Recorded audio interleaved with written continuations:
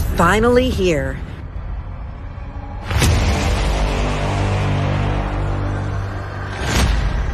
New voices, new faces.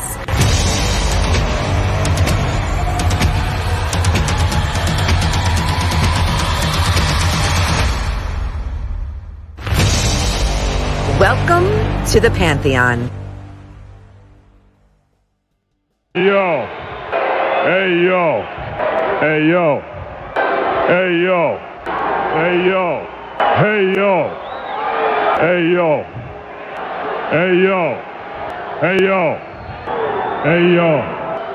Hey, yo. Hey, yo. Hey, yo. Hey, yo. Hey, yo. I'm in a coke field rage.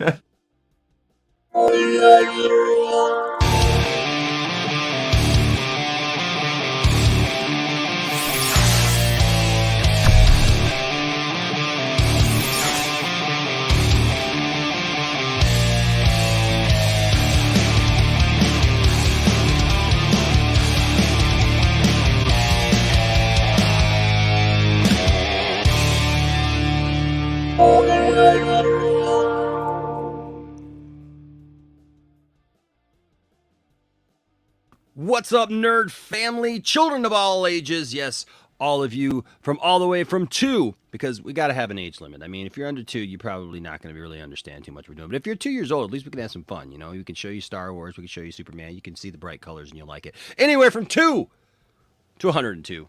And if you're 102 or more, you're still welcome. I mean, like, if you can get here, that's great. But hey, welcome to all of you. It is great to have you here. It is great to see you all again, because it's been a little while. I've been gone for a minute. And I thank you for all of your love and for all of you like asking me where the heck I'm at and what I'm doing, and getting this microphone like totally in the way right now.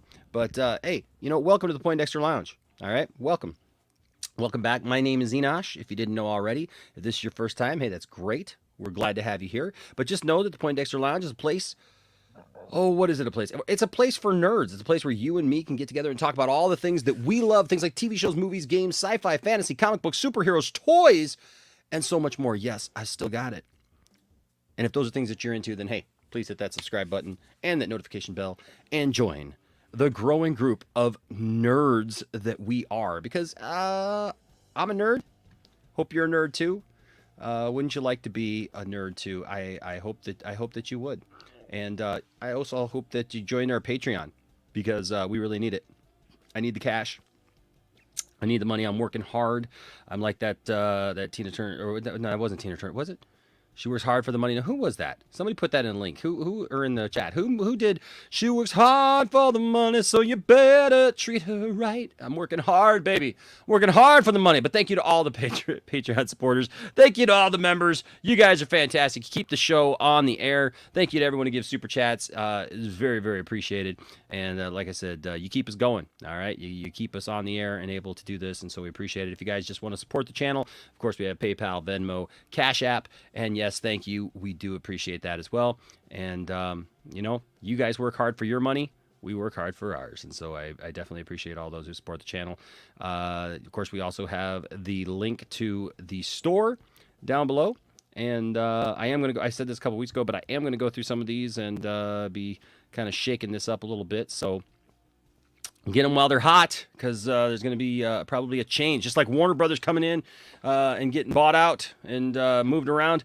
We're going to move around some of these shirts and stuff like that. So, yeah. So there you go.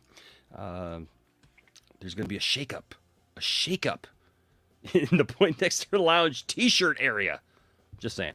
But hey, if you do one of those things, if you actually are able, of course, that's just for if you're able. Like, there's never any expectation on that. We appreciate it if you do, but you know what? We love you just being here. But if you do join the Patreon for as little as $1 a month, and if you do join the membership for as little as $2 a month, or if you give any kind of super chat or whatever, you are in the running for our giveaways. And right now, our giveaways are Optimus Prime.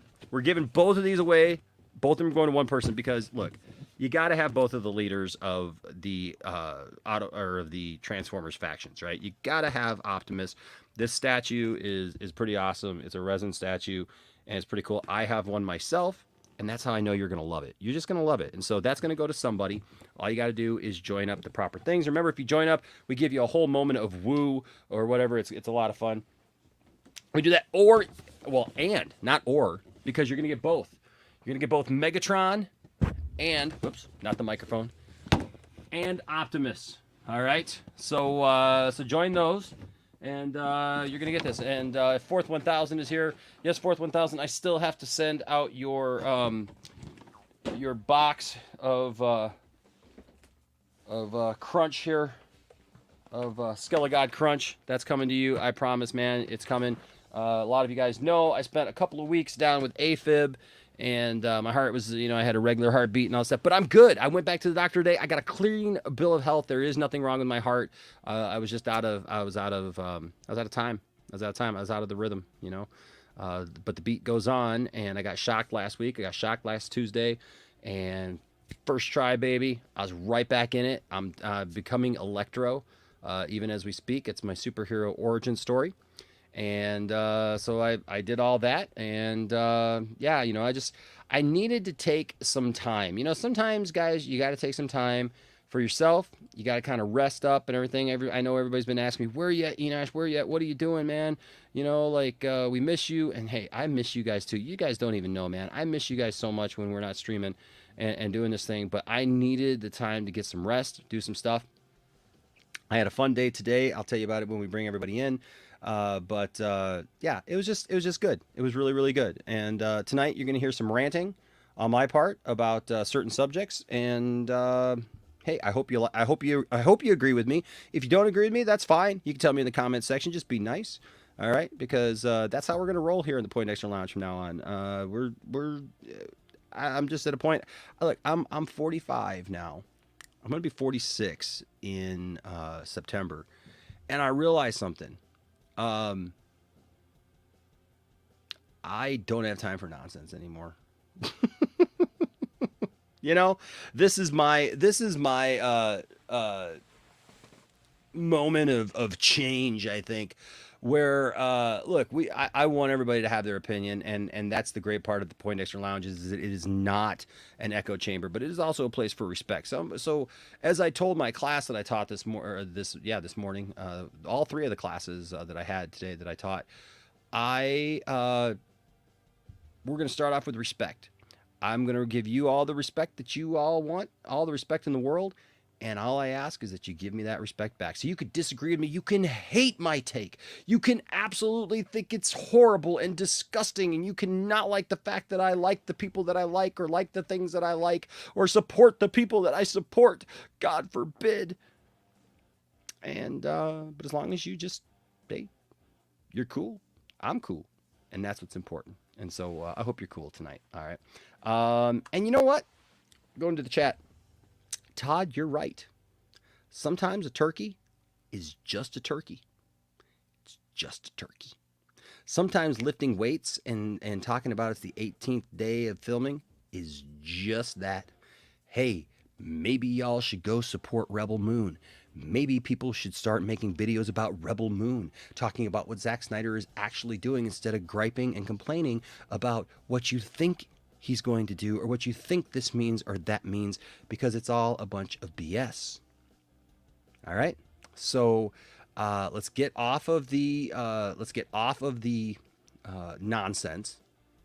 Right. Let's stop talking about stuff that we don't know and flittering in the wind about stuff. Let's be real, right? Look, I'm the biggest Snyder fan you're gonna find, man. I know that you're not a Snyder fan. Shut up. I am a Snyder fan. I'm one of the biggest ones you'll find because I love his work. I love his take. And I've realized that Zack Snyder has probably ruined me for a lot of these other takes of things, especially Superman, Batman, whoever ever does Wonder Woman again. I mean, Gal Gadot has nailed that. So I look at these characters and I just think, man, I don't want to go backwards, right? And so I have my own take on that. But also, I'm not going to lie to myself. And I'm not going to sit out here in La La Land saying, hey, on this day, something's going to happen, guys. Pay attention on this day. This is what it means. This is what it means. It doesn't. Now, look, yes, I know. I'm with you. I'm with you. I'm with you. Zack Snyder absolutely puts stuff out there that's cryptic and weird and strange, and sometimes it means something, but sometimes it doesn't. Okay? And it's great to speculate. It's great to speculate, but there are people who will put things out there that they want you to believe they want you and me to believe that they know things that they don't know. Okay, let's just be honest. They've never had the inside track on stuff. They don't talk they haven't talked to Zach. Okay, where's the Zach interview? I've never seen it. They tell you not to believe the people who've actually had access to Zack Snyder and talked to Zack Snyder. And they tell you that those people are bad, right? And they've literally launched campaigns. And like I've seen the tweets of trying to call out certain people that are friends of mine even, that they don't know what they're talking about. And that's nonsense. That's just absolute nonsense. So yeah, sometimes a turkey's a turkey. What's up, Anthony Beltre? Good to see you, man. My day's good. My day's good. And yeah, Kathleen Kennedy is wrong about recasting OG characters. I'll call it the way it is. I'll call it the way it is. I'm ready to recast Luke at this point. Give me that story, man. I want that story. And I'm sorry, you know what? If she's that wrong, she's that wrong. Okay? What's up, Mr. Wayne? Says, yes, sir. Let's go. Feige, Feige, Feige, Feige, Feige. Zaslav, Zaslav, Zaslav, Feige. Boy, Mr. Wayne and Todd going back and forth there for a minute there. Hell with all that. What's up, Dad Dude Vince? What's up, David? David Jr. Tolson says, I thought we would at least get an Ayer cut announcement. Sad to see I was wrong for now. Hey, you know what, man? It's fine. It's fine to anticipate something and hope for something. And I think that's great. I think that's great. Look, I would love to see the Ayer cut too. I would love to see the Ayer cut of Suicide Squad. But we have to enjoy other things too, right? And I think that people hyped up this this day with Warner Brothers Discovery like we were going to get something, and it wasn't even about that. You know, it wasn't about all that stuff. And this goes to show you that there's people who don't understand the industry and they don't understand what certain things are, and they acted like this was going to be some fan event where they were going to like stroll out a bunch of their properties, and that's not what this was. You know, this is not what it was. What's up, Stella? Good to see you. Yes, please subscribe if you haven't subscribed already. Laser Luke Gaming says, what's up, E-Nash? I miss you, buddy. Where have you been? Dude, I've been all around. I went to Comic-Con this weekend. I still got to put a video together about that. I got all kinds of pictures. I met all kinds of wonderful people. I met people from the show Peacemaker. I met both Nightwing and Red Hood from Titans. I met Black Chrysanthemum. Is that Chrysanthemum? I think from Book of Boba Fett. Met the guy who plays him. I met Freddie Prinze Jr., which was awesome. And I got to tell you my take on that, because I tell you what, I love his rant on Star Wars, and I thanked him for it. And he said he hears that a lot. And so it was a really great moment. Plus I got my Kanan Black Series action figure signed by Freddie Prinze Jr. I met Matthew Lillard. I met, who else did I meet? I met William Shatner. And so thank you to everyone who helped send me to the Motor City Comic Con this year. Very, very grateful to all of you. You guys are fantastic. And I can't tell you how appreciative I really, really am of that. And so I'm going to do a full report on that, just not tonight, but yeah, I've been all over. What's up, Aaron? Good to see you, Aaron. Cherie is here. Hal Jordan is here. Hey, right now, if you would, share the link right now for the show. Invite somebody over, right? Maybe, you know, if you're on Twitter or whatever, let's like send it out and tell somebody to watch Poindexter Lounge. What's up, Jared? Good to see you, Jared. Integrity 101 says, been telling y'all for 6 months now to give Zaslav 24 months. It's freaking inevitable. Wake up.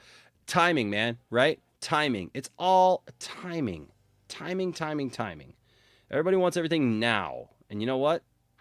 You don't get everything that you want right now. And no apologies for that. Yes, Simmer Donna. I know, it was Donna Summer. That's right. It was Donna Summer. But yeah, Simmer Donna. What's up, Chuck? That was kind of funny. I didn't mean to say that. Let's see. What? Pankaj. What's up, Pankaj? I hope I said that. I hope I said that right, Pankaj. SNYDERVERSE will be restored in October. Warner Brother WB fandom with Flash Aquaman trailer. I don't know, man. If it like I just I don't think that it's going to be anytime soon. I think that we're going to have to wait until Rebel Moon is in the can. I don't think that we're just going to get an announcement like that. I just don't. I don't think that it's going to come like that. So, oh, we got 2 member chats. Okay, I'm going to have to pull those up. But I'm going to have to do that thing quickly, aren't I? Okay, before they go away. Let me see if I can pull those up real quick here. Dang, it's only one. Oh no, let me pull up both of them. Good. Pop that out. But then I'm gonna bring in my guest because we're not going all night tonight. But we're gonna get to the subjects at hand. Let's do this. So thank you, Jared, for pointing out the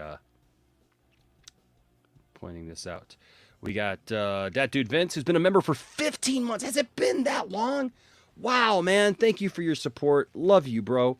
Love you for sure. Says glad to have you back, bro, and that you had a great time at the con. I did, man. It was awesome. Thank you so much. And then Jared has been for 8 months, man. Says giggity. I love it. All right. After a powerful shock, mild-mannered Enosh became a AFib nerd. I don't know what that means, Cherie, but I'll take it. What's up, Ryan? Good to see you. Says hi. Hey, Enosh, I'm glad you're feeling better. We miss you too. So about that Warner Brothers Discovery, yeah, we're gonna talk about it in just a minute. Hold on a second, but we're gonna have some fun in doing it, right? Yes, Pastor Man, only on Sundays. Hey, man, that's awesome, man. I hope he does. Hey, let us know. Yes, where is the cocaine? What's up, Marcus? What's up, Nerd Cosa Nostra? What's going on, my friend? We got to talk soon, man. What's up, Justin? Let's see how Kenobi goes before talking about the future of Star Wars. Kenobi's going to be fine, man. Really, it is. What's up, DMA846? Says, what's up, Enosh? Just here to show some love. Hope all is well. Hey, thank you. Appreciate the love, for sure. What's up, Angie? Good to see you, Angie. Fourth 1000 says, I want me a tall green woman now. Well, maybe we'll have to stream about all the topics tomorrow. Okay, I promise. What's up, Ryan? Yes. Okay. Maybe let's see who else. Why did it? Man, it jumped. Okay, hold on a second. It jumped. Let me get in here. What's up, Film Goblin? Says thought they at least announced the air cut. Yeah, but see, they didn't promise anything like that, man. Like that's the thing. They didn't promise any of that stuff. So I don't think we should be mad about it. I don't think we should be upset about it because that's what it wasn't anyways. Be upset at the people who hyped you up for that. All right? That's all I'm saying. Point your concern. Don't be angry. But seriously, redirect all of that to some place that makes sense. Okay? That's all I'm saying.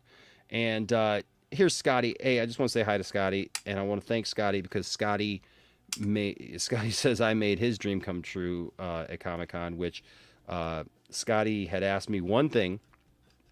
It was basically because of Scotty that I got to go to Comic-Con. I'm just going to be quite honest with you. A couple other people gave, and I appreciate that. But Scotty, man, he really came through, and I was very, very blessed, and I'm humbled that Scotty helped in the way he did. And it's not to out him or to say anything else while I'm changing the batteries in my mouse. Thank you, Scotty, from the bottom of my heart. But yeah, Scotty's a big nerd, and he wanted me to get Matthew Lillard to sign something for him, and I waited in that line, and I got that thing for him. And Matthew Lillard was awesome, and he's a really cool guy. And I appreciated the fact that he signed something for Scotty. And then when he heard that I was there just signing something for Scotty, he told me to go get a picture, and he signed one for me too. And so that was pretty cool. That was pretty neat. Now I wish that I could get this stupid thing to work. So looks like it's not wanting to work. So I gotta try to get through this. So what I'm gonna do is, what's up, Katsuka? What? I don't even know if it's working. Hold on a second. Katsuka says Enosh is right. If anyone is to blame, it's the people who are pushing the hype. Thank you. That's what I'm saying. It's those people, and we gotta stop blaming people that aren't responsible for our hype. If we get hyped about something that's not going to happen, was never promised to us, whose fault is that? That's not WB's fault. Look, and I understand there's enough fault that lays at WB's feet, right? Get this stupid thing to work. I think I got a reboot. But yeah, put the blame where it should be. Okay? That's all I'm saying. Hey, what's up, Dork Knight says, I can't wait until the next Snyder Rebel Moon announcement. That's what I'm looking forward to now. Exactly, bro. Exactly. And that's what I think we should look forward to, you know? I think we need to look forward to Rebel Moon, man. That's the next Zack Snyder thing. If you're a Zack Snyder fan, why aren't you hyping and promoting and talking about Rebel Moon? Why are you wasting time like promoting junk that's never been promised, never going to happen that way? You spend all your time predicting stuff, trying to get hype, trying to get people to watch your streams, trying to get people to do all this stuff. Instead, hype the thing that's actually coming, that's actually happening. I think that's the smart route. But again, that's just me. And this is my channel. So no, man, I don't think that's when it's going to come. I think that we are a ways off, man. I think that we are a ways off. Like, I believe it will come, but I believe it's going to take a while. That's all I'm saying. I just believe it's going to take a while. So, okay. Let's bring everybody in so that I can do this, because apparently my computer's wanting to give me a hard time. First of all, here's my buddy right there, Mr. Brian, Master None. What's up, Brian? Good. I'm happy to be here. Kind of had a long day. Went into work at 9 o'clock and I left at 8:30 at night. So it's been a bit of a day. But no, I'm happy to be here. It's been a while since I've been on the lounge proper. So like, it's been a while since I've been on the lounge proper. And I dropped a member chat. You don't have to bring it up or anything. But did you? 16 months. I think I was one of, like, when did you start getting memberships? I want to say I was like one of the first. Dude, it was right around that time, man. Yeah, seriously, it seriously was. Hold on a second. I am going to bring it here. Hold on a second. You deserve all the hype, dude, because you are the hype man. About it, man. Says, I feel like I contribute to the lounge just enough on my own, so we're good. Dude, yes, man, I am glad to be here tonight. So much to the lounge, bro. Yeah, dude, that's right. 10 Forward Mondays, guys, come join me. We talked Star Trek for just a little bit. I'm telling you, we did a Bond movie tier list last Monday. Oh my gosh, it was amazing. Fantastic. Yeah, so come join us. We always have a good time. Fantastic stuff. All right, we also tonight we got Stella in the house. What's up, Stella? Howdy. Got a little sore throat, so. I love how that picture of me down in the corner is like looking up at Brian like, longingly. What's he doing now? Thoughtfully. Zaslav's kind of looking over, like Zaslav's kind of like overlooking you too. It looks really like, serious. Brian. Yeah. Huh. No, this is how you restore the cheesesteak first. You go to Jersey Mike's and get yourself a cheesesteak. Okay. Yes. All right, and then we also Shilling for work, ladies and gentlemen. We got Mr. Anthony Belche. What's up, Anthony? What's up, everybody? Check out Justice League. Check out Project Justice League is out. Heck yeah. Hey, I'm gonna reboot real quick so that my stinking mouse will work so that I can actually run my show tonight. I'll be right back. Give me just a minute. It's not connecting. I gotta reboot, so I'll be. I got it under control. You got it, Brian. You got it, Brian. You Stella, got this. And Anthony, you guys got it. Guys, don't worry. I'll be right back. Just give me a second. All right. Let's see here. Where are we at here? Hey, bro, Dan, what's going on, man? Let's see. Hi, Jesus. That's hilarious.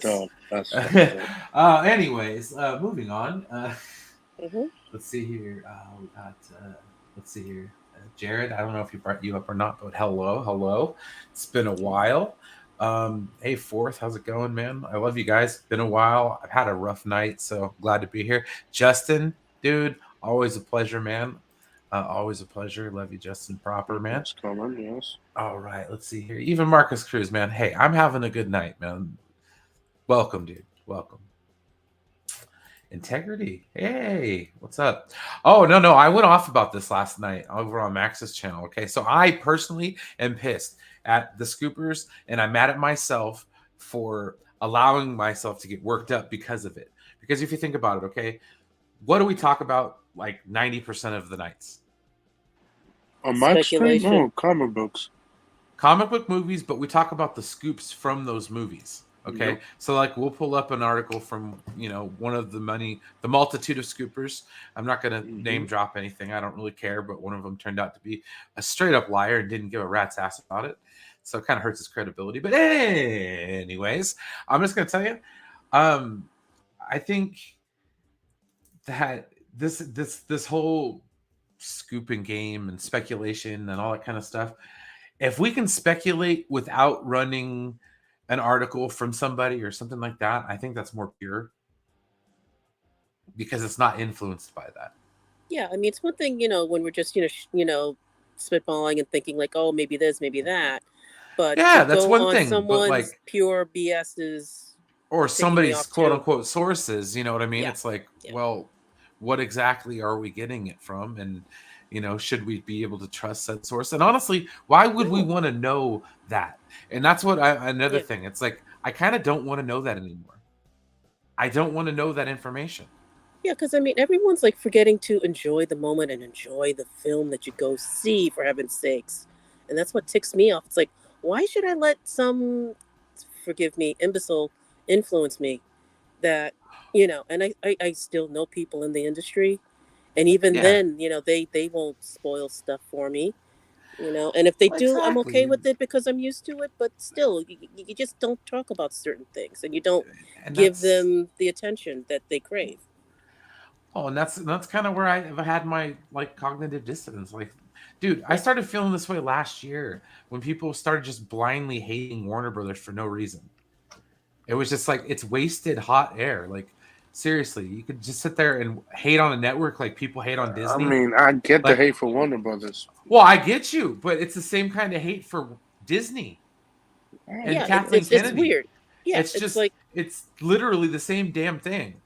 Like I don't understand why people don't see the difference. Yeah, just transpose the names and the intensity of the hatred and twisted thoughts are there. Yeah, it turned into the Fandom Menace 2.0. Yeah. Mm-hmm. So, anywho, sorry, we're priming the pump there for you. No, you're good. You're good. Marcus, this is the hairline of somebody who has hair. Dude, don't remind me. Thank you. Okay, it's a good head of hair too. It's called curly hair, and it's called Marcus something. Women love it. Could be worse. Something that your mom has too. Don't dye your hair, kids. Just saying. No, integrity, you're absolutely right. You have to take responsibility for who you follow. Who are the people that... who are you listening to? Okay? Like I don't get it. Like, I get wanting it to happen. Okay, I get wanting it to happen. But to go down this road of, like, we're just going to believe the people who tell us what we want to hear. Of course. If you tell me what I want to hear, I will watch your stream. I will watch your videos. I will send you super chats. I will send you super chats, right? I will send you super chats, but like be honest with people and support it, but yet tell people to like maintain their composure. Like don't get your hopes up for something that is going to take a while. And integrity is absolutely right. WB was in shambles. It's going to take time. But I will say, like, we are responsible though. Like us that report on scoops, I think we are just as culpable for creating that hype that a lot of the scoopers do. Well, thank God we don't do it here. Well, that's the thing is because people follow the scoops, right? And so like, of course, and I've had plenty. Listen, I've told you guys over and over. I have had so many scoopers come to me over the last couple of years and want to be on Poindexter Lounge. Okay, they want to come here. They want to talk about their stuff, and the problem is I've shot every one of them down. Thank you. Okay, I've shot every one of them down saying this. I don't do scoops. Okay, if you want to come on, just talk about, hey, I heard this or whatever, but I'm not going to give my platform to somebody to just sit here and like tell you something's going to happen. You know why? Because just like this name right here, I have integrity. And the thing is I don't want to tell you something, or I don't want to promote something or tell you that this person, hey, look at this guy, Brian right here. You know what he's saying? He's saying that on Strange New Worlds, right? That on Strange New Worlds, they're going to have a special episode where they find a rip in space and time, okay? And they go and they discover E.T.'s home world. And in doing so, it links Star Trek to Star Wars. Boom. And then you all go, "Oh my God, that's amazing!" Because Brian's running around saying, "Hey, oh look, I got the scoop, man. I got this thing, I got this thing, right?" Like they may or may not do it. If you get this video up to 50 likes, I will drop some sweet Star Wars. I will drop you some sweet Star Wars stuff, Facts, man. Right? Facts. But then it doesn't happen, and then I go back and I go, well, there were some things that changed, and it's just nonsense. Well, I just wanted to piss people off. Look, if other people want to run their stuff like that, look, run your stuff like that. That's not how I'm going to run my stuff. I want to run my stuff legitimately. This is a legitimate outlet. I want you to know when you come to Poindexter Lounge and I tell you something. Okay, it's not like Joe Schmo over here who's like, "Hey man, did you hear this? Did you hear this?" You know how much I hear that from people?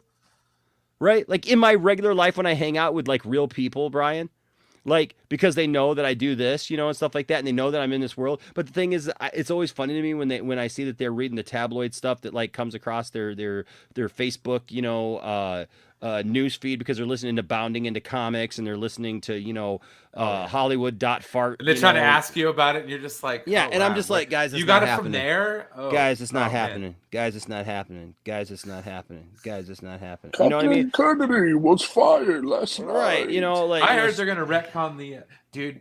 Okay, can I just say, I think the World Between Worlds was not meant for what everybody thinks it was intended for. Nope. Like, it's not a time travel device. You can't. No. You have to go back where you came from. That was the whole point. So, like, come on, guys. But people don't want to. But people don't want to hear that, right? No, they don't. They just want to hear that. You made bad Star Wars. You better make it disappear, or else I get mad and write bad story on the internet. Is that about right? Yeah, I mean, look, we just got to give stuff time. Let it breathe, folks. And I know everybody's like, well, but Cavill's going to be... Okay, but Cavill looks great. Okay, we're not talking about people who are like aging out of these things. Age doesn't... The number doesn't mean a thing when you look like Henry Cavill looks. So Michael Keaton doesn't mean anything? No, you know what? I'll be honest with you. I've been rewatching Batman 89 and even Batman Returns, I mean. And I'm sorry, but I just watched a little bit of Spider-Man again when he was just playing Vulture and stuff. And I'm telling you right now, the guy can pull it off. Okay? Yeah. The guy, yes, he's got some wrinkles, but you know what? He's older Batman. And I'm just saying, like, look, I'm right with everybody else. I don't want to see him be main continuity Batman. I don't want to see him, necessarily taking on that. But the guy, there's nothing wrong with him coming back and doing something fun like that, and for all those that I see out there, unfortunately, there are people who, just like me, they love Zack Snyder's stuff, right? And I appreciate that, but I don't appreciate when I see people like that going on and on about how nobody ever loved Michael Keaton. That's a fucking damn lie. Are you 12? Even my dad told me back in the summer of '89 when I was growing up that everybody loved that fucking movie. It was crazy and shit like that. And dude, Batman. Everyone loved that movie. Batman 89 was a revolution. Okay, I had the one with the grappling hook in the belt, and he would pull up. Dude, I got that one. Dude, I got two of those. I was. Did you know there's two different versions? There's squared head version of that. Oh, what? And then there's round head version. I had round head version. Yep, there's two versions. I got both. dude. And I got one on card. I was I got 6 years 3. old in 1989. Batman was probably, it was the second comic book movie I ever watched after Superman. Like, first Superman memories 4? here. It's just, I think what it is, okay, and I've expressed this vocally, publicly, multiple times. I'm done with the comic book talk because it's not, it gets ruined. And No, I it's think not productive. But see, it's here's the the thing. scoops, it's the arguments, it's the Snyderverse go won't it crap. I'm just like, guys, I mean, I would It's rather go not, see though. Top You know what? Gun. Look, it's not, though. I want to talk movies. I still want to talk comic books because I love that, right? I love those things. Well, It doesn't, no, I get see, it, and here's you the know? thing, Brian. Here's the misnomer about that. It doesn't have to be that. Okay, it doesn't have to be all that other nonsense. All it feels that. like drudgery What I after a think while, is you what I know? think is funny. What I think is really interesting about that is that the people who do all that stuff, they're the ones out here claiming that everybody's clout chasing, everybody's grifting, everybody else is trying to get you. They're literally doing the thing that they are accusing everyone else of. Of course. And that's People why I wise was up. like, dude, I felt like a hypocrite the other night. I'm serious. Just I'm wise serious. up, Like, man. That's all I'm saying. Just wise up. well, no, and that's why I said I felt like a hypocrite because it's like every night, we get on these panels and we report on scoops. Yeah. And then like last night, Especially on Max. plain as day, and then it is what it is. I'm not trying to throw shade. I'm just, Mm-hmm. I think we have to assume some responsibility too, because if we even comment on these or we base our speculation off of these scoops, then honestly we're just as guilty as anybody else for hyping people up. And it's like, that's why I'm like, I don't want to be that anymore. If I'm going to hype people up, it's going to be based on speculation that I make watching the movie. Yeah. Hey, man, I love to speculate. There's nothing wrong with speculating, right? Oh, yeah. That's fine. It's the other stuff. It's saying stuff is fact when it's not fact. Yeah, it's like Reddit So you're leaks. telling me that Christopher Reeve is not back from the dead?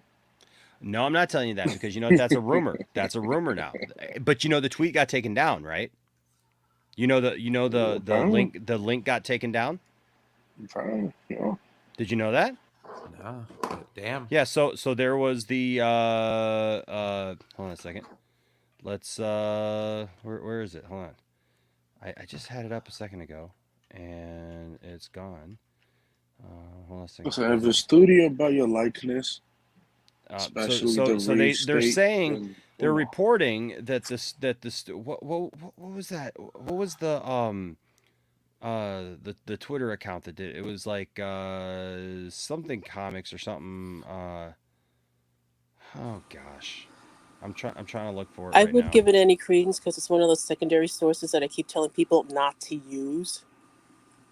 Again, it's not a primary source, so well, no, So it did link back to Hollywood Reporter.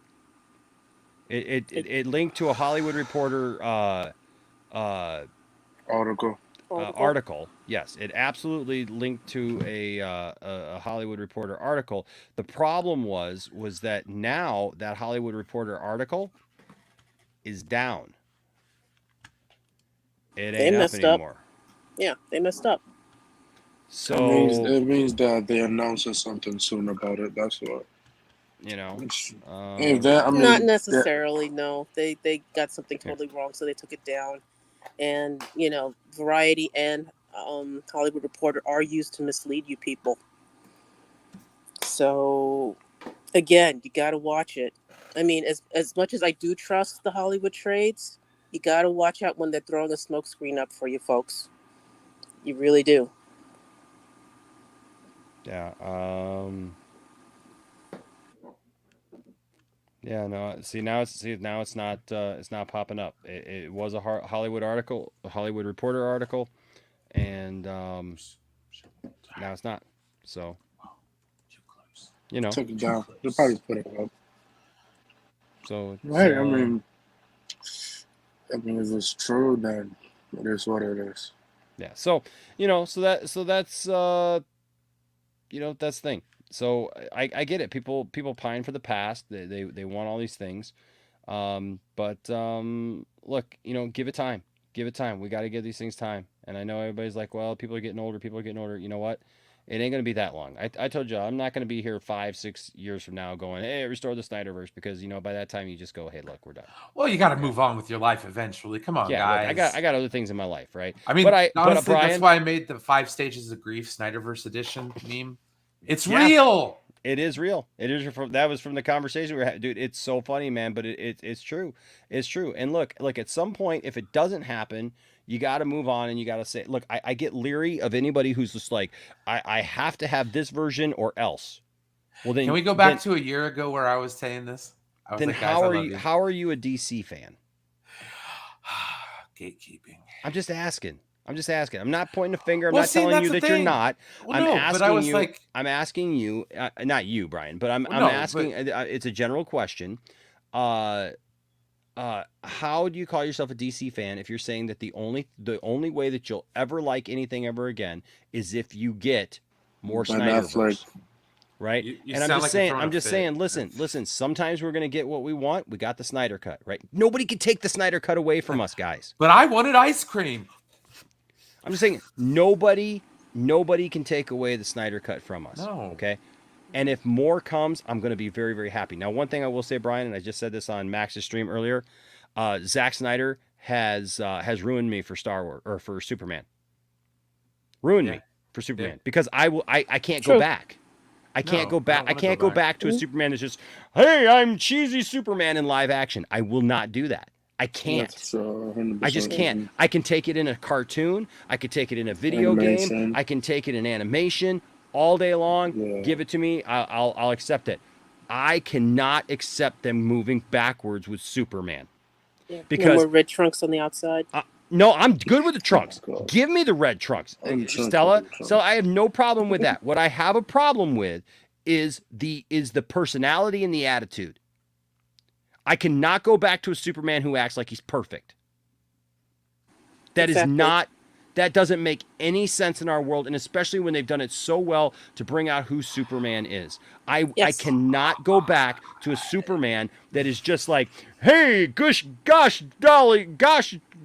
darn. I'm telling you right Batman. Now. I don't want if I get a CG Christopher Reeve in any movie, I'm out. I'm out. I don't even care. And I love Christopher Reeve, and it pains me. I don't even care what context it is, dude.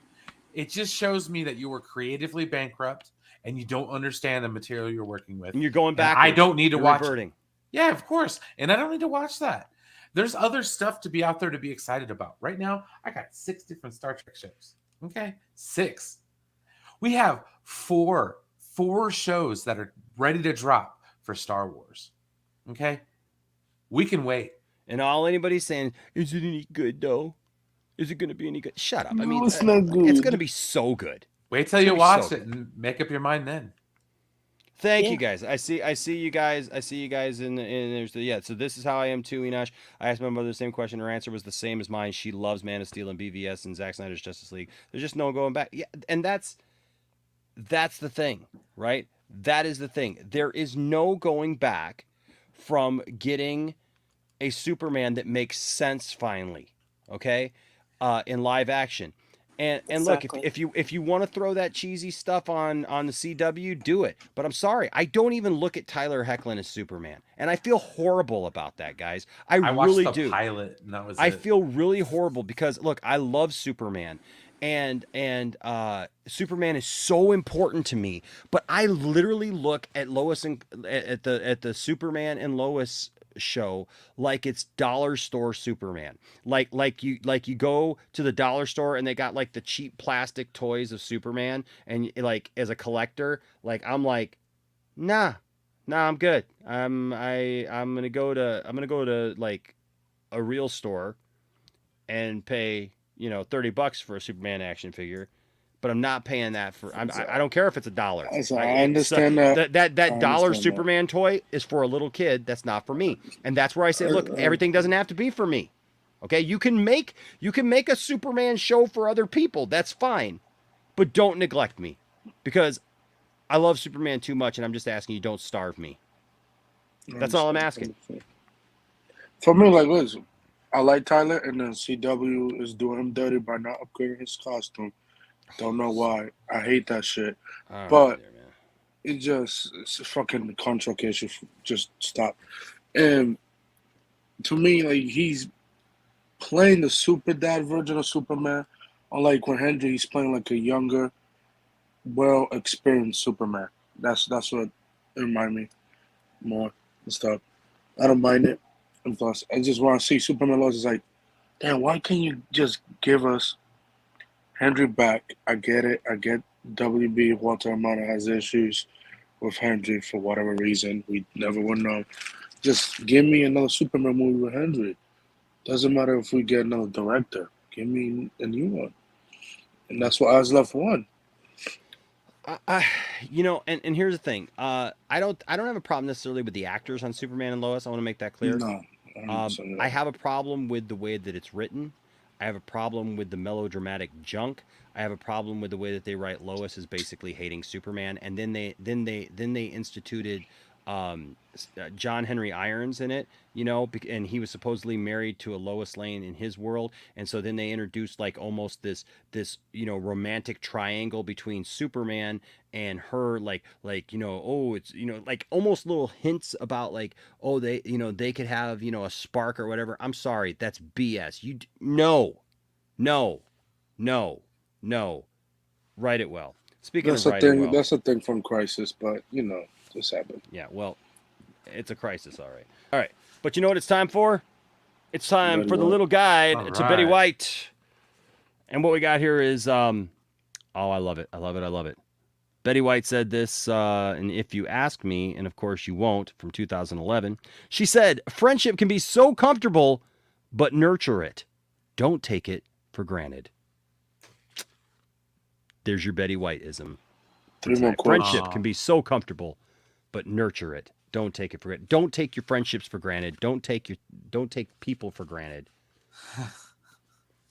Yeah. Gosh, Betty White is prophetic. Yes. Yeah. Is she not?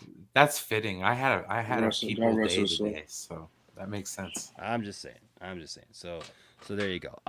Okay. So obviously today, the Warner Brothers upfront event, and everybody was predicting, of course, that, you know, oh, there's going to be all these announcements. They're going to announce the SNYDERVERSE. They're going to announce the Ayer cut. They're going to announce this and that. And none of that happened. It's for Shock and awe, TVs. shock and awe. It's for TVs. Yeah, shock and awe. That didn't even mean that. You know what I mean? Yes, David Zaslav said that, but it wasn't about this. And I'm sorry, but you know what? Come to the Poindexter Lounge, and you would have been hearing for the last however long that this has been 2 that weeks. wasn't going to happen. Right? Everybody's making pictures. I Exactly. swear to God, man, as a religious man, I'm starting to feel like everything about the Snyder Cut is like its own religion now. To be honest with you, because it mimics so bad the way that some people handle their faith. I swear, like, Purity, we Enosh. we even now have like the second coming. Everybody's going to predict now when the second coming is happening. Jesus is coming back tomorrow. I remember in 1988 reading a book that everybody was reading called 88 Reasons Why Jesus is Coming Back in 1988. And the dude got it wrong. The dude got it wrong. And obviously Jesus didn't come back in 1988, right? No, and sure so then didn't. 1989 came, and of course all the fools went out and bought his second book, 89 Reasons Why Jesus Was Coming in 1989. And guess what? You know what he said? Oh, I missed this little thing about in my first book. I miscalculated this and that, and so he's coming back in September in 1989, and he still didn't come back. Yeah, 1990. Same damn all thing. these prophecy people talking about Jesus is coming back here, Jesus is coming back Remember here. And guess what? Y2K? We're still here. Now, I Y2K, believe it's going to happen. I believe it's going to happen 2012. with all my heart. course. I'm a man of faith. I believe it's going to happen. Okay, you can mock me all you want for that, but that's my faith. I believe It'll it. Okay? happen when it happens. But it's gonna happen when it happens. And now I feel like the SNYDERVERSE is like the same darn thing, where It it's is. like, oh, it's gonna happen on the 18th. No, it's gonna happen now. What are they saying? Sometime in July or something like that. Oh, it's gonna happen in October. It's gonna happen at Fandom. It's gonna happen at this other thing. Like, I don't know, man. David Zaslav's gonna get on a Zoom call and he's gonna announce it like in January of next year. Who the hell knows? Nobody. I'm just sick of it. Well, my Even thing I'm is, guessing. When Guys, it happens, it happens. I'm so happy to hear you guys. Okay, listen, okay? If you go back on this channel 1 year ago, I was saying this exact same thing. I was trying to help you guys, my friends, let you down easy and be like, you know what, guys, let's not get our hopes up for this. That's why I don't even want to talk about it. That was a year ago. Welcome to the club, guys. I'm so happy to have you here. Took a while. You know, Black Star Afro, here's the thing, man. Here's the thing. I know that not all Snyder fans are, okay? But there are some. There are people. There is a faction of fandom. And I'm sorry, it's in Star Wars. And I feel like it's almost every fandom. It's everywhere. It's It's ubiquitous. Star It is. Wars. This is not immune. The Snyder Cut people are not immune to this because it's absolutely become the thing. And it's when people started drawing lines about you can't like this person or that person, and this is who we're with, and started threatening me and threatening other people and tweeting out garbage and chopping up people's videos and acting like freaking idiots left and right. They absolutely became this. Okay, it's in Star Trek. You got the Star Trek fans like who can't accept anything if it's not one way. It's not like Star Trek started the fandom menace, guys. I'm just saying, like if you need to go hold back that in thought, time. Brian, because I got keep on that thinking because I have a drop for you, absolutely. dude. Let's see this. That I really want your opinion on. Hold on a second. I gotta find it here. So all the Yes, scoopers out there. I was very sad, Black Star Afro. That's how I got over my sadness, and I realized that it wasn't going to happen. No, dude, I'm sorry. Like I'm telling you right now, I'm going to bring up this comment because I want to say it. Okay. Okay. Like no, but a year ago I was very sad, and you're right, I was because I didn't think it was going to happen. Then I was like, bro, I really don't think this is going to happen. I don't want to get my hopes up. You know, don't spend our time dwelling on stuff that is really, frankly, out of our control. I mean, let's be honest here. Unless we own the studio, there's not a damn thing any of us are going to actually do about it. Yeah. But no, I'm happier now, and I have been for a long time because I just stopped associating. But the similarities that I've seen between the two fan groups, because I watched the genesis of the fandom menace, it's the same. The same vitriol that people have towards Warner Brothers is the same vitriol that people have towards Disney, Kathleen Kennedy. You know what I mean? You could just replace Walter Hamada with Kathleen Kennedy, and you would have the same. We'd be making the same. Oh, that would be beautiful. Actually. Same video. And no, I love the Snyder Cut, guys. This I wouldn't trade up till that movie came out for anything. Okay, that was the best almost year and a half of my life. I had a blast. It was my first year on YouTube. I met everybody, dude. I met Enosh. Like, if it wasn't for this, dude, I wouldn't be sitting here talking to you guys right now. Like, it just so much. And I'm like I said, I'm happy to be here. And if it wasn't for that, I wouldn't be here. But there comes a time where it's just like, you know, hey, time to. The hell's that? Oh, that's Enosh. That's not Enosh on his phone. Yeah, no, I'm trying to find this video. The thing is, I don't think people understand what is the meaning of upfront. Upfront is to sell the people on when you got next, what is coming up on your thing, like TV shows or deals that you got going on, stuff like that. That's what upfront is for. Is to tell people what you got next. It's also for industry people, not necessarily for general consumption. Monkey Jeebus. Yeah, have you tried Strange New Worlds yet, though? Star Trek. I'm telling you right now, with Star Trek, there's a little bit of something for everybody. Like, even if you don't like Discovery, there's other things that there are to like out there. And if you don't like any of it, there's plenty of old shit to go back and watch. You know, I'm sorry, man. I hate that. Yeah, I mean, if you haven't seen it, don't comment on it. Don't hate on it. Yeah. Well, no, I'm not hating on people for that. I'm just like, I hate the fact that it's like, you know, we can't just have a little bit of something that we all like. And if your stuff is the old stuff, do love it. See, that's kind of how I got involved with the Fandom Menace. It wasn't that I agreed with what they were saying about Discovery and stuff. It was that It was a bunch of people who like to talk about old Star Trek. And who doesn't like that? A car. I mean, do watch, the old shows and replay. It helps keep them alive, and lets everyone know that people are watching still after all these years. I didn't get it. Nothing wrong with that. As much I hate J.J. Abrams, his Star Trek movies are not trash. 2009 was a masterpiece. 2000. I don't even mention In Darkness. We're good. Do not mention that. That shit is not good enough. Jesus Christ. No.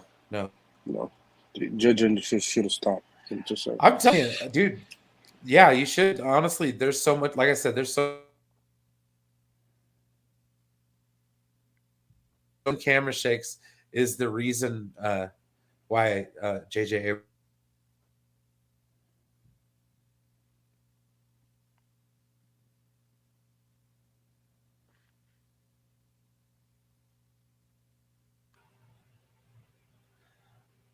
And we're back. What happened there? I thought it was frozen too. Yeah, I was like, what the fuck? Yes, I saw the counter going, but there was no audio. Yeah. I'm trying to find this George Takei interview because I had the video, so I don't know what happened. God, those lens flares. I don't know what happened to it, but okay. So there's video, and I'll get it for another time so we can actually watch it because I had it on my phone. I don't know what the heck happened to it. I must have accidentally deleted it. But it's George Takei talking about. This is an old interview, talking about Star Trek: The Next Generation. Have you seen that, Brian? What's that? So this was before Star Trek: The Next Generation came out. Uh-huh. And they were doing an interview with George Takei, and George was talking about the fact that he thought that they should not call it Star Trek. Oh my gosh. His whole thing was they should call it like Adventures in Space. Honest to God, it's what the video says. Like he says, they shouldn't call it Star Trek because we had something special. We are Star Trek. Like it's going to be very unfortunate. It's going to be very unfortunate for this show because the show's never going to live out the shadow of what we did, and it's never going to be good enough. And they're always going to be judged by what we did, and they're never going to be judged on their own. So it should be called Adventures in Space or the year 2024 or something. 2468 or whatever. You know what I mean? Like. And that's what it was. And like, it's literally him going on for like 3 minutes about how Star Trek: The Next Generation isn't going to be any good because it should not be called Star Trek. And that's George Takei. All right. Yeah. And when I saw this, I was like, wow, dude. Like, it's probably why he didn't end up in the Next Generation as a cameo. But Shatner's the a-hole. Yeah, right. Yeah. I'm sorry, but I'm not sorry. Like, look, I love original Trek. Okay, I love those movies, man. I think that they got it right. They better did than everything. Empire Strikes Back. No. Don't play. I don't know. Honestly, if I were to talk to Robert Burnett, the only thing I would tell him is that one thing I learned about Star Trek is to have an open mind. Yeah. Yeah. And I don't know what that means to who, but like to me, that means, having an open mind about it, man. Not getting stuck and set in the ways. I would love to see Robert Burnett back in a launch. Okay. Oh, I found the guy who did it. Hold on a second. I found the guy who posted the video, so maybe I can at least. Okay. So I can show you here that it's George Takei, right? So let me see if. So I'm just gonna play it this way, okay? So that you guys can actually hear from him. It's in 1987 or 97. It's it just says George Takei, Star Trek. It says he spoke too soon, is what it says. It's going to be quite a different show. So. I do think that title, Star Trek: The Next Generation, is unfortunate because as I said, it's going to take place 100 years from now. The characters are all going to be different. They're not even going to be the progenies of the characters that we know. The look is different. The technology is different. It's going to be quite a different show. And when you have the title Star Trek attached to it, inevitably, it's going to raise expectations and certain anticipations of what we personified the kind of chemistry that was there, the characters that they love, and the kind of world that was created by the main Star Trek. It's going to conjure up those expectations. So no matter how good the show, it's not going to be able to live up to those anticipations for the show. And inevitably, it's bound to disappoint. I think because I'm sure it's going to be a good show, it would be wiser to give to that show a name that will give it a fair chance to be appraised on its own merits. Maybe, Adventures in Space or the year 2400 or something, so that it can stand on its own feet rather than use Star Trek as a crutch, which I think may be more a curse. But I do think that title... Wow, yeah, he was talking about short-sighted as all get out right there. Ooh, Right? that's surprising. George of all people. Yeah, because Well, he the only seemed thing like I give- an ambassador later on. Yeah, well, he still is, but I have to give it to him because back then, everyone from Star Trek the original series was typecast. That is true. Well, That's not what only people that. don't understand these days. True. They never got any roles outside of what they were on the Enterprise back in that's the messed up, 60s. though. That's crazy. Well, that's the way people thought. That's the way some casting directors thought. We're a little better these days, but sometimes not. It's just people are very short-sighted on certain things. That's all I have to say. No, they are. Yeah. And it's very unfortunate. Because Star Trek Next Generation ended up going on to become its own thing, and I think that this is the short-sightedness of fandom and the short-sightedness of some of the people involved in these franchises, that they can't see past their own nose. It's one of the things that I actually love about Mark Hamill and about you mean the GOAT? Carrie Fisher. Well, I mean, when to she be was fair alive, to they to be were fair- willing to see other stories in Star Wars, and they didn't try to gatekeep the whole thing and just act like, well, we're just the only ones. Mark Hamill back in the 80s, there's interviews of him and Carrie Fisher talking about how excited they were that, like, after their thing was done, that they were going to go back and do the prequels. Right? I mean, those Didn't are they like the prequels? Yeah. those are interviews. Those are interviews that are there that they were like, hey, they're going to go back and tell the story of the young Alec Guinness, character and a young Anakin Skywalker and how we got to this point. And they were excited about that. Yeah. I don't know where we came to this point where it's like there's people who are just stalled. And look, and I will even say this. So when I was at Comic-Con, they had a huge Christopher Reeve Superman reunion thing. Okay, I got that picture, man, and I'll show it to you guys when I do that. Did somebody say that Henry Cavill's better? That review? But here's the thing: you got Aaron Smolinski, who played Baby Superman, right? The Superman that comes 4? out, Baby Naked Superman. Naked Superman. No, From Naked Superman, Superman the yeah. movie. Yeah. And I verified, by the way, he's gonna be here on the show. I talked to him. He remembered who I was. Like, he was calling me by name. We're friends on Facebook. He knew that and everything. He's like, dude, that's we got to get killer. together. He's going to come on the show. And that's awesome, man. And look, they all got the same manager. So if that goes well, who knows who we might have on the show, right? Ah, man. But dude, I got to meet him. I got to meet Mark McClure, Holy who played shit. Jimmy Olsen and was Hey, also in get Back Mark to the McClure Future. on. Talking here, about Zack man. Snyder Justice League? Dude, he was awesome. I'd mark out got- so hard. Oh, I got dude. I got an autograph from him and a picture from him, and dude, it was awesome, right? Yeah, so I got, does he think about I Snyder? got to meet. Hold on a second. I got to meet Mark Pillow, who played Oh, Nuclear shit. Man. Okay, and here's the thing: I was wearing my Nuclear Man shirt that day. I wore it on purpose, and there was a lull, and I walked by, and Mark Pillow saw me in the Nuclear Man shirt, and like he started waving me over, and so I go over and I start talking to him, dude, and he was like, "That's awesome that you have."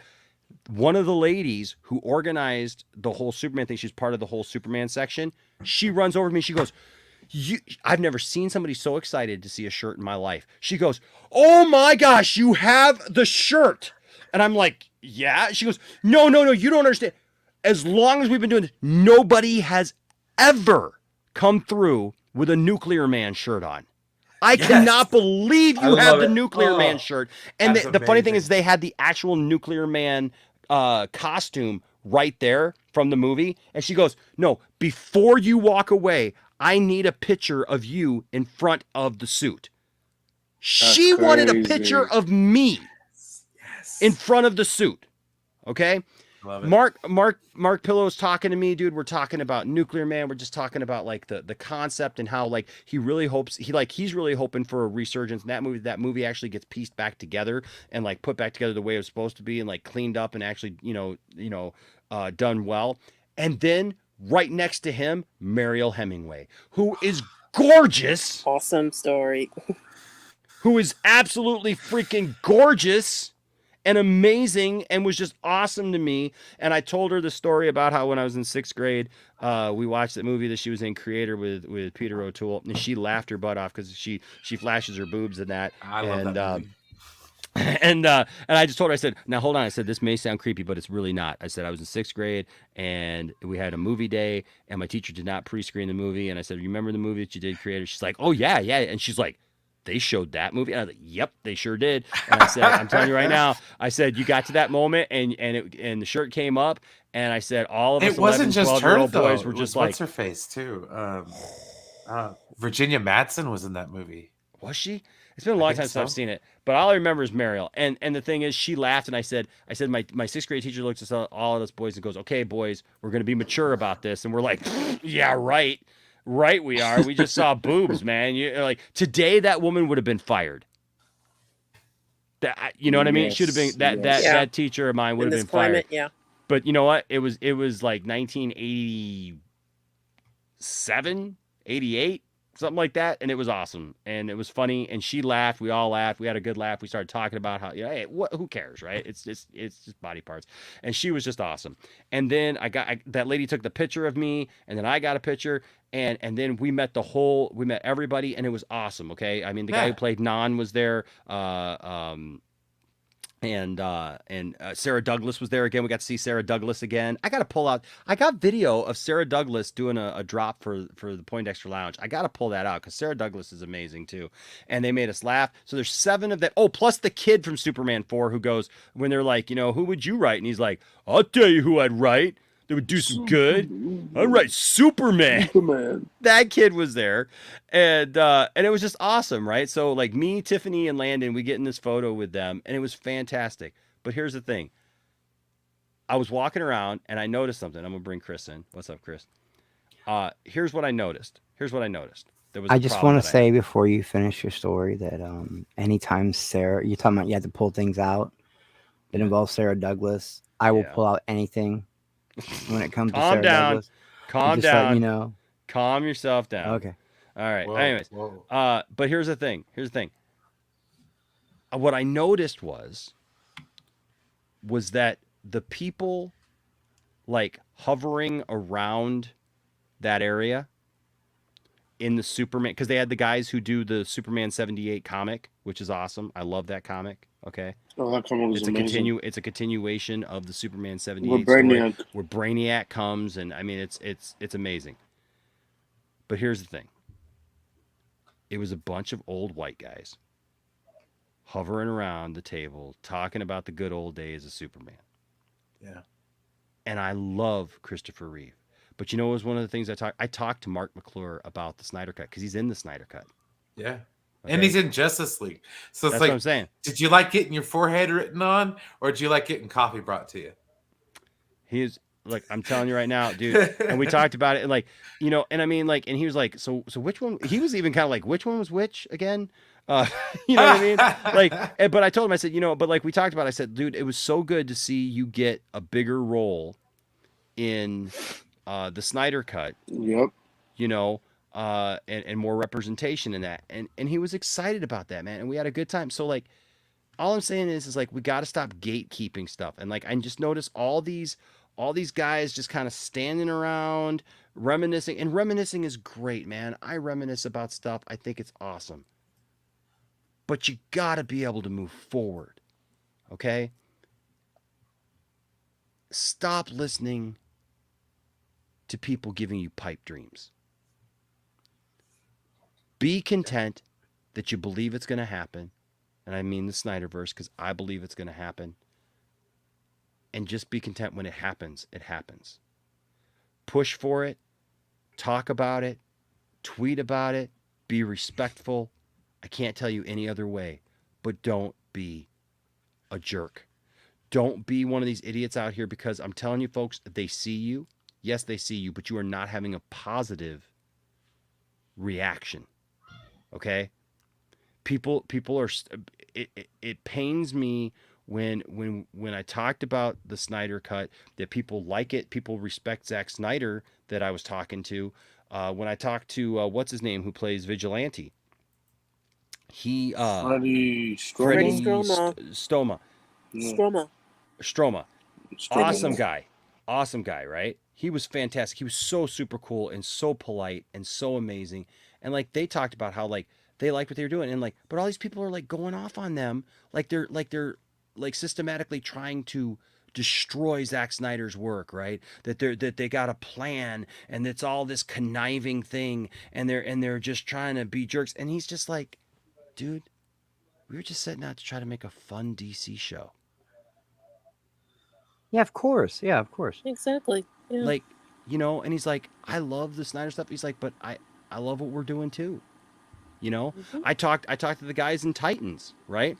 And I told them how I love the tone. And we even talked about how I like how we love the Snyder Cut. But I said, you know, I would love to see, I love the fact that like, I feel like Titans could exist in that type of world, right? Because it's got a lot of that same tone. It's not afraid to go there. And they're like, yeah, man, we love the tone of that. That's what we love about the show. So you can have a lighthearted thing like Peacemaker. And look, if you don't like Titans, Anthony, you don't like Titans, okay? But I love Titans. I think it's awesome. And meeting those guys, it just even solidified that even more. So you can have a lighthearted thing like Peacemaker. You can have Titans. Look, you can have your Doom Patrol, right? Which I like the concept of Doom Patrol, but Doom Patrol gets like weird for me sometimes. But it's okay. It's like Legend of Tomorrow. It's like Legend of Tomorrow. Yeah, you know, Legends of Tomorrow is a whole other beast, man. It's all over the place, right? And the Superman and Lois thing, whatever. Yeah. But stop demonizing everybody that's just not Zack Snyder. Zack doesn't even want that. Zack appreciates you. Look, Zack appreciates you. Zack appreciates what the fans have done to try to make legacy. But listen, for some of these people, it is no longer about the initial issue. Okay? Oh.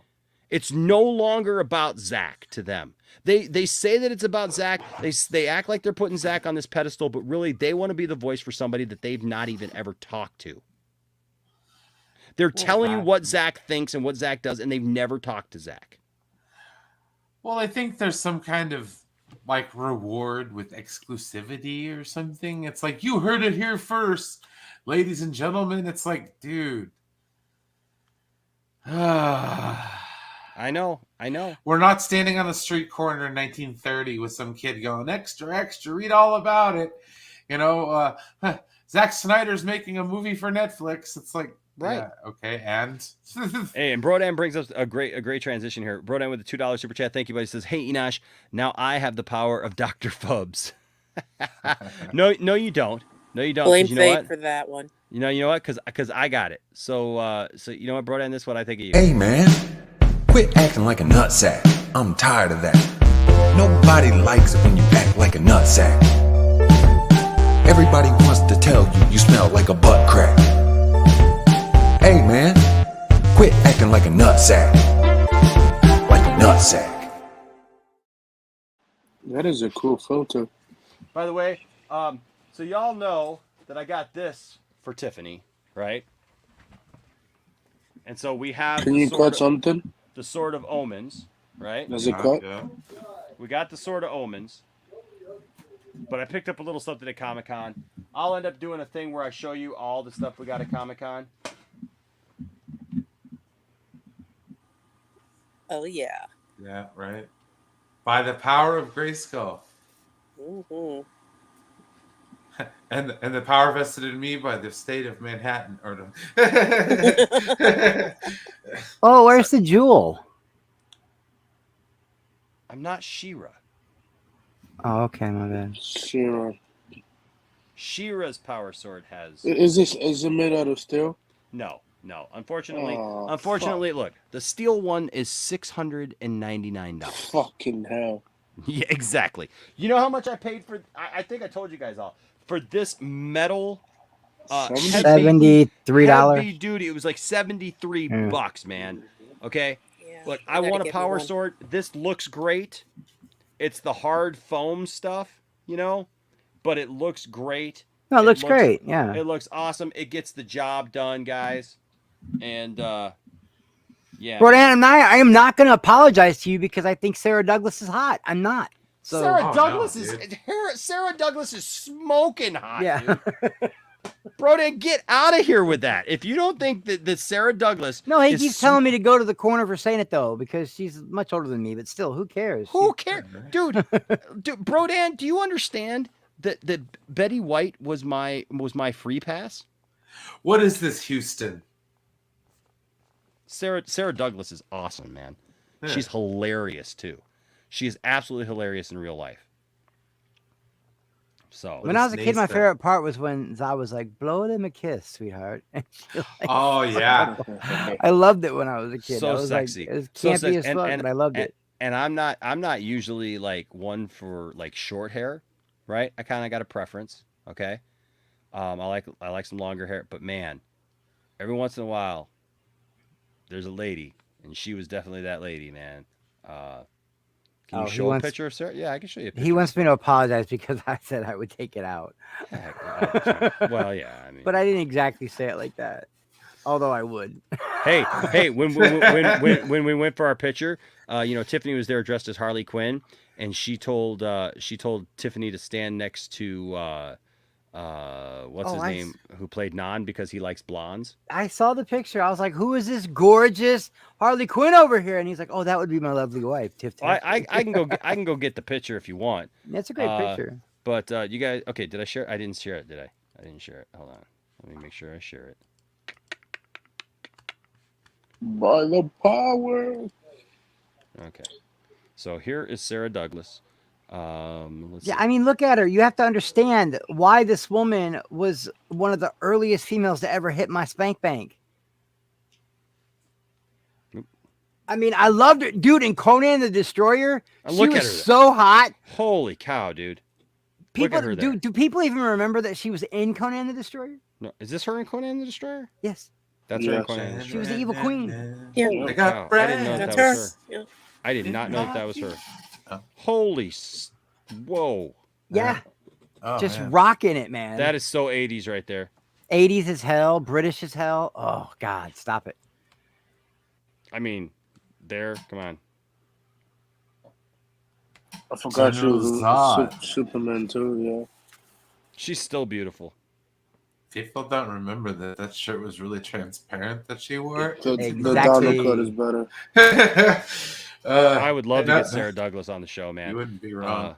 Margot Kidder was a very close second. I'm just saying. Yeah, I wish Terrence Stamp. Lois? Oh yeah, dude. Lois, yeah. I had the hots for Margot Kidder, man. Goddamn. I wish Terrence Stamp was still able to do conventions and stuff, man. She was in the V, bro. She was in the V. She was in V. Yes. Yeah. One of the commanders. Yeah. So, yeah, there she is right there. There was a guy there. I got a picture with him. He was dressed in a V costume that he put together. It was awesome. He even had the gun. He let me hold it. That's awesome. Yeah. But yeah. Yeah, the V guns were dope, weren't they? They were so different. Dude, they were sweet, man. And they made that different noise. It wasn't that doom doom. They did the whole whoosh, that crazy. It was crazy. It was awesome. So yeah, so there's Sarah Douglas, man. She's gorgeous. She's gorgeous. Show her some respect for sure. She's amazing in Superman too. Heck yeah, she was. She's been amazing. She's been in some amazing things, man. But okay. So I do want to bring up this because it has to do with it, and because I don't want to go too late here tonight. But so that's my take. Look, on the scoopers, they're backtracking. Now it's not. We didn't say this, or we didn't mean this, or finding ways to get around it and kind of scoop around it or whatever. I don't know. It's like Neapolitan ice cream, right? It's like they opened the Neapolitan ice cream and they wanted to eat all the strawberry. I would do that. So they scoop around all the other stuff. Yeah. No, he's just like, I would do that. Yeah, me too, man. That's always the one I go to first, straight to the strawberry. Yeah, I like a little mix, man. I like getting a strawberry vanilla mix. The chocolate throws it off, man. I don't know why chocolate's in there. Just throws it off, man. It does. Okay. So I want to talk about this a little bit. Obviously, Hollywood Reporter finally reporting, I guess, that the Wonder Twin movies ain't happening. Yeah, thank God this isn't happening. Look, this is part of the whole thing, guys. We've been saying this for so long. Okay? We've been saying this for so long. And some of you are finally having to deal with it.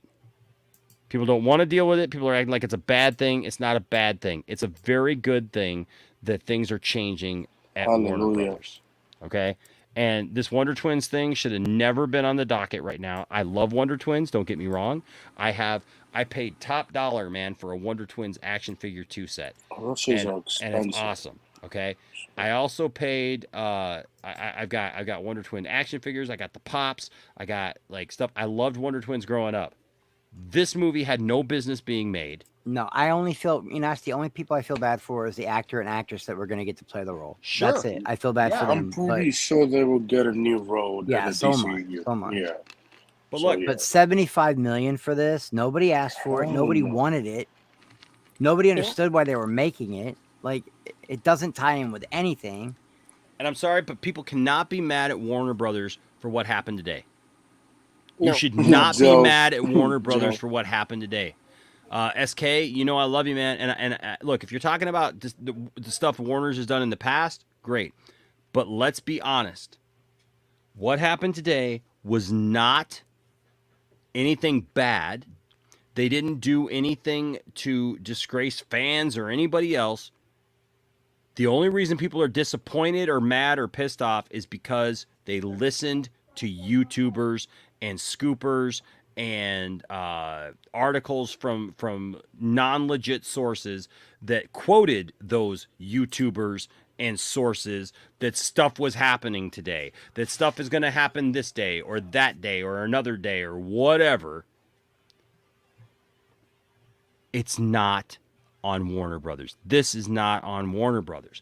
This is on those people. And those are the people you need to hold responsible. That's just it. Those are the Crazy people. Joe wanted it. Thank God it got canceled. Well, I love Crazy Joe. Don't get me wrong. No, he's great, but yeah, that's just like I don't even know. But look, Crazy Joe just said on Max's stream an hour and a half ago that he thought that Amber Heard's going to win that case. He's on crack. Oh my fucking. Look, I've told everybody, like, I have no. Anthony, you're a dick. I got no. That happening? No. I got no dog in that fight. I don't care about Amber Heard and Johnny Depp, but Johnny Depp's going to win that thing. I mean, okay. Yeah, listen, what was that about? I don't want to get sidetracked, but what the fuck? I don't know, man. I don't know. Look, who on the planet right now is standing for Amber Heard?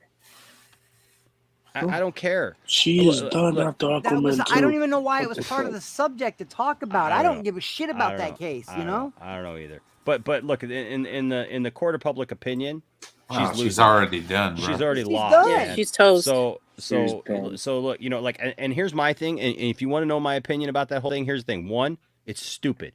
We're you know what it is? We're caught up in talk show mentality, TMZ mentality, that we're watching train wrecks, and that's what we call our entertainment, okay? But here's the thing. Johnny Depp is a freaking narcissist.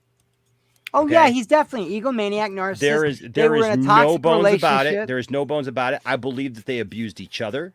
I absolutely believe that he did probably horrible things to her, and I believe that she did horrible things to him.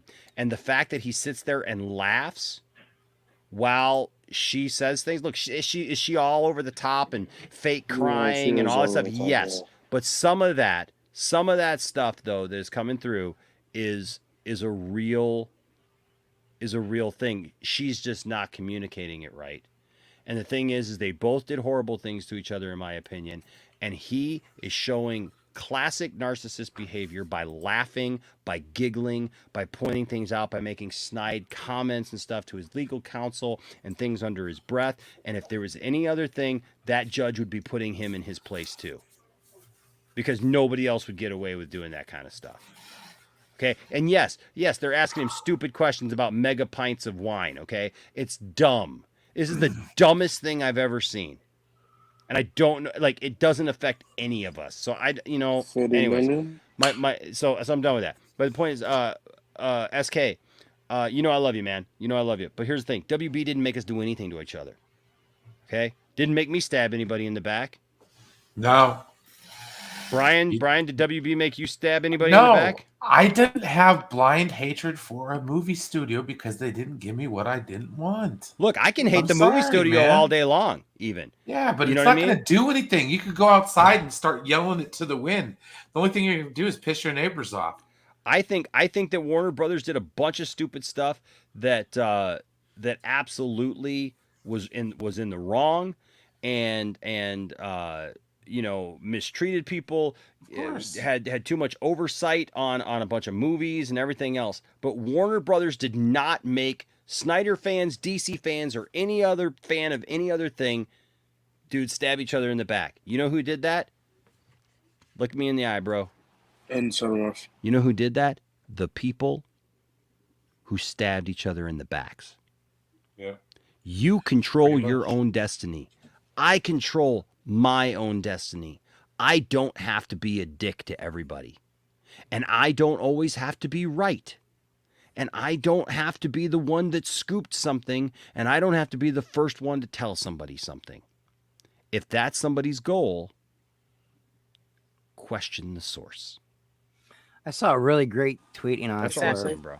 I saw a really great tweet where one guy goes, right after that event had ended, and one guy goes, "Well, that's it. We lost. I guess we'll pack it in." And the tweet right under it was some girl that said, "We didn't lose anything. We just didn't get what we wanted. But we were able to raise a bunch of money for suicide awareness, and we still got the Snyder Cut. We win." Thank you. We won.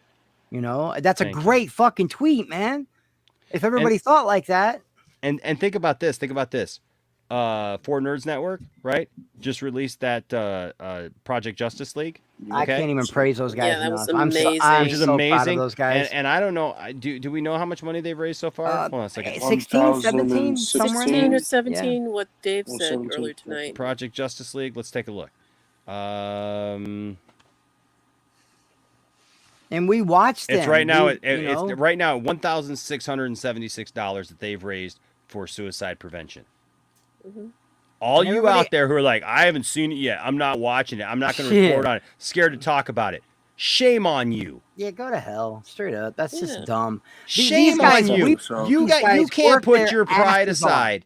You can't put your pride aside for a couple of minutes to praise somebody who did something fun because what is it hurting your precious theories? No. Is it going to stop Justice League 2 and 3 from happening? Brian, do you think Project Justice League just slammed that down? Like Zach saw Project Justice League goes, well, they did this motion comic. We don't need that anymore. Right? Time to pack it in, ladies and gents.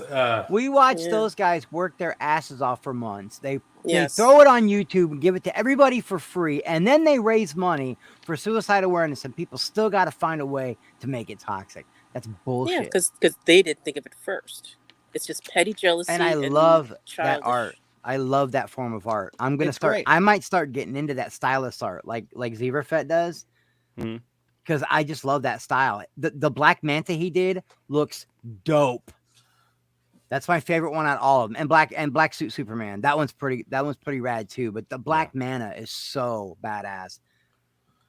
Yeah. So I'm just saying, like people make their own decisions. Nobody's forcing anybody to be jerks to everybody. And I'm sorry, there's people that I don't like, but if I see them doing something good, that's what Zach did, right? When Zach was confronted and said, well, your fandom is toxic or whatever, and he's just like, I don't see it that way. They've raised all this money. I mean, was it almost $1 million total? Yeah, we're getting close. We haven't hit it yet. Not only that, somebody found in Max's chat that whole interview. And the truth, how we've all been saying, well, if Zach would just come out and say something, he did. Not just the part about, he didn't just come out and say the part where he was like, hey man, it's hard to be mad at somebody who's raising money. Yeah. He literally said, I've always tried to treat the people that do good stuff good. And I hate that other people will call somebody name. Was you in the stream, Ryan? No, you saw it, right? No, I was. It was, RJ found, and then RJ and Matt Jarbo and everybody came in, and Max was like, is this enough for you? And even RJ and Matt Jarbo were like, yeah, that's more than enough. You know, that's really good. You know, but then of course Matt had to push it and say, but if he said it once, why can't he say it again? But that's just Matt being Matt, you know? Yeah. I mean, look, he said it, right? I mean, like, you know what I mean? Like, he's not gonna dwell on it. He's not gonna dwell on it, you know? No, some guy, that was the name of the account. Some guy found the Vanity Fair or whatever it was and sent it to Matt, and I was blown away. I'll shut up about it now. I'm not going to say anything else about it. I really wish Zach would say something. He has. Guess what? It didn't fucking help. You know? Integrity, this is my problem, right? This is where I'm at, and this is my problem. Yes, the more drama that people make, the more that people make this about them, get away, and they've gotten away. Brian, they've lost the plot. Of course. Right? I mean, it's no longer about Zach. It's no longer about Autumn. It's no longer about trying to, undo a wrong. It's no longer about trying to raise money for this awesome, thing that is needed in our world right now, right? Because we got a lot of people who are hurting. They're suffering with their mental health, with their stresses of their life and everything else. And I thought about this week because I was doing some training for one of the jobs that I'm going to be doing. And it was all about like suicide prevention. It was all about recognizing the signs, helping people out and everything. And it brought me back to everything that we've been involved in, guys, and why it's important. And I'm sorry, people have asked the question. So if people raise money, does that make them good? Not inherently. No, but it's a good thing. It's a start. It's going to make a difference. And I tell you what, man. Ask somebody from AFSP if it's doing some good to help them. Do you not think that an influx of almost $1 million over the last 2 years has done them some good? That's got to be record stuff, Stella. Yeah, I think, William had his local chapter speak on one of his streams, and it was very moving that, we are making a difference, folks. And again, I know people that, have stress, not necessarily mental illness, but a lot of stress in their lives. Like we are. I mean, come on, we're going through a pandemic. You can't say none of us have been not changed by it. Yeah. So you just got to watch out for each other. Stop hating on each other. The world will be a better place. Yeah. Be kind. Nothing that costs nothing. Yeah. So, but yeah, so okay. So back to this real quick. So yeah, the Wonder Twins isn't happening. It should have never happened to begin with. It's not the time. Hallelujah. I want to go on the record as saying, look, they have to build their main characters, and this is exactly what Zaslav said today. And look, I want Henry Cavill to come back. I know everybody here wants Henry Cavill to come back. Yes. I want Ben Affleck to come back. I want Gal Gadot to stay. I want all those things, and I want to see a proper DC universe done right, okay? Yeah, we need the Trinity. But even if they reboot, then you know what I want? I want a good Trinity to start and be grounded and grow and do something good, okay? And then you grow from there. Wonder Twins is like so far down the line of that. I mean, Wonder Twins was, they ended up getting their own comic, but it literally took decades for them to even actually be comic book, continuity. Okay. They were not in the comics. They were literally something created by Hanna-Barbera for the Super Friends. Okay. So they weren't a comic book. They weren't something like they were a couple of kids, and look, it was cute, man. I love it. Wonder Twins powers activate. There's people my age, dude. We know that, right? We know that. Yeah. And then they started putting them in other things. They put them in Smallville, which is fine. They put them in a couple other things, and that's great. Crisis with the Monkey. Yeah, it's fine. The Wonder Twin powers activate thing, man. That was something to be in my head forever, okay? And yes, is there part of me that would be interested in seeing a Wonder Twins movie? 15 years from Absolutely. now. Absolutely. But not in the current state of Warner Brothers because it makes no sense. It just makes no sense. We got to stop being sporadic and throwing all these things out there. And Jose, I get your point about taking the risk, let the characters shine. I enjoyed Peacemaker. I totally get your point, Jose. By the way, Jose, we got to have you on the show, man. I met you before, and we got to have you on the show. Jose. But Jose, here's the thing. I get what you're saying, but at least Peacemaker was in a film. He was part of an established thing, and then it was put out there. This thing of just like making stuff that doesn't stick, that's not part of the continuity, and acting like it's a big deal. This is what's got to be trimmed. We got to trim this fat. We got to build outwards. You got to lay a foundation, okay? And right now, DC doesn't have a firm foundation. And if you got a foundation built on sand, that's just going to erode. No, do nothing. I'm sorry, but it's not going to help, right? It's not going to build it up. It's not going to, it's not going to be good, in the long run. We gotta build outwards. No, it would have been. Here's what it would have been. It would have been another The Shadow or The Phantom or Kazam or Steel. It would have been one of those comic book movies people make fun of. Yeah. No, I hear you. It would have been dope, but I would love to see a Wonder Twin movie maybe 15 years from now. Who knows? Or 10. I mean, it's not even necessarily that it has to take that long, right? I mean, it doesn't have to take that long, but you build. You build. Hey, Jose, you know what? Yeah, I mean, dude, if you want to message me on I don't know how much longer we're gonna go here, but I'd love to get your opinion, man. If you wanna jump in here, man, message me. I'm not gonna get everybody else any more people in here, but Jose, you're absolutely welcome. Message me on Twitter or whatever, and I'll get you a link. Okay, so the Wonder Twins movie, it ain't happening. We all knew it wasn't happening. No. I mean, it's gone. Okay. Damn it.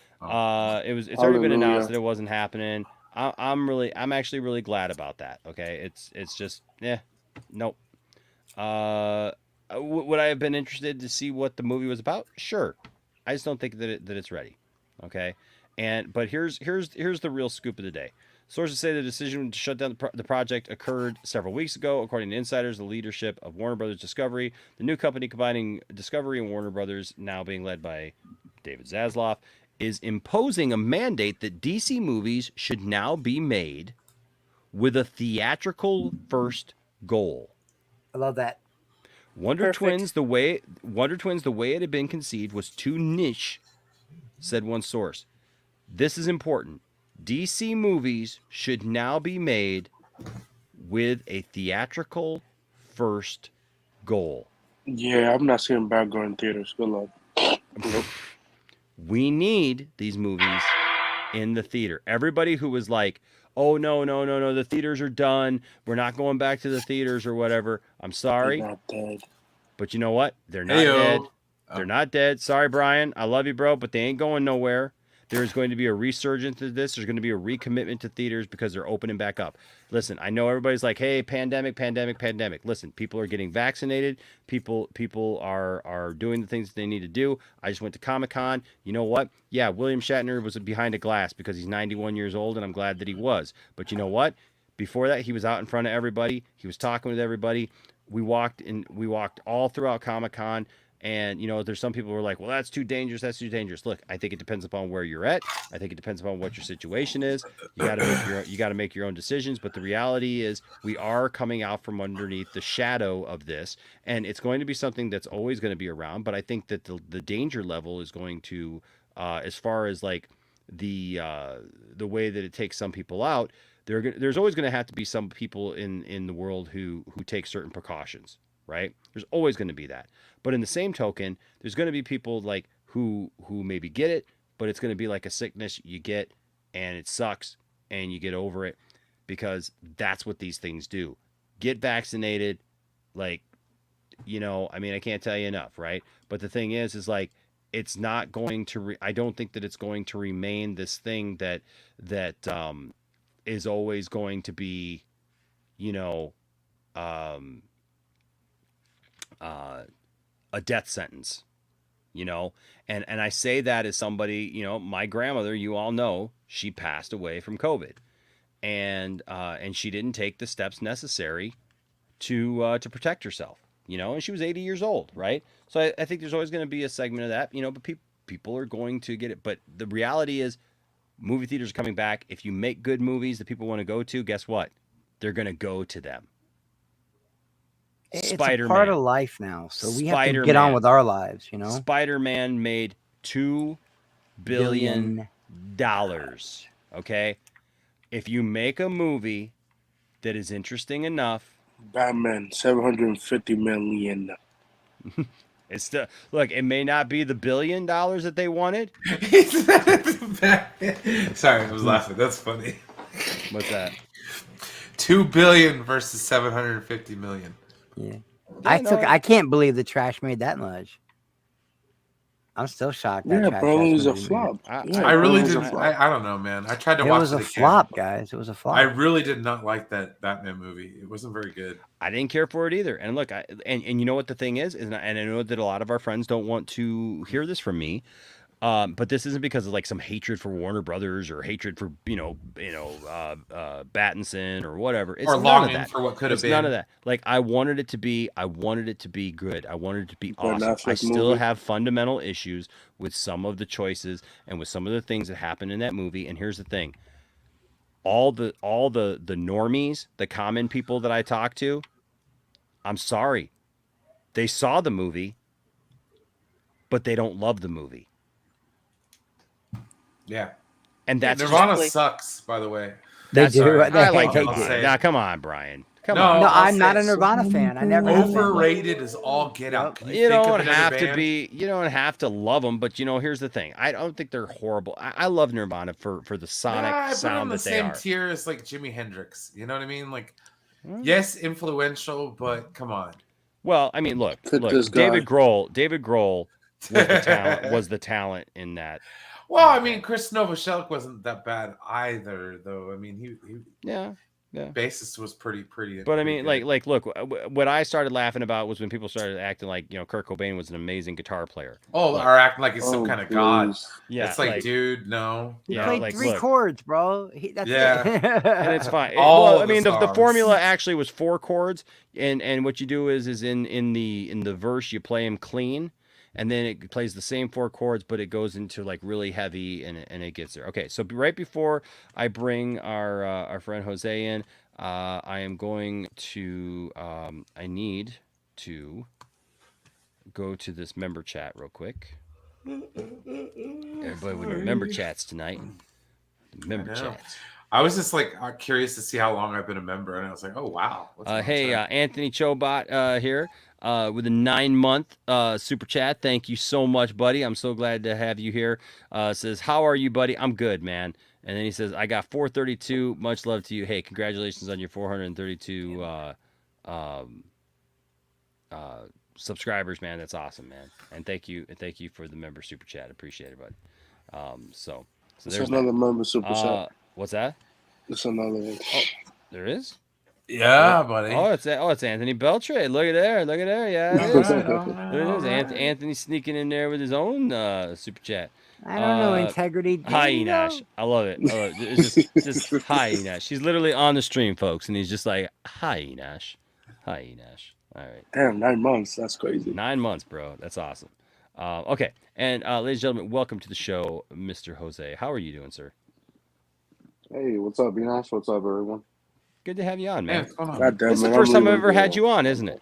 Second time. Second time. That's right. That's okay. I guess it wasn't that memorable. No, you are, man. Oh, dude, don't say that. Don't say that. No, well, first of all, I want to say hashtag justice for the Wonder Twins. Oh my hashtag save the Wonder Twins. Anthony, cancel Anthony. That's another hashtag. Well, yeah, we can get behind that. No, but it's just, I don't know, man. Maybe, I don't think I'm alone. I saw other people thinking the same way. this news today, it just didn't give me like much optimism. It kind of made Zaza look like a little asshole. Like he really said like fuck Clint Eastwood, basically. You know, he was like, "What?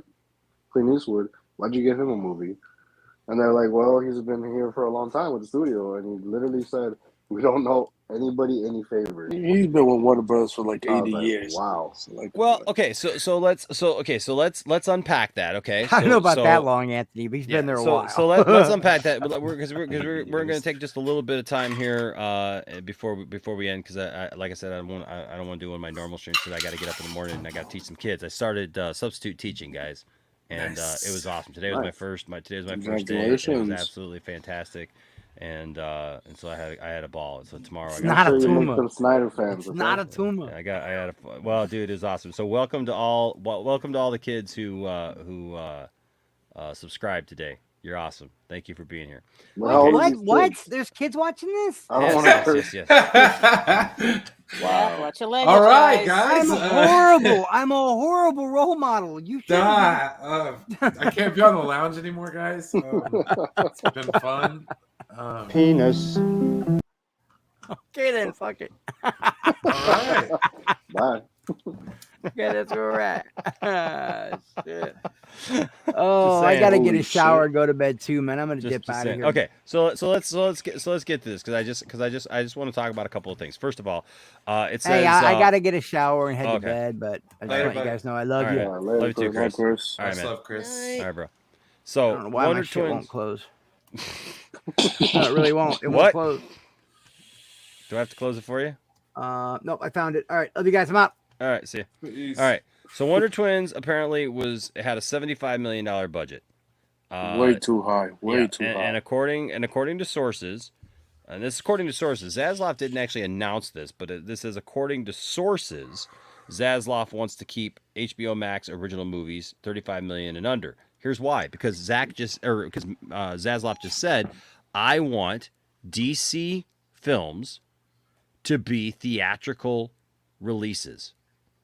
Okay, he's not saying you're going to get a $35 million Superman movie.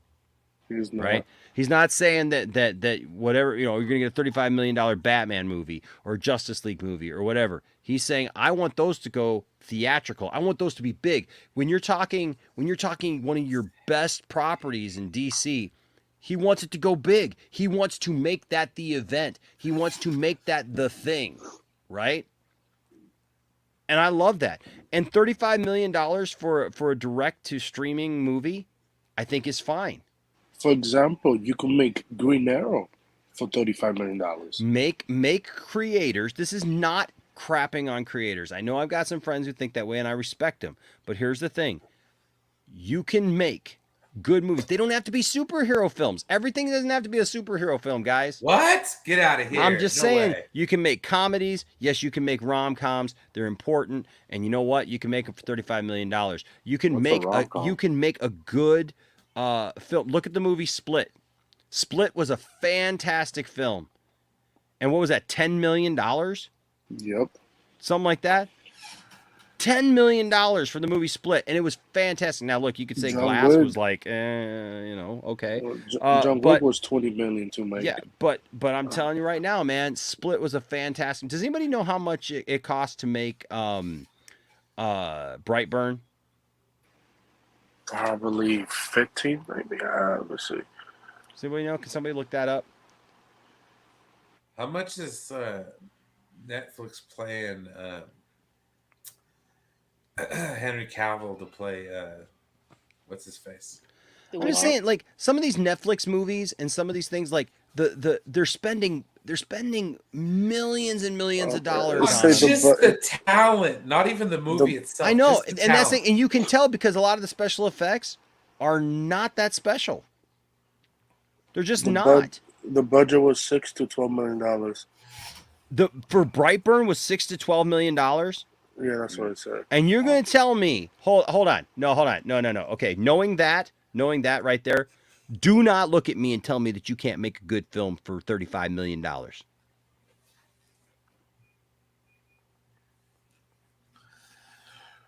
Well, maybe that's the same budget. Well, here's something I will say. Okay, has anybody heard the story behind Blue Harvest. Yeah. No. Horror No, beyond no. all imagination. Okay, like when they would actually say that they were making a Star Wars movie, they would like ask ridiculous prices for stuff. They'd be like, "Oh, well, you're Star Wars, you can afford it," you know.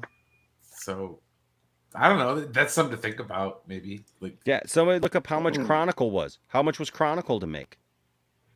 well, See, here's I mean, the thing. Everybody's talking about these creatives, okay?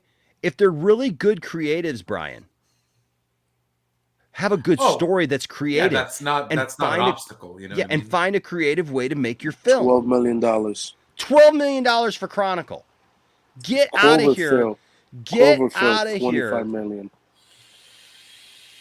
Get out of here with you can't make a good movie like for $35 million. But what about heavy VFX movies? I think Wonder Twins would have had a lot of VFX if they want to have shape-shifting villains. So sure, but then that shouldn't be. If not 75, then how much? How much would be your budget for Wonder Twins? Well, I'm just saying. Look, if you can make Chronicle, Brightburn, and what else did we just talk about? Right, but those movies weren't VFX heavy, though. Well, Brightburn had a lot of effects in it. He had superpowers. He flew. He crushed stuff. They did things with their mind. I'm just saying you can find different ways to do it. I mean, and literally, if they made that movie, dude, for $6 to $12 million, and you're gonna literally like double, almost triple that, you know what I mean? Like, you don't need it. You just don't need it. You know, and I'm saying, and I go back to what Zaslav said though too. Like, your DC properties that you're gonna do big heavy effects and stuff like that. That's not going to HBO Max. That's not going to be an HBO Max movie, right? Which brought me, my first thing I thought of as well when I heard that was, well, what about the Green Lantern series? What's going to happen with that? It's kind of that's not going to be 75 million. That's going to be more. That's a really good question. But you know, I think too though. I think a series is going to be different than the movie. Than the movie. I think that because when you do a series, you got to plan for, you know, I mean, if you're doing 10 episodes or whatever, you got to plan each one is going to cost, you know, so much or whatever, you know, like we don't want a She-Hulk situation. Yeah. What's up, William? William, of course you come on when I'm here. Hello. Simon Section here with a $4.99 super chat. Thank you, Simon. Says I'm embarrassed. I honestly thought Jeff Fahey, Lawnmower Man, played Nuclear Man. Nope, it was Mark Pillow. Yeah, it was Mark Pillow. He was a good guy. He was a lot of fun to talk to, by the way, too. Yeah. New Hope cost $11 million to make. Yeah, I mean that was back in the day, right? I mean, but here is the thing though, is that these filmmakers do need to be challenged to make good films. And I think one of the problems with filmmaking right now is they've kind of taken the perseverance out of it, right? They've taken the challenge out of it to find new ways to make films. There hasn't been a lot of innovation as far as like that. It's like the price of stuff just keeps going up because everybody just wants to put all this, like they don't want to even shoot on location anymore. It's just like, yeah, no, we'll just do a CGI. Yeah, the volume. That's what everyone's. The volume is good for everybody. But the volume though, the difference between the volume though and CGI though is the volume. I mean, is background, right? Mm-hmm. And you can get away with that, and I mean that's awesome. You can project that and shoot it, and it looks like you're really there, you know. But that actually harkens to kind of back in the day how they used to do, like instead of doing green screen, like when they would have Superman flying in Superman the movie, right? They had a moving background behind him, and he just reacted, right? Nowadays they don't do that. Nowadays they just make CGI. You know, it's all created in a computer. And I think we need to get back to some diehard filmmaking, and you know, but I think that like a movie that's going to be on HBO Max, it needs to be like you're not going to bring in like some huge director, you know, to do that. Give people a chance on HBO Max. You give them a modest budget. Let them make a good movie. Let them build a repertoire. You know, let them build something, and then, you know, work their way up to doing big event movies. You know, I guess is the way that I look at it. 35 million though. Yeah, 35 million. Okay, $35 million, and you're not going to didn't hear convince what me William anything thinks different, William. about I this love right you, now. but you're not going to convince me anything 35 different. million for what structure of programming? Because I didn't really pay attention to a lot of it going on today. Yeah, so it's right here, and mind you, again, this says that according to sources, Zaslav didn't announce that it was 35 million, but it says Zaslav wants to keep HBO Max original movies 35 million and under. So the movies that are just going to streaming, just the movies. Oh, that's cool. Original movies to $35 million and under. Series we're still going because, like I said, they're the gold standard for series. And you can't do 35 million for That's cool. I'm okay with that. Yeah. Yeah. So I mean, so that's that. And then it says he has concluded that higher budgeted offerings do not add enough value. So if they spend $100 million on an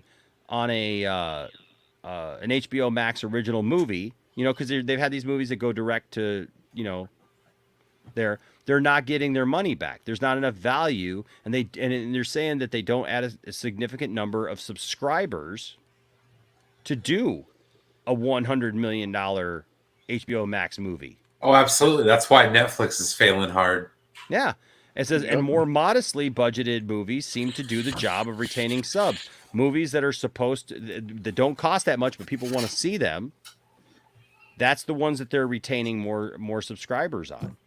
So it says original theatrical movies, however, do a gangbusters job of attracting subscribers. So when they put the movie out in the theater and it's big, like the Batman, for example, it was good it did 700 million. Yes, I agree that it didn't make the money that they thought it was going to make, but when you drop that then on the streaming service, people who saw it are going to see it again.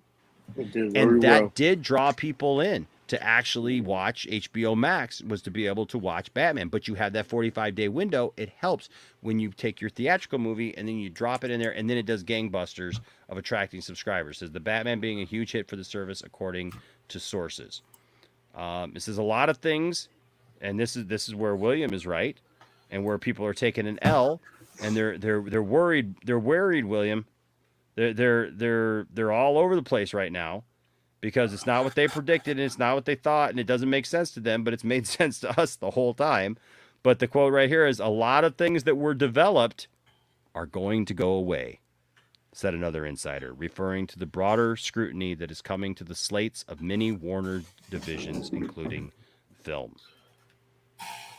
So, and is it this one that where's the Clint Eastwood thing? I don't think the Clint Eastwood thing is in this. No, that was I think that was the Wall Street Journal. It was like behind a paywall though. Yeah. Now to address that, I will just say this: I don't think that that's so much an FU to Clint Eastwood.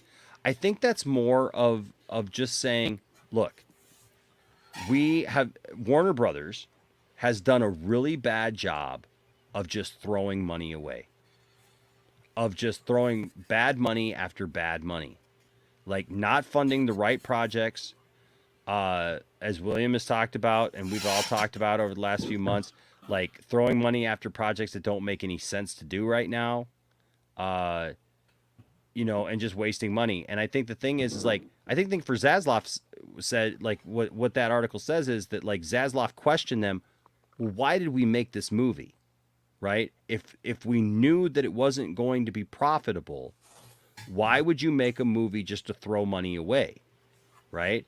I mean, that's like, hey, I'm going to get rid of something, but I'm going to put all my money into it. Like, I'm going to sell my car, and the person's already seen it, and you know what? Instead, they like it as is. They know what the things that are wrong with it. They know the stuff that's going on with it. It is what it is.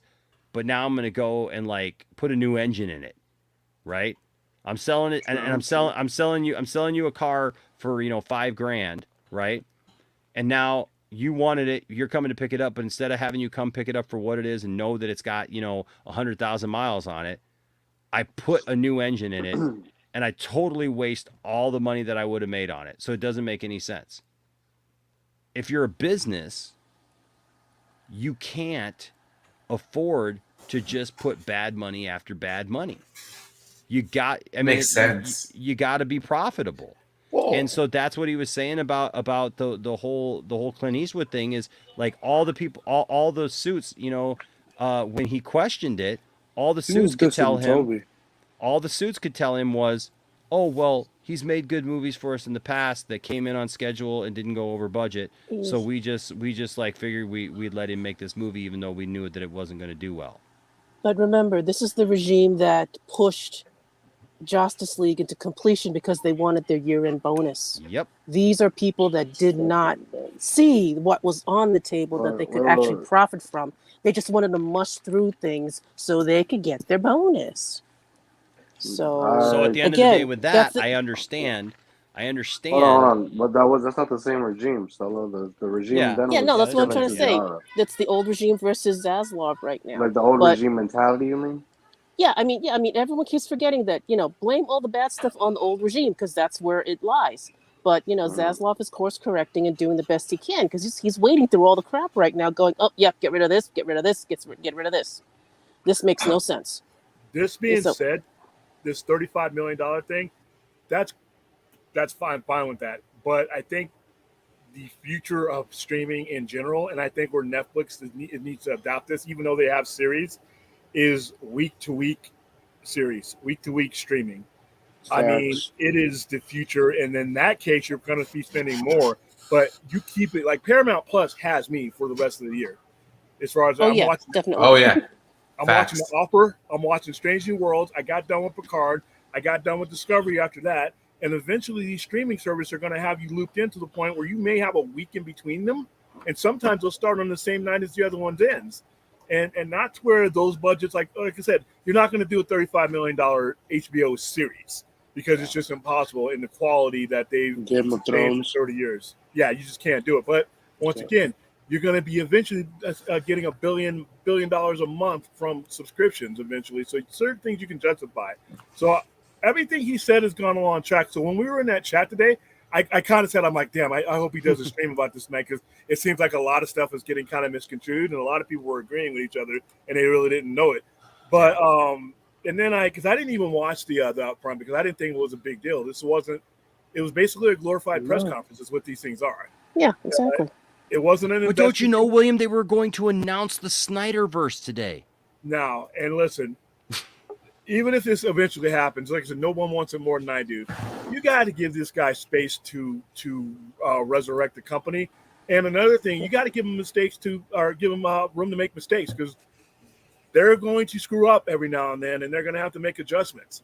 Like even some of the stuff that they said today may not be true 3, 4, 5 months from now because they're going to have to adjust to the market. So I mean, he's only had the helm for what, a couple months now. I wouldn't expect barely a month. Yeah, I wouldn't expect any major anything for the next maybe 6 to 7 months. And the fact that they pushed the Flash all the way down to next year tells you that they're not ready to do something like that yet. What they should be doing, as we've been all along, is start stringing little successes together. So when we get to the Flash, I don't know what the crunching is, but when we get to the Flash, it's not a we need a home run at the bottom of the ninth to win the game.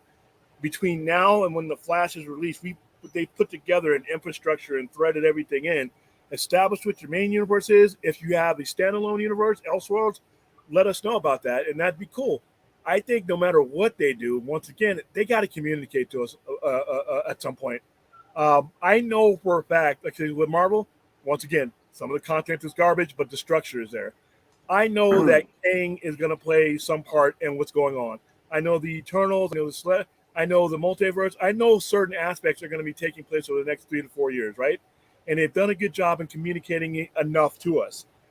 That's what I need DC Films to do. So the face of DC Films, whatever it is, I need them to get me excited about it and keep me excited about it going into the Flash. You know, so by the time I get to the Flash, I'm like, wow, I can't. This is the icing on my cake. Not the, I hope this is a film that saves the DC universe. That's stupid. What, so you're not seeing Blue Beetle? They say that every single time after the movie comes out. This movie has saved. They say that about every movie that comes out. They're like, this movie has saved the DCEU. That's not a plan. That's wishful thinking. Yeah. So I want a plan. My thing is that like Marvel has reached a point now that they can just do anything, I guess, right? Because they've been so successful. But I'm sorry, I'm not sold on this new phase with Marvel. Like I have not enjoyed these shows and these movies as much as I did before. I don't know if I froze or you froze, Jose. No, I don't know. I'm fine. I think you did. But I'm like Infinity War and Endgame and all that. Like ever since then, after that, it has not been that great.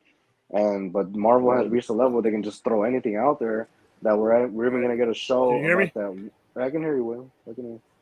That we're getting a show about that witch, the other witch. What's her name? Agatha. Yeah. Like we're getting a show about her. Because why? Because Marvel can just do whatever they want. And here we'll give anybody a show. And then when it comes to DC, I want DC to do that too. But then you have, I know some people are, most of you are probably like don't care and are excited that the Wonder Twins movie got canceled. But I want DC to make movies of all these characters.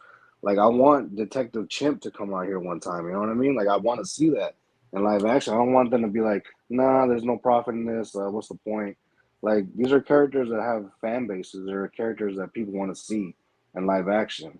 No matter if other people don't want to see it. So I want DC to be able to be like, okay, well, let's give a show to whatever, because they announced Our Man. They announced that last year and all that stuff. That's supposed to be like maybe tied into the JLA. I don't know. It's just I don't know. I just didn't think there's news today with the whole movie getting canceled and then that he wants the movies to be this certain amount, 35 million. I mean, the Snyder Cut alone cost 70 million just to perfect all the VFX. Well, no, the 35 million is for the stuff going to HBO Max. So hence, I know exactly. So what's going to be on HBO Max? What are there going to be any DC movies at all on HBO Max, or probably. are they just going to be all theatrical? And then if they are they going to be? They're probably going to give it a theatrical million? window. Then have everyone try to hopefully subscribe to see the movie. They literally move Bad Girl. Like if you want a VFX heavy character movie, you got to go above 35 million to make that movie. Oh yeah. I mean, well, for an actual theatrical release, I mean, they might give a limited theatrical release just for something anyway, just to get some money. Unlike Batman, but let's say, suppose they did, like Peacemaker, solo movie, and then, go to HBO Max and then show that series, that sort of thing. But yeah, I mean, if they're gonna do only theatrical, 2-hour blockbuster movie, it's gonna be a hell of a better, bigger budget. All right. So yeah. Well, also hopefully they put them together to the point where you have a support network amongst your TV shows that kind of helps out because you can only put so many movies out a year, but if you put out four movies a year, there's 12 months in a year. I mean, you got to be trying to pull in revenue at all times at all levels. So, yeah, we'll see, right? Anyways, Marvel Mania here with $1.99 super chat. What's up, RJ? Thank you, RJ. We love you, buddy. Off topic, but panel's thoughts on She-Hulk trailer. I'll go real quick. Hold on, I'm gonna vomit really quick. I'm superhero movied out, so I don't care. I'm superhero movied out, but I'm not superhero showed out because speaking of budgets, where did the CGI budget go? Okay, relax. Yeah, okay, that's the one. No. Yes. First of all, the upfront was to sell people. Okay, look what we have. The Marvel probably did not want to show nothing. They just like go ahead, just do whatever you want. But it was okay. I know the CGI was rough. Jeez. It got 3 months. It got 3 months to finish, and plus the CGI in Hollywood. How long they been working on this? We don't know, but like it just they're working on it. They're gonna fix it. Look, I'm pretty sure they look at people online. No. So look at Sonic. They fixed the CGI. They're gonna get the guy that did the deep fake of Luke. They're gonna hire that guy again. No, like it looks. They when fixed does the show premiere? August. Oh, we got time. That's probably not the final product. Well, that's what Marvel is doing now because the VFX for No Way Home weren't finished either. Oh my god! Well, I heard the VFX market is really tough right now because so many people. Yes. Yeah, especially because of COVID and all that. Oh wow! So who knows? Really shut down. I mean, look at the Snyder Cut. Looks incredible for how much time They had I wouldn't they had say what 6 months. that I mean stuff looks kind of. Well, yeah, that was the last thing that they did. So it was gonna. I always knew it was gonna look a little wonky, but if you just, I mean, like, what you can do, don't like, really think about it. if the VFX houses are having struggle and they're being overpaid, and they can't do their job, then that's up. Like, that's the company fault. I'm pretty sure if there was no COVID, I think everything would be done right now. So it just says the VFX in Hollywood is just being tough to crack now. Look at Red Notice. The CGI looks horrendous in Red Notice, and shit like that. So yeah. Other than the CGI, I thought it looked great. Yeah, it's a lawyer show. It's of course comedy and stuff like that. And then Fender Menace is good. And the Fender Menace is going crazy. Well, she was on. What was that show called that she was on? Orphan Black. Orphan Black. Oh yeah. I gotta check that out. She's great in that show. She won an Emmy. She won several Emmys for that show. And when you watch it, she's playing like anywhere from 5 to 8 different characters from different nationalities, different walks of life, different accents, and she does and there's one episode where all of them are on the screen at the same time, and she had to play them on. It was great. See, now that you bring that up, I've been so mad that they've snubbed Diane Guerrero so many times. She should have been nominated for Doom Patrol. Crazy. Yeah, for Doom Patrol. How do you not nominate her? She like playing all those different personalities. Like that. It's because it's TV. That's what. What do you mean it's TV? Well, it's Emmy. That's what Emmys are for. Emmys are for TV. No, it's because it's DC. It's because DC. It's because DC. I actually did like John Byrne's. If it weren't for John Byrne, there probably wouldn't be a She-Hulk show. 100%. She was a joke of a character, and John Byrne's run on that character, actually, and the way you're seeing in this trailer, it literally is the way he wrote the character. He did a lot of fourth wall stuff, and a lot of comedy. I mean, you could still take her seriously to a certain point, but not really. She didn't take herself seriously in the comic book.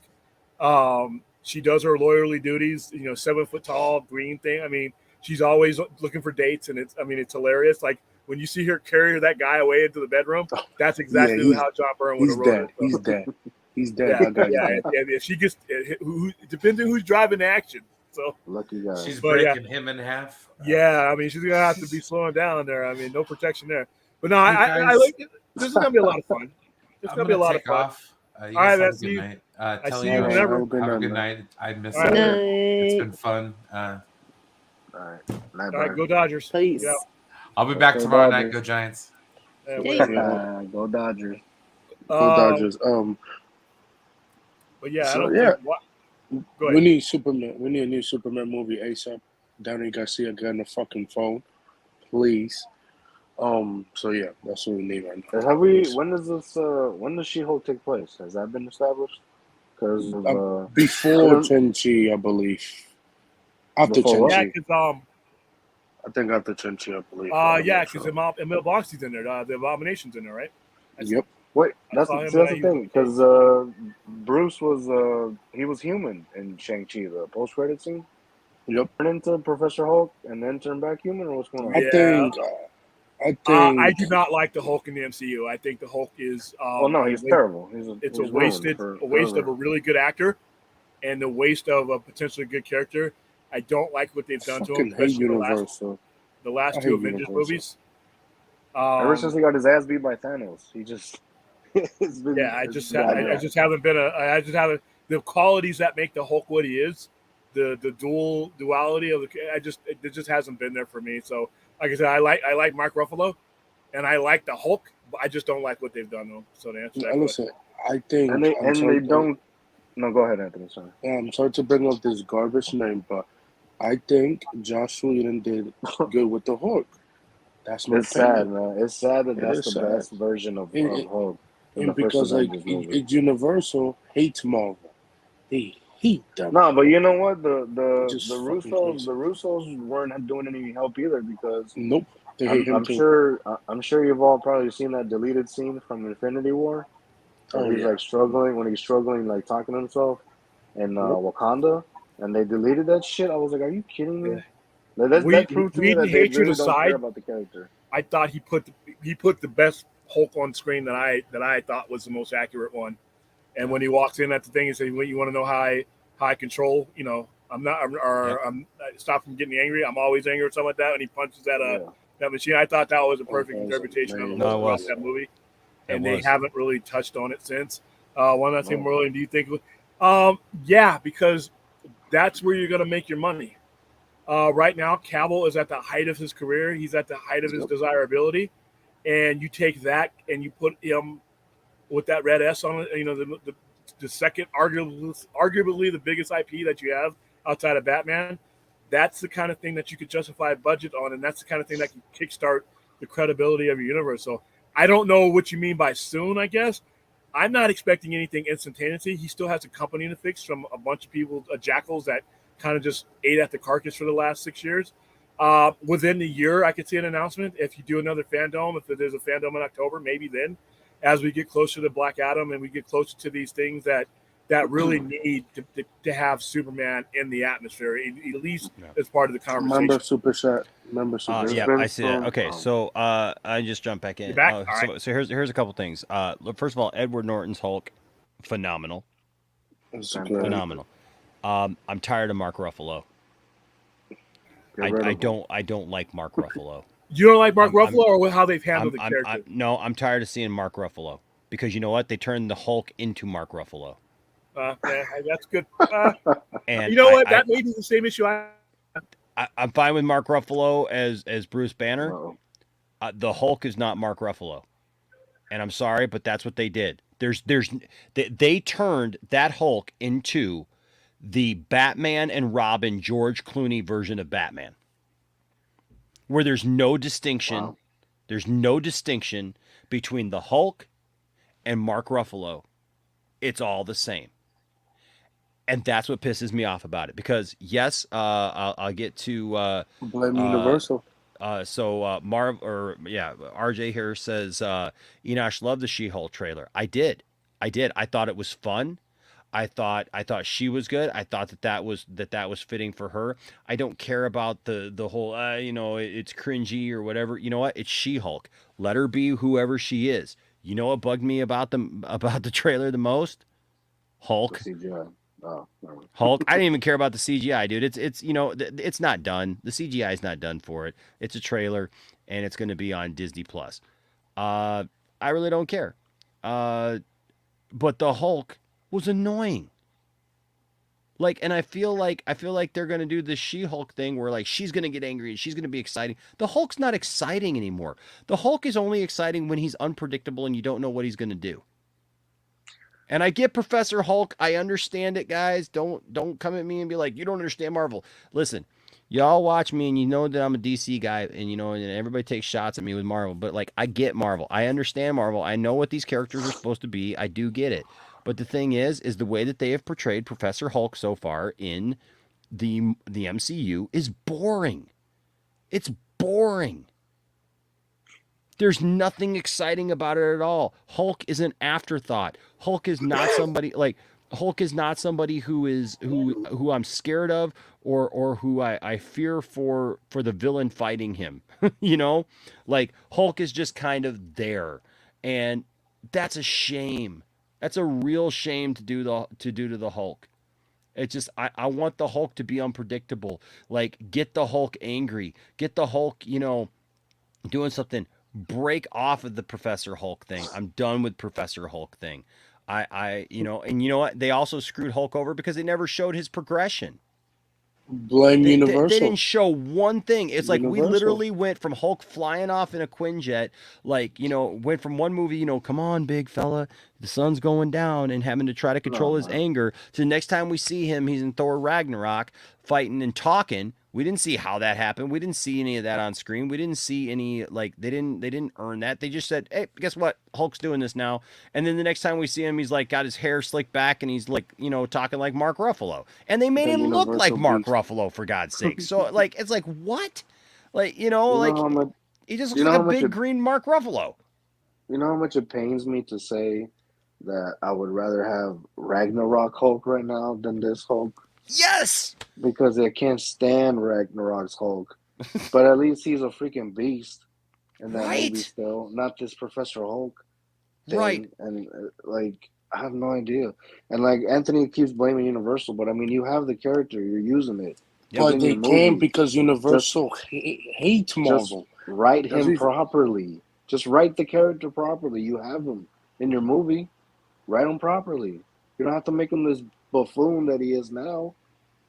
Like, I don't. Universal. Like, and then they just thought, well, people are just gonna eat it up. Whatever, it doesn't matter. Yep. The reason I feel about that, but I think the rest of the show is going to be fine. Like, you know, let her. You know, she's a different character, right? So she doesn't have to be, you know, just female version of Hulk. You know, I mean, you know, there's more to her. You know, obviously it's supposed to be tongue in cheek. You know, with the whole, you know, She-Hulk, you know, attorney at law or whatever. You know, I mean, that's supposed to be funny, and I get that, and I don't have. Boy, everybody's coming with the member chats tonight, aren't they? I should probably get to these before they disappear. I'm gonna tell you something. The reason why Hulk is in She-Hulk is because of Universal. They have contract. You have to use Hulk if you bring up a new character. I fucking hate Universal. Just please, Marvel, buy the rights, please. Well, you know, they gotta want to. So, okay. First of all, here Peter Rabbit's Defender with a 13-month member chat. Thank you so much, buddy. Glad you've been here, man. I can't believe 13 months. Says, guys, the ugly Sonic is coming back in the Chip and Dale movie. Yeah. I really can't wait to see that. Wow. Is it? Yes, he is. Really? That's kind of funny. That's kind of Paramount and Disney made a deal on that, which is hilarious. That's hilarious. I look, that Chip and Dale movie actually looks pretty interesting. I'm interested in it, actually. yeah. I'm not gonna lie, man. I'm down for the Chip and Dale. Tiffany did not know that the movie was coming out, and that she saw the trailer the other day, and she's like, "Wait a second, that's a thing?" And I'm like, "Yeah, it's coming out like next week." And she's like, "Oh, we're seeing that." Like, you know, it was just, it was cool. Says, I really can't wait to see that. CG's She-Hulk will look better in the actual show. I believe that too, man. And people seem to never learn with Will Smith's. Oh yeah, I remember that teaser for the genie. I remember that. The CG was not good. I didn't watch Aladdin, so I wouldn't know. And then the most important one is Saggy's 13-month super chat. Thank you, Saggy. Good to see you, Saggy. Love you. And it says, RJ smells. That is all. Also, this woo. Was that what that smell was? She wants the woo. You want the woo, Saggy? Saggy wants the. Saggy likes getting the woo every once in a while. You know, we know that about Saggy. You know, she. Oh yeah, she woos a lot. Yeah, she hangs around to get some woo. So okay, Saggy. Showtime! Woo! Woo! Woo! Woo! Woo! Woo! Woo! There you go, Saggy. But yeah, you know, I have a question. What will happen to the J.J. Abrams deal if this is happening? Because let's be honest, I mean, that's what option deals are. Listen. He got 2 years left on his contract too.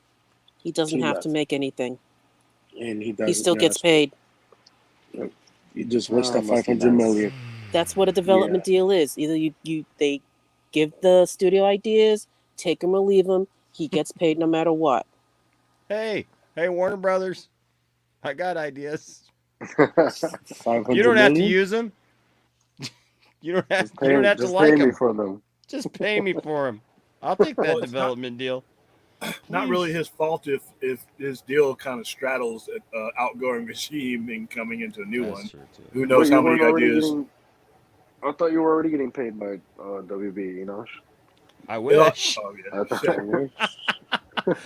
I'm sure someone's out there saying that. Yeah, I probably am. I just didn't know it. That's how I've been surviving all this time on banana and peanut butter. Bro, JJ's eating that $500 million deal. Beautiful. That's what he's doing. Damn. It could have been restructured too. We don't know the details of the deal. Yeah, he got 2 years left, so it's whatever.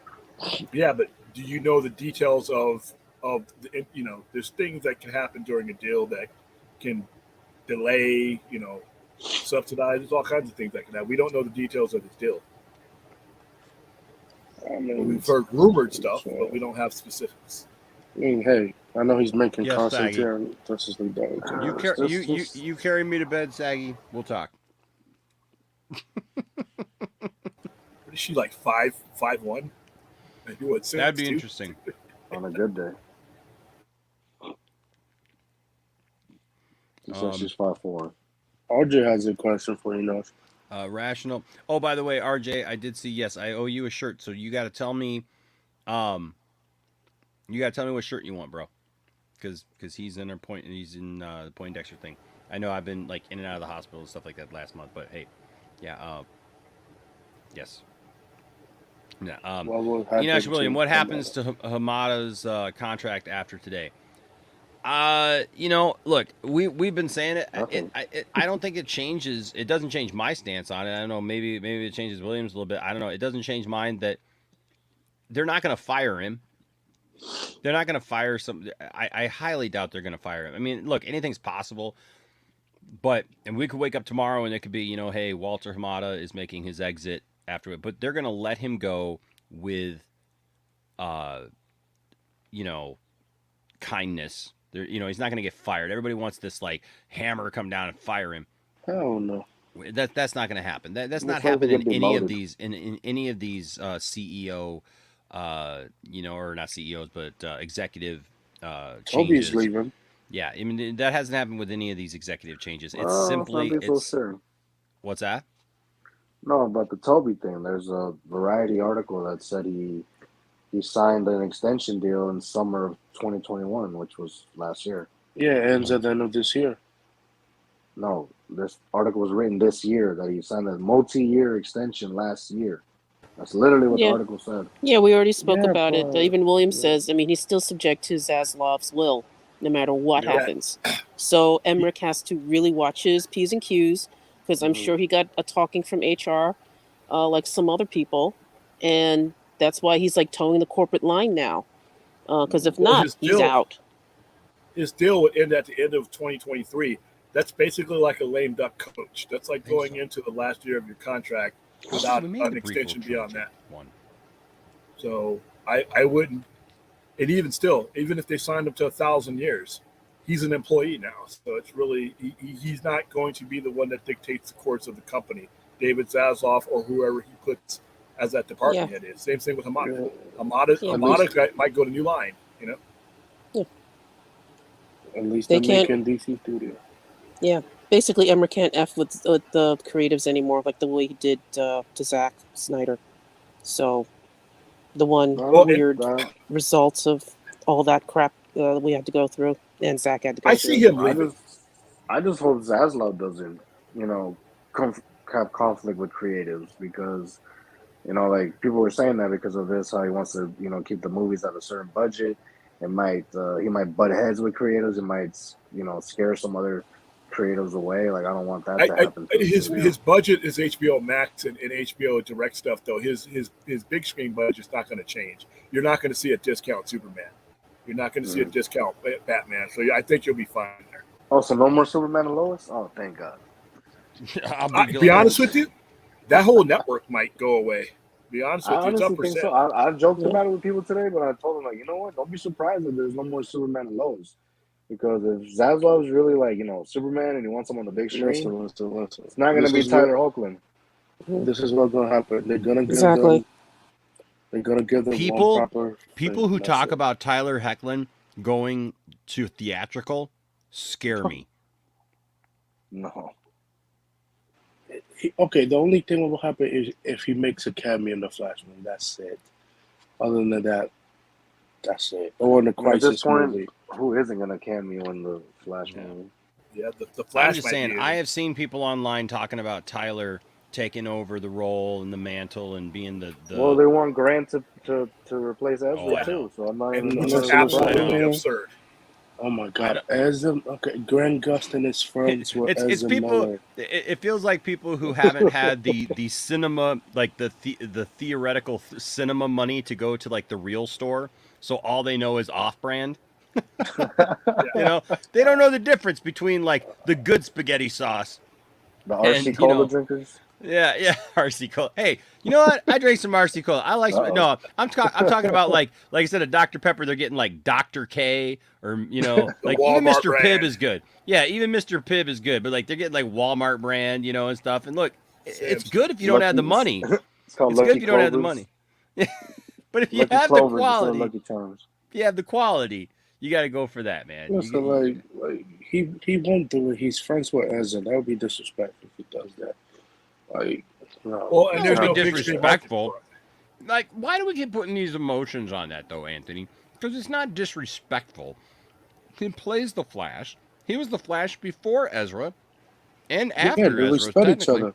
They respect each other. Yeah, I don't think it would do that. I don't think it would. I don't think everything is disrespectful. You know what I mean? Like, It's all I don't think business. that's the right word to put. I mean, because, like, it just is. Different people play characters, and, I don't know. I don't want to see, like I said, Grant Gustin, for what he does and where he is, that fits. I don't think anything CW translates to a big screen in that manner, to be honest with you. And Like, all no depends on Speaking of disrespectful, no disrespect to Grant Gustin, but I have not seen one single movie that he's been in or know of that he's done. All I know is that he's on The Flash forever. That's all I we know. all could say the same thing for Gal before she became famous. She was in movies. She was in Fast and Furious. She was a girl that came down. We're the not stairs. talking about it. Yeah, a little bit. She's not a TV actress, though. No. I don't know. It's just, I'm just concerned with this whole, like, I mean, I've been hearing things about that the air cut is not going to be a possibility now after this news because it's just something that they don't see would make profit. Well, the air cut doesn't make business sense. I've been saying, well, hold on. Even before this, though, unless you're going to progress into parts 2 and 3, why? I mean, I don't see them making a decision on the air cut at all. Well, I mean, the fact that they didn't go with the air cut to begin with doesn't make sense. Well, that, yeah. Well, yeah, because like a lot of people were saying they had the perfect opportunity. Okay, there's a movie coming out that's basically a sequel to this other movie that you all saw already. But remember, hey, look at the Snyder Cut. It's a different version of a movie you thought you watched, and now here's another version. And hey, it leads into this other movie. But they didn't. So now it's like, what can they do? Can they still do that? Can they still say, okay, look, there's a Suicide Squad 3 coming out? And then we also have the air cut that you all wanted, so here it is as well. Like, I just there's some of those same people though who will go on about how like the Snyder cut is just a director's cut of a movie they already saw. Most people are just trolls. I know, but no, I know trolls. people. Jose, I wish that they were just trolls because like I know people I'm friends with. They may be a little crazy. But they hate the Snyder Cut, and they talk about this that it's just a director's cut of a film they already saw, that it's the same movie, and I'm like, I don't get that at all. How do people get there? I mean, don't understand it. I saw this one girl made a video she's a TikToker and she was like doing a ranking. And she literally said that the Snyder Cut had no heart. Her review was it had no heart, and it was at the bottom of the list. I was like, "Did you watch the movie? What the hell are you talking about?" And there's so many people that agree with this, and it's just like, it just makes you want to rip your hair out, Because it's like, what are you talking about? Like, what movie did you watch? Like, how? Like, okay, you don't like Snyder, you don't like Zack Snyder. That's fine. Yep. Just sit down and watch the movie and don't think about it as a Zack Snyder movie. Just watch and enjoy the movie. How are you going to watch this movie that's 4 hours long and say that there's no heart at all in all those 4 hours of this movie? They had no heart, man. I don't know what to tell you. Hey, what the fuck? Get out of here. You got two super chats. I just needed a way to test my mic. How's it sound? It sounds good. Marvel Mania, here's RJ with a $9.99 super chat. Thank you, RJ. Says, do Black Adam, Shazam 2, and Flash still matter? What if they set things up for the new regime, has no interest in investing or continuing? How much longer until we figure out what we're doing? That's a problem. That's the biggest problem. I've been saying. The fact that there's been no communication as far as what we're going into in regards to his question here. Those are some really big projects, and we don't even know what universe they take place in for the most part. So I would say that they're going to go ahead with them because they're already there. But at the same time, they need to use this time that they've given themselves to answer questions like the ones RJ's been putting up. Well, we know Black Adam. We know Black Adam take place in past. Yeah, but his question is, do they still matter? The more important part of his question is, do they still matter? That's the thing. I don't think so. I think the Flash could. I think Flash could. I'm a little concerned for Black Adam, Shazam, and I've kind of come to myself because I love Shazam, and I think by default I'm going to like Black Adam.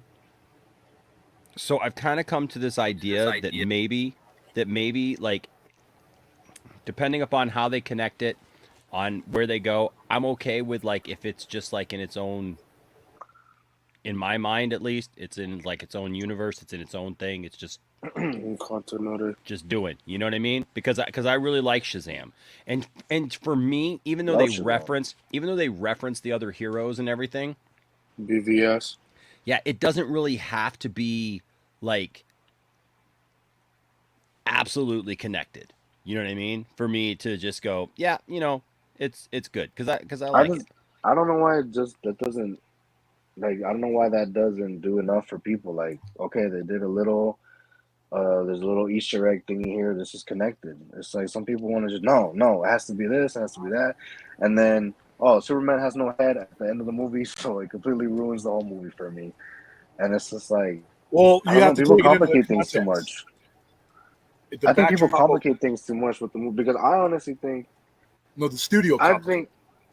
Right. Well, I think that all the movies are connected in the universe. I think so. There's some people that don't think that all the movies are connected. You know, certain things here and there. Yeah.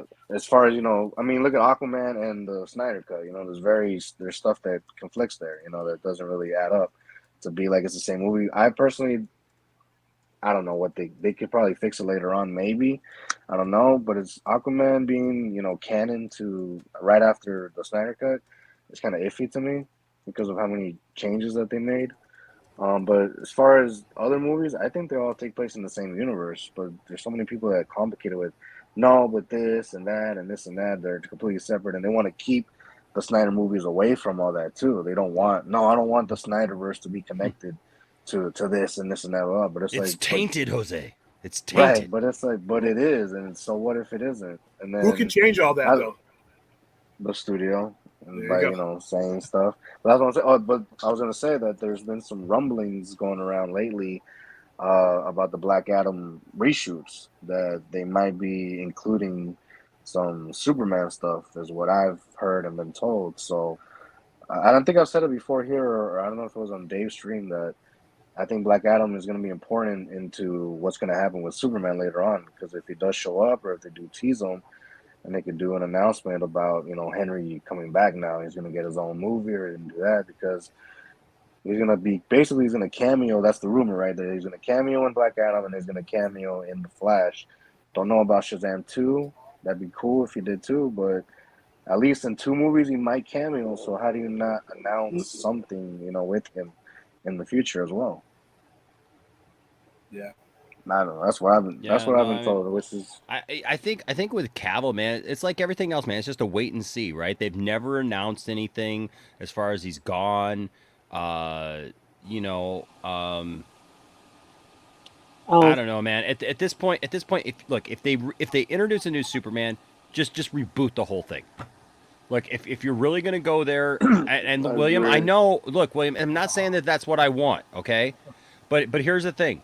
If it's all going to be so screwed up, right? If it's all going to be so screwed up, just burn it down. Just say, hey, that was done. The Snyder Cut, everything from Man of Steel to The Flash, done. We start over. We build up right with the Trinity. We build up Superman, make Superman great, okay? for lack of a better term, make Superman great again. Oh, no. Sorry. no. I know. It was bad, but it popped into my mind, and I thought it, and you know what? It's fine because it's true. We need to make Superman great again. We cannot have Superman running around here acting like, it's 40, 50, 60, 70 years ago. Like I said, I'm not interested in seeing a live-action Superman that I have to go back and He was good in the Snyder Cut. and deal with all that nonsense. You know what I mean? Like, I need a Superman that I can relate to, and I finally had that. And once you give it to me, I think that I'm as much as I hate the idea of it, if they're not going to give me that, I think I'm old enough now that I'm kind of content with, I know what I like. I'm not going to compromise it. And if I just really don't like it, I guess I just got to walk away from it. Theatrically. Wow. That would be a financial disaster. Not only from both ways. And here's why. Because of the amount of money you're leaving on the table. Once again, if it were just a nobody, Johnny Nobody playing them, like a mid-level actor. But I don't think that they care, man. If they're gonna recast Henry Cavill, okay? I just don't see them doing that, though. I just don't see them doing it. I hope they don't. But I'm the Henry Cavill fan here. Please, once and for all, again, let me just say, Henry is committed to have Superman. Yes. In his life for the long haul. Yes. He has said. Danny Garcia has said his cape is still in the closet. Absolutely. Until WB gives him the boot, and this is the big caveat, WB has to get rid of him. Yep. Henry probably has built in his contract to make time for any Superman movies. Okay? Just keep that in mind. He is dedicated to Superman above Geralt, above Argyle, above Highlander. It's all built into his contract. Mm-hmm. Okay? Thank you. Goodbye. No, hey, you know what? Hey, Stella, I love that, okay? I absolutely love that. What I'm saying is if Warner Brothers does walk away from Henry, then it's their fault. It's their fault, but they're also walking away from Ben Affleck. Yes. They're, Gal, I don't know what she's doing. She's doing Wonder Woman 3, I guess. Yeah, with Patty Jenkins, sure. But I got some major concerns about Wonder Woman 3. Yeah. Okay. Well, as good as Wonder Woman 1 is. Yeah. 2 was very questionable. Yeah. But you know what? Like I don't hate 2, okay? Like I really don't just loathe it. There's just some stuff in it that I just go, that's unfortunate. Worst case scenario, I think Enoch is gonna have to deal with the 12th Superman if we get a reboot. Oh, look! Oh my God! As much I'll make my own Superman movie at that point. Yeah. You know what? Screw this. I'm just gonna write my own movie, and we'll just make fan films from now on. And me and William will collaborate on on the perfect Superman movie. We'll write it. We'll direct it. We'll shoot it. I saw it in 2013. So I know. But hey, Warner Brothers give me $35 million. I bet you I can make the best darn Superman movie you ever did see. But trust me, if you do a Superman movie, a Superman movie is getting more than $35 million. Oh, I know, but I'm saying if they gave me $35 million, I would make the best darn Superman movie that's ever been seen. Say what you will about fan films. Some of them are actually pretty good. We have it's a few projects that are starting to happen. Hey, that movie I saw Caden's mom in was really good. Oh my God. Oh my. Poor Aiden's mom. And Caden's not here. Thank goodness. There's kids watching. Oh, that's right. I'm sorry. Yes. At 1 o'clock, 12 o'clock. Peter Rabbit's Defender here with a $9.99 super chat says, I've seen Top Gun Maverick last night. Awesome. It's a pure cinema. I'm sorry. I kind of got a smile on that. It's pure cinema. Maybe it is. I'll tell you what, that trailer looks kick butt. My kids have never even seen Top Gun, man. And they're like, dude, we're seeing that, right, Dad? I'm like, yeah, we're seeing it. Look, I only saw Top Gun for the first time in 2018 in my life. Whoa. Yes. I watched Top Gun when I just saw it yesterday. Here's the thing. I gotta rewatch it again. Cats because of that movie. I gotta get a second viewing of it, and here's why. Because, look, my grandmother growing up, you guys all know the situation I grew up in. So my grandma would go through these times, these periods where it was okay for us to go see movies. And then she would get like then she would see something bad in a movie, and it was like, oh, every movie's bad, right? And that was just my grandma, you know, like I love her, but you know, that was the thing, right? It was like we can't. In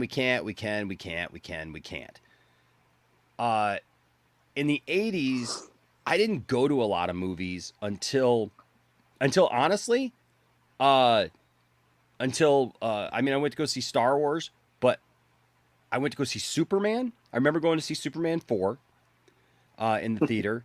But after Superman 4, honestly, between 1987 and 1989, there's kind of a lull there for me of like going to see the movies. I remember going to see Star Trek 4 in the theater. I didn't see Star Trek 5 in the theater. I saw that on VHS. I saw a lot of movies on VHS. Okay. I did, like, when I saw Back to the Future for the first time, it was on VHS. When I saw Neverending Story, it was on VHS. I remember going to see Fievel. Remember, was it American Tail or whatever? Yeah, the mouse. I remember going seeing that. Yeah. Like, I saw a couple movies like that. But I didn't even get to go see Transformers the movie. Like, I had to get the comics. I had to get the comic books to know that story.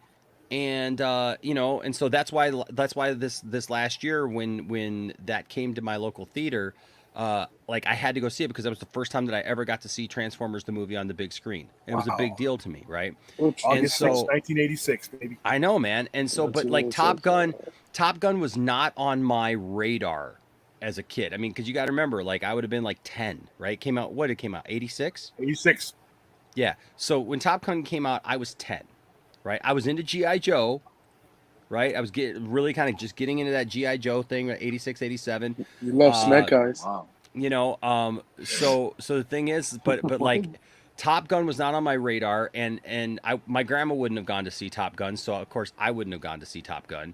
You know, it wasn't a kids movie, you know, so I just never saw it. And as I got older, you know, I mean, Top Gun's a classic, right? But I had just never seen it. It was just never something that was like there. And so after I had my bariatric surgery, I had a couple of weeks of just sitting around the house and like healing. And I was on my friend's Plex server, and he had it. And I was just like, you know what? I'm going to watch this. I had never gotten around to watching it. It was never something like I felt like I had to watch. And I watched it and I thought it was all right. I thought it was cool. You know, I need to watch it again because I want my kids to see it because we're going to go watch the second one. And I feel like, you know, they need to know that to like know some of the, you know, stuff that I think is going to probably be the emotional beats of it, you know, like with Val Kilmer and, you know, and stuff like that. And so, yeah. So, you know, and then like who some of the characters are, you know, as far as like Goose's son and everything. And so, but man, this trailer, holy crap. Man. Right?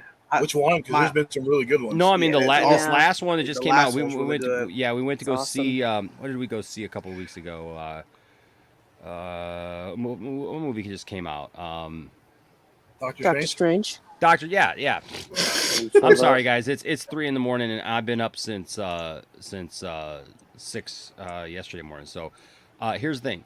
We went to go see that, and that Top Gun trailer was kick butt, man. It's kick butt. I don't know. I'm gonna have to suspend some disbelief on like the age, I think, of Maverick, you know. But Yeah. He is 57 and when this movie was made, so he would be 57. He could still he can still fly. That's why he kept his rank at that's why he's a captain. Remember in the trailer he's like, yeah, he's like you should be at least a 2-star admiral by now. He stays at that position because once you progress to admiral, your flying time is like ceremonial. It's limited. You can't. Your billeting for flight is at 06 and that's it.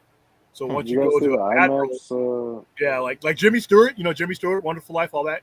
Jimmy Stewart retired as a brigadier general. He was a bomber pilot, but once you progress beyond 06, they don't have you flying. You're more of an administrative and command function at that point. So that's why he's kept himself from being promoted. But as a test pilot, the rules are different because you're not flying combat missions and everything else. And if he starts out the movie, he's a test pilot, and they bring him back in the Top Gun. That's why he's so old, and that's why he's only a captain. Val Kilmer is the admiral of the Pacific Fleet. He's actually the commander of the Pacific Fleet. He's a 4-star admiral. He's in the movie.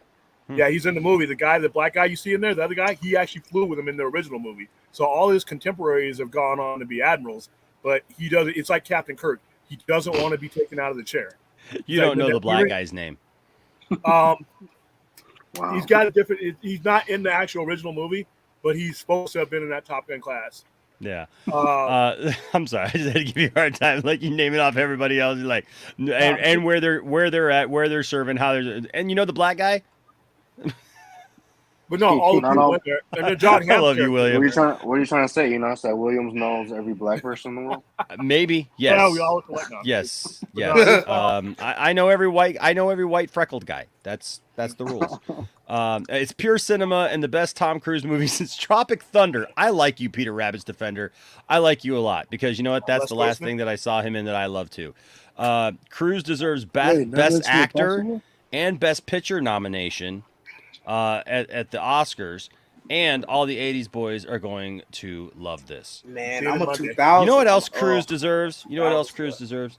What? Cruz also deserves to treat the women in his life right and not hold them hostage in some crazy cult. Whoa. Oh wait, I mean no, Don't get right? me started on Scientology. I'm sure Scientology is just fine. You're gonna get a knock on your door now, you know. Right? They're probably monitoring already. They heard Scientology and they're like, Enosh is talking about us. Scientology. Gosh, man, that's some crazy. That's some crazy stuff. He still man. makes some good movies. I won't lie. Well, when he's not jumping on couches. Yeah. And yelling about Jumping out of planes. pharmaceuticals. Man, my dad got me on Top Gun. I loved it. I grew up on Air Force Base. We love Top Gun. Yeah. I mean, it was complete BS, by the way. And by the way, that CGI, there's a ton of CGI. When he's flying through those jets in that trailer, that's all CGI. You can't. The Navy would have never. No, I heard. No, that's not. That's not what I heard. I heard. Yeah, I heard. That was him, William. That's all real, William. Okay, I've heard from pilots that they laughed at that. They said it's cool, but because there's so much risk and damage that you could do flying that jet upwards in between two jets like that, you can get somebody killed. It looks cool. That cannot be real. Dude, I'm just telling you. The last I remember reading an article about how it was all shot. Practical. Practical. Remember the scene where he's inverted, where he takes a Polaroid? If you look at the jets and the type of jets it was, they've never gotten that close because the tails of both of the planes would have collided. And there's just rules that you can't be that close to another plane, even enemy or not. What happened? Oh no, my goodness. Okay, hold on a second. I'm gonna take you guys all out because this is got to be a one-on-one confrontation. Hold on a second. Don't go anywhere, guys. I just gotta take you guys out. So hold on. Ladies and gentlemen, this is a first. This is a okay. I got just the intro for this person. Are you ready? Here it is. It's not a cult. These are just friends who do everything I say, offer me their bodies for sex, and occasionally kill people in my name. Does that sound like a call to you? Welcome. How Scientology. How dare you? How dare you? Like, yes, that. Please defend it, Xenu. Oh my God, Tom Cruise is like the star of our cult. I mean, religion. Do you have any of those polls that I can take like a test and find my thetan level? That'd be awesome. I will give it to you if we were in person. You would not. Wait, hold on. What? If we were in person, I would give it to you. But that vulnerability test that they give you on Hollywood Boulevard. But we don't. I would make them run. You would do what now? I would give you the poll to figure out what your job is supposed to be in our cult. I mean, religion. Well, I want you to put it in my ass. Oh my gosh. Because you have to figure out your job in our cult. I mean, religion. So you're telling me to figure out my job in your religion, you got to give me the poll? Yeah. Yeah. The poll, as in like the quiz, the like thing where you figure out your quiz on me. You're gonna quiz on me? Yeah. Yeah.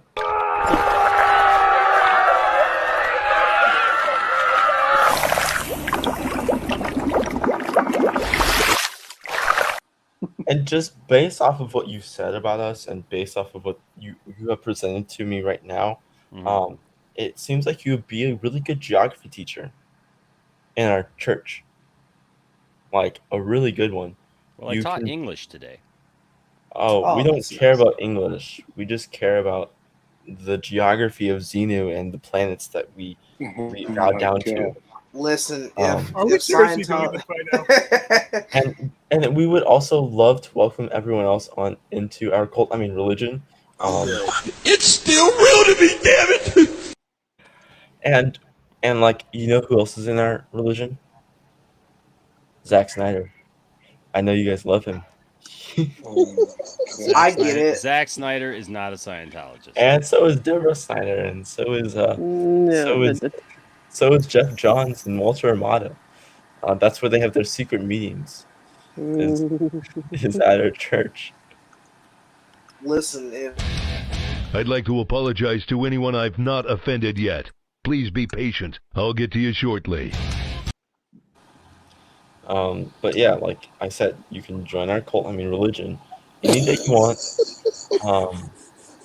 It's not like we'll lock you down in the basement and like smack you a bunch of times, make you sure you take the poll, and mind brainwash.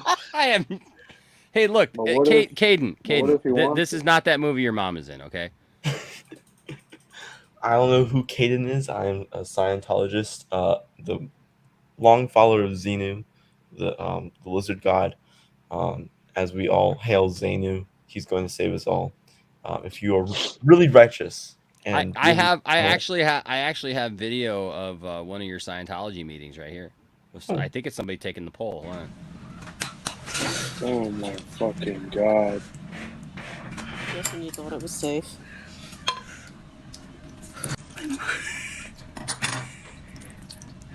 How dare she cut Xenu? Wait, hold on. The thing about Xenu is... How dare you cut Xenu? The thing is about Xenu, he regenerates, so he's fine. So he's like Doctor Who? Yeah. He has this... Also, he has this blue... He has... Really enough, I honestly think... That he's blue? It's the most spectacular and well-written script that I've ever worked on. It just has really great writing in it. And so therefore, I think people really will get off on all those speeches and this dramatic stuff and Shakespearean stuff. I shall repay them for sentencing me to a life without the warmth of human comfort. I will blanket the city in endless winter. The thing is that... That's some good acting, though. Speaking of him, did you know that Elizabeth Moss is also part of our cult? I mean, religion. Listen, I'm more of a 12th Superman purist, so you know. Oh, did you know? Funny enough, there is actually 2 or 3 Supermen who are part of the cult. I mean, religion, but I can't reveal 2 of the names, but I will reveal one of them, and he was. People say he was the best Superman, Dean Cain. Oh my gosh. Well, did you know? Don't laugh, because this is... I'm sorry. Dang it! I honestly... That's fucked It's up, right man. freaking above this one. I dress like a drunk hobo? That's what I was trying... Well, sometimes they'll make mistakes. Caden, you're going to get me in trouble! I'm sorry that the Scientology is getting you in trouble. I'm sorry. Scientology is going to flag this video. I know. Look, Caden, or Scientology, I just have one request. Dude, stop sending me dick pics. Well, as Scientologists, we believe by sending those pictures, we will become closer as a family and as a religious family in the cult. I mean, the religion of Scientology. Do you guys eat mayo sandwiches? No, we don't. We actually think mayonnaise is disrespectful to Xenu. Like maybe like just a jizz of mayonnaise? No, sir. No. Them pass through the upcoming machinery. For this sandwich, a jizz of mayonnaise is required, which is squirted onto the bread via an automated dispenser. that's disrespectful to Xenu because his blood is basically like mayonnaise. So it's like putting blood on a piece of bread. Is it now? Yes. Do you got any cool You drops guys in have a here? sci-fi I like that center? So background. you have a Scientology? William, do you have any cool drops in What's up, here? Woody? No, He I don't doesn't. actually. None. I can What's barely this- run this show. I can barely run this show without it falling apart. You really want me to start doing drops? Dude, you could have some fun. What is this assembly required thing? Oh, that's one of my sponsors. Oh, that's one of your sponsors. Boring. Okay. I have my opening. My opening's We coming. would like to sponsor you, William, if you want What's us up? to sign. Oh no, I'm Hey, okay. look- Thank you. Look at we're over here at 10 forward. We're over here at 10 forward. 10 Look at this. forward. Wow. But did Brian. you also have the William Still talk about Shatner? Star Trek. Brian holding it down, man. You know why? Yeah, well, that's just like your opinion, man.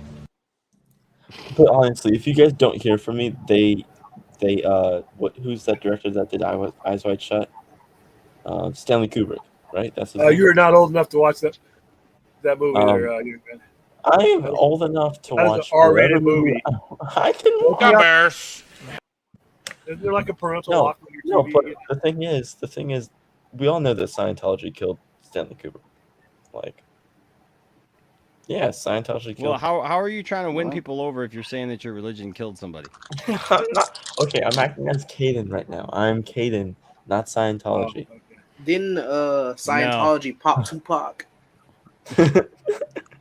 But yeah, no. Scientology. It's a great cult. I mean, religion. We won't brainwash you. We won't do anything. Whoa, What are you guys doing over here on Jiving with Jack? Like, Whoa. I'm a little scared. What the heck is this all about? Don't be scared, because Xenu. What does this have to do with Xenu? This is yeah, it's kind of freaking me out, if I'm being honest. The heck you guys got going on over here? I will not touch any of that. We have what? We have what Enosh's in the favorite world? movie. We have Enosh's favorite movie. The one with your mom? The Batman. You're scaring me. You're scaring me. You got Tawny Katane back here. Here we go again on my own. Anyway. But yeah, so I'm good. Integrity. I'm next. You know what? You should take the poll. I mean, I can mail it to you. I can have Xenu telekinetically mail it to you. I can have a sacrifice it to you. Listen. Let's just think about this, all right? Food for thought, all right? In an alternate universe, Enosh is either a grifter or a scooper. Just think about that. Or he's a I'm Scientology. Doomcock in an alternate universe. If every possibility actually exists, there's a universe. There's a where Enosh is possibility Doomcock. that Enosh is a Scientologist as well. Which that possibility is this universe, which you should join our cult. I mean, Hey Ashley, how you doing? Hi, the widow. You should join. I think everyone should join and then be enlightened by Xenu. The only way that I would make this t-shirt is if people pre-ordered it. If people really wanted I took the poll on Poindexter Lounge, I would have there'd have to be pre-orders. All right. So here's the thing. This is what we're gonna do. So William is more than capable of finishing out the show. It is 3:30 my time, and so I love the conversation you guys are having. I was having some fun before I leave, but I want to thank everybody. I want to thank the panel for being here. The show's not going to end. William's going to take over. They're going to continue, but I have to get up in like 3.5 hours. So I'm going to go get some Talk sleep. about what? I'm gonna get some sleep. I'm just gonna finish it off. I'm just gonna finish it off with this commentary for me. Again, reiterating this. I think that if you're upset over what happened today with Warner Brothers Discovery, you need to look at the source. It's not David Zaslav you should be mad at. It's not Warner Brothers you should be mad at in this context for what happened today. You should be mad at the people who have hyped you into a sense of thinking things were going to be announced today, or that things were coming today, or that people were going to be announced, or movies, or whatever, whether it's the Snyderverse, the Ayer cut, whatever. I've seen a lot of people go, well, I was hoping at least we'd get the Ayer cut. No, none of that was promised. Don't take somebody's supposed scoop for Warner Brothers saying it. This is the same problem that we had with Lucasfilm.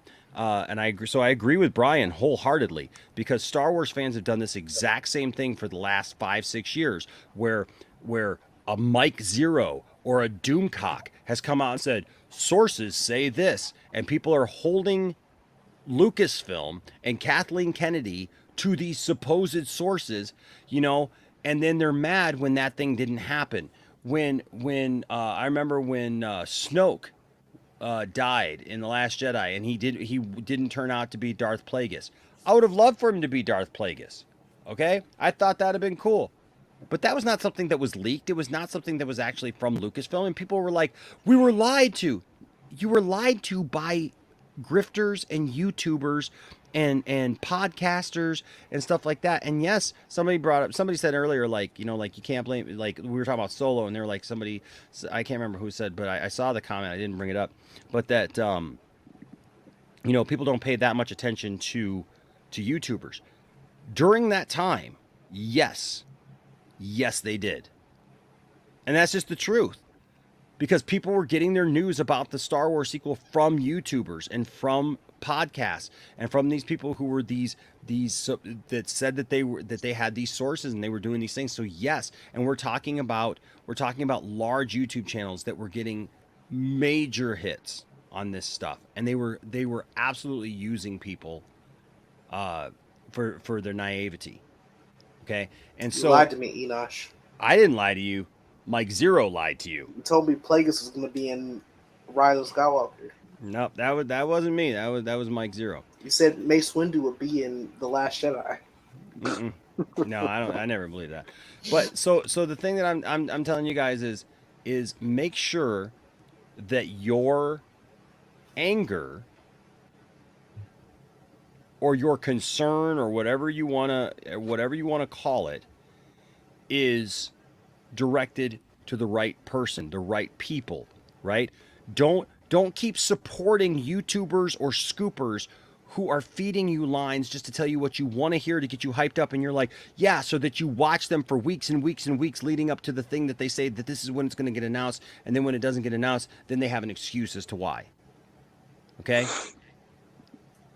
And I say this as a person of faith who gets really pissed off when I see people using people with religion to try to tell people that this or that's going to happen or whatever, or this prophecy is happening or whatever, when that's not it. That's somebody using you. Okay? And unfortunately the deeper we get into this, the more that I see that there are people who treat the Snyderverse community or Zack Snyder or whatever like a religion, and they're obsessed. Well, yeah, okay. I was gonna say, because it's not even scoopers; it's the fans looking at Zach's post on Vero or a Clay Stop tweet about eggs, and he circles. I didn't see the egg thing. I heard something about eggs. I didn't see. I didn't see the egg thing. Who did the egg thing? Clay Stop. He did it about how to make the perfect hard-boiled egg. And he said it was like number 10. Yeah, it was like 10 days or something like that. To like have the eggs sitting for like 10 days. And then someone was like, oh my God, 10 days. In 10 days, it's the 18th. Oh my God. Yeah. Like, that's not even scoopers, dude. That's these people's own brains telling them about stuff that's not there. How are you supposed to stop that? Well, look, regardless of where people are getting it, like, stop reading into everything. Look, I get it. Sometimes, Zach in the past has done that, right? So let's be honest. There are times where Zach has dropped these little hints or these things or whatever, and that's great. But sometimes a turkey is just a turkey. Okay? I don't know. All I know is this. Since November, we've had people making this stuff up, talking about this stuff, and we still haven't seen it come to fruition. Do I believe that the Snyderverse is going to happen? I actually do. Aircut is imminent. The aircut I'm not so sure about, just because I don't know if they'll put themselves back in that position to release that movie. Right. I hope so, because I would love to see it, but I don't have as much faith in that, just because of what it is, But regardless, I do believe that the Snyderverse is going to continue. But here it is, guys. I saw it in my obsidian mirror. Stop reading into everything. When Zach is like, "Hey, we're 18 days into the shoot," you're like, oh, "The 18th? What? The 18th?" Right? I mean, come on. And the problem is like, today I saw the tweets, and I heard the stuff where people were certain people were backtracking and acting like, well, like it was now it's crazy for people to act to try to hold their feet to the fire and say, hey, look, like, are you going to take responsibility for the fact that you hyped this up? Well, I don't know what you're talking about. We never said it was going to be that. No, we never said it was going to be that. I just put eyes. Eyes. Yeah, here's the thing. They know what they did. They do. Anybody with any kind of sense, it can look at it and go, okay, look, you hyped it up because you wanted people to believe you knew something, right? And look, I would love to believe that, these people actually have scoopers that maybe misled them, right?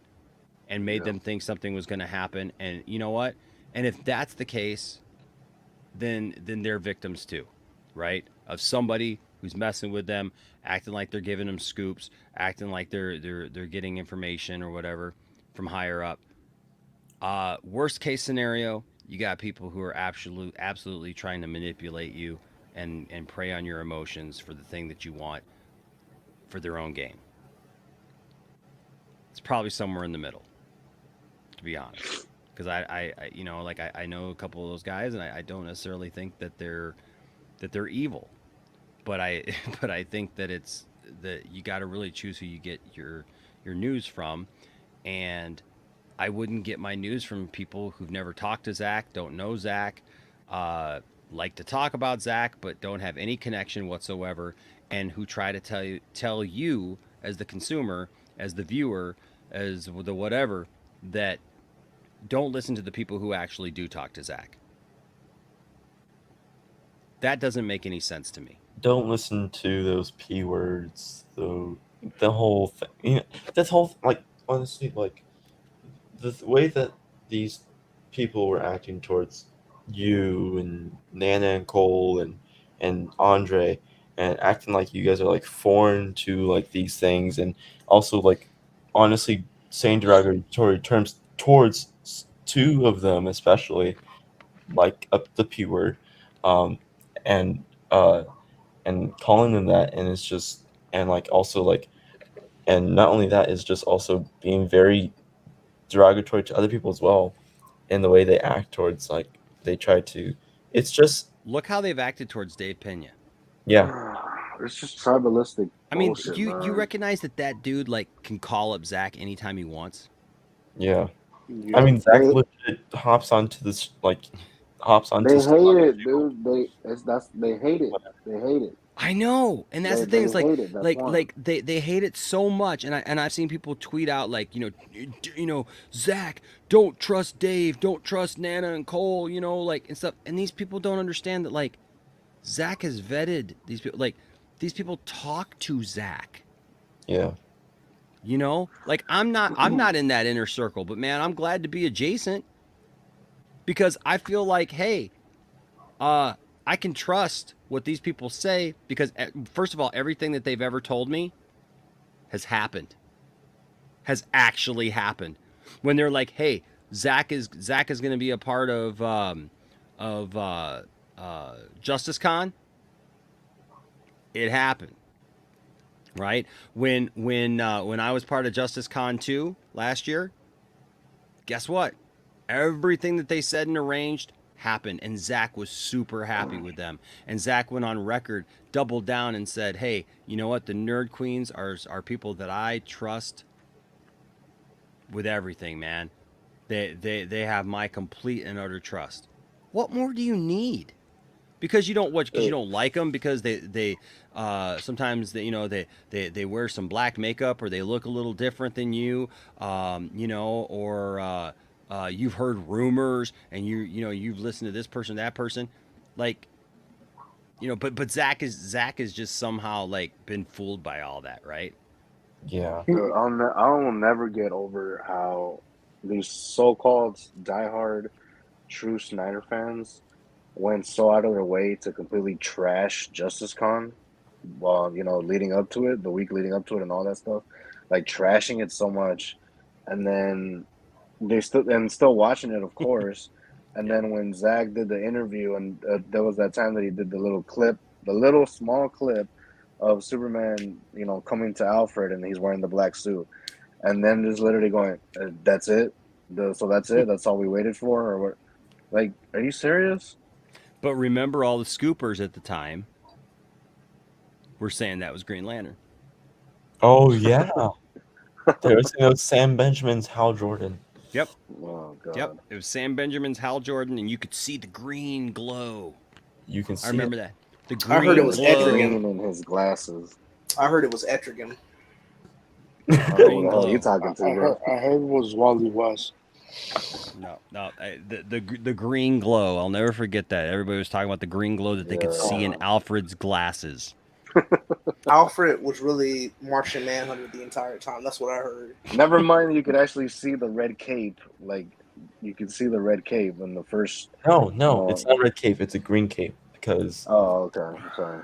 It's because when Hal came, he was projecting to look like Superman because he could do that, and so but he was green, so he had a green cape, right? Yeah.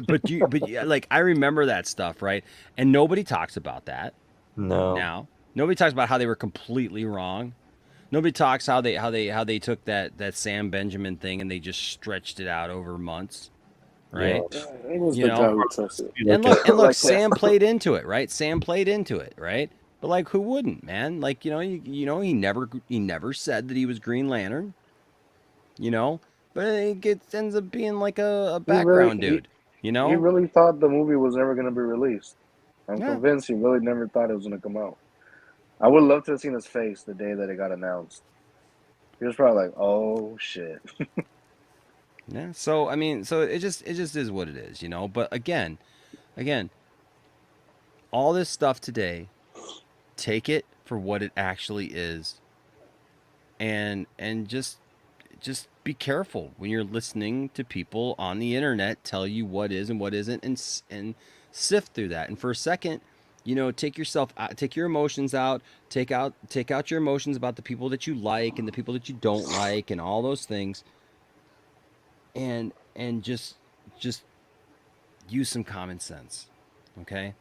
And as far as this other thing, as far as like some of the cuts and the things, I really believe that it's going to be okay. I believe it's going to be all right. I believe that for streaming, hey, cutting the budgets of some of these big supposed streaming movies that aren't bringing them money and are just wasted money, I would rather them save money on those types of films and have more money to make the big blockbuster stuff and make it great than to have just a bunch of weird, makes no sense that like we picked this character out of nowhere and just put, made a movie that doesn't connect to anything, that leaves us all on this island of confusion, and then we still don't get the big three. We still don't get the Trinity. Yes, the Wonder Twins. Thank you, Enosh. Hey, Enosh, can you bring up a comment, Integrity 101's comment right there? Which one? I can't. The one that says you can't attack a fandom. Whoops. Hold on. Where'd that go? You can't attack a fandom day after day, month after month for 5 years, and then complain when people finally punch back. Why aren't we calling out the people obsessed with squashing a fan movement? My question to that is, when does it stop? My question is, when does it stop? Yeah, I don't even give these people oxygen. Look, integrity. I get that, right? And yeah, like we have called out those people, right? And I agree that there have been those people who've done that. But David Zaslav's not one of those.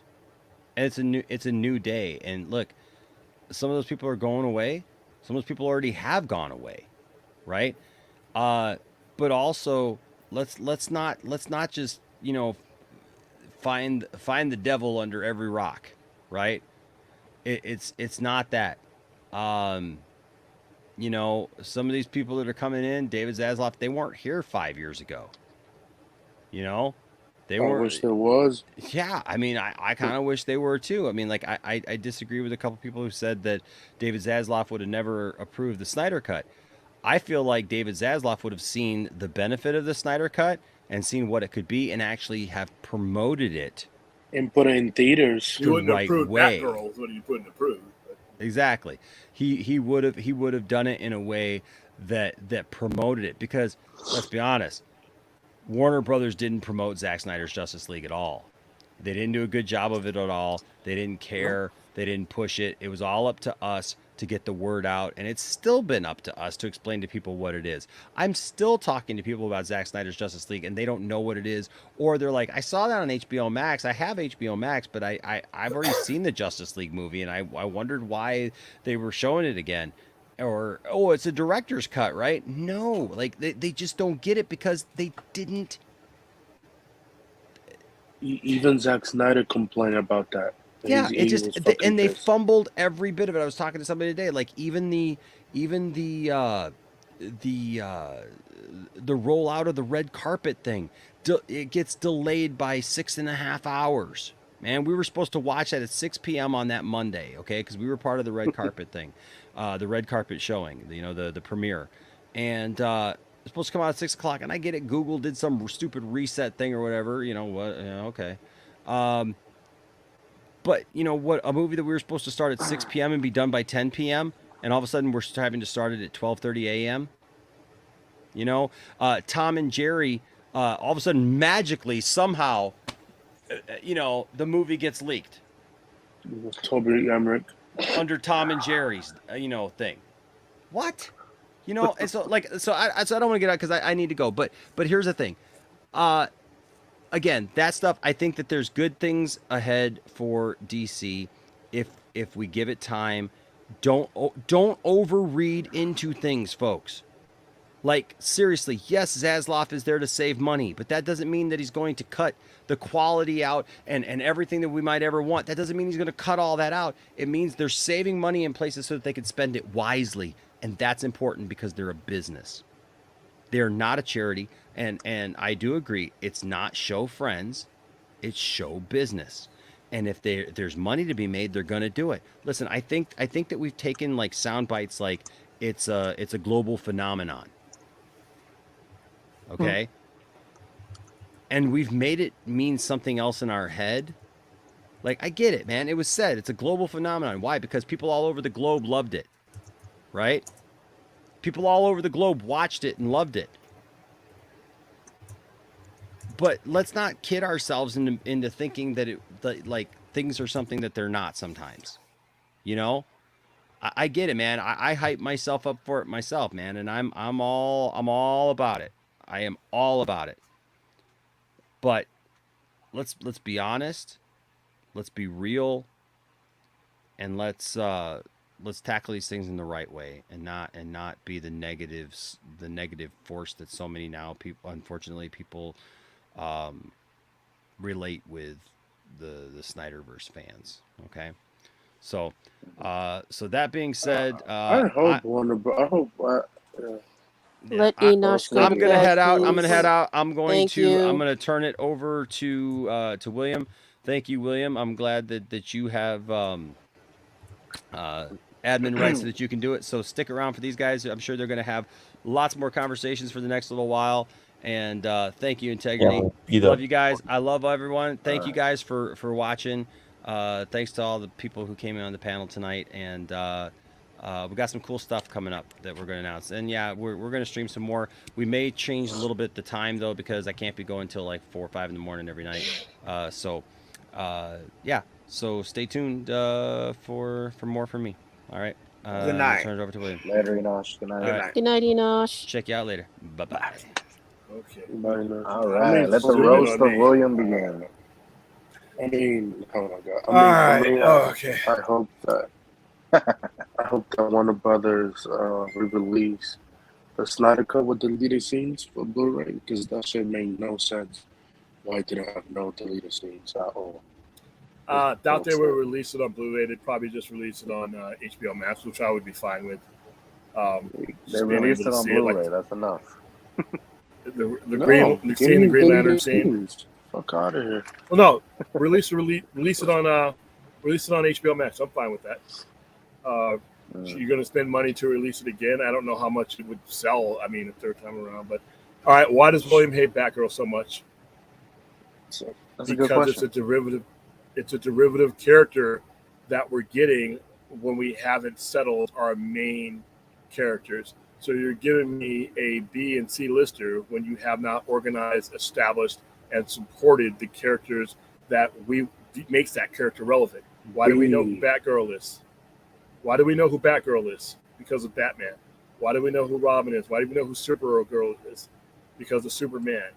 Why am I settling for the C characters when I'm supposed to be getting the A characters? If the A characters had been established, I wouldn't have a problem with the derivative characters if the main ones had been established. But you're going backwards. And it's almost like they're doing everything that they can to avoid the main characters. So that's my problem with Batgirl. And any of these type of characters like this. Fix your main guys first and gals first, then move on to the B's and the C's. You know, that's why A comes first, you know. So yeah. All right, what else? Hey, like I said, I do our own. For a couple of months, we've had our own show on most Fridays, so I'm getting kind of used to StreamYards.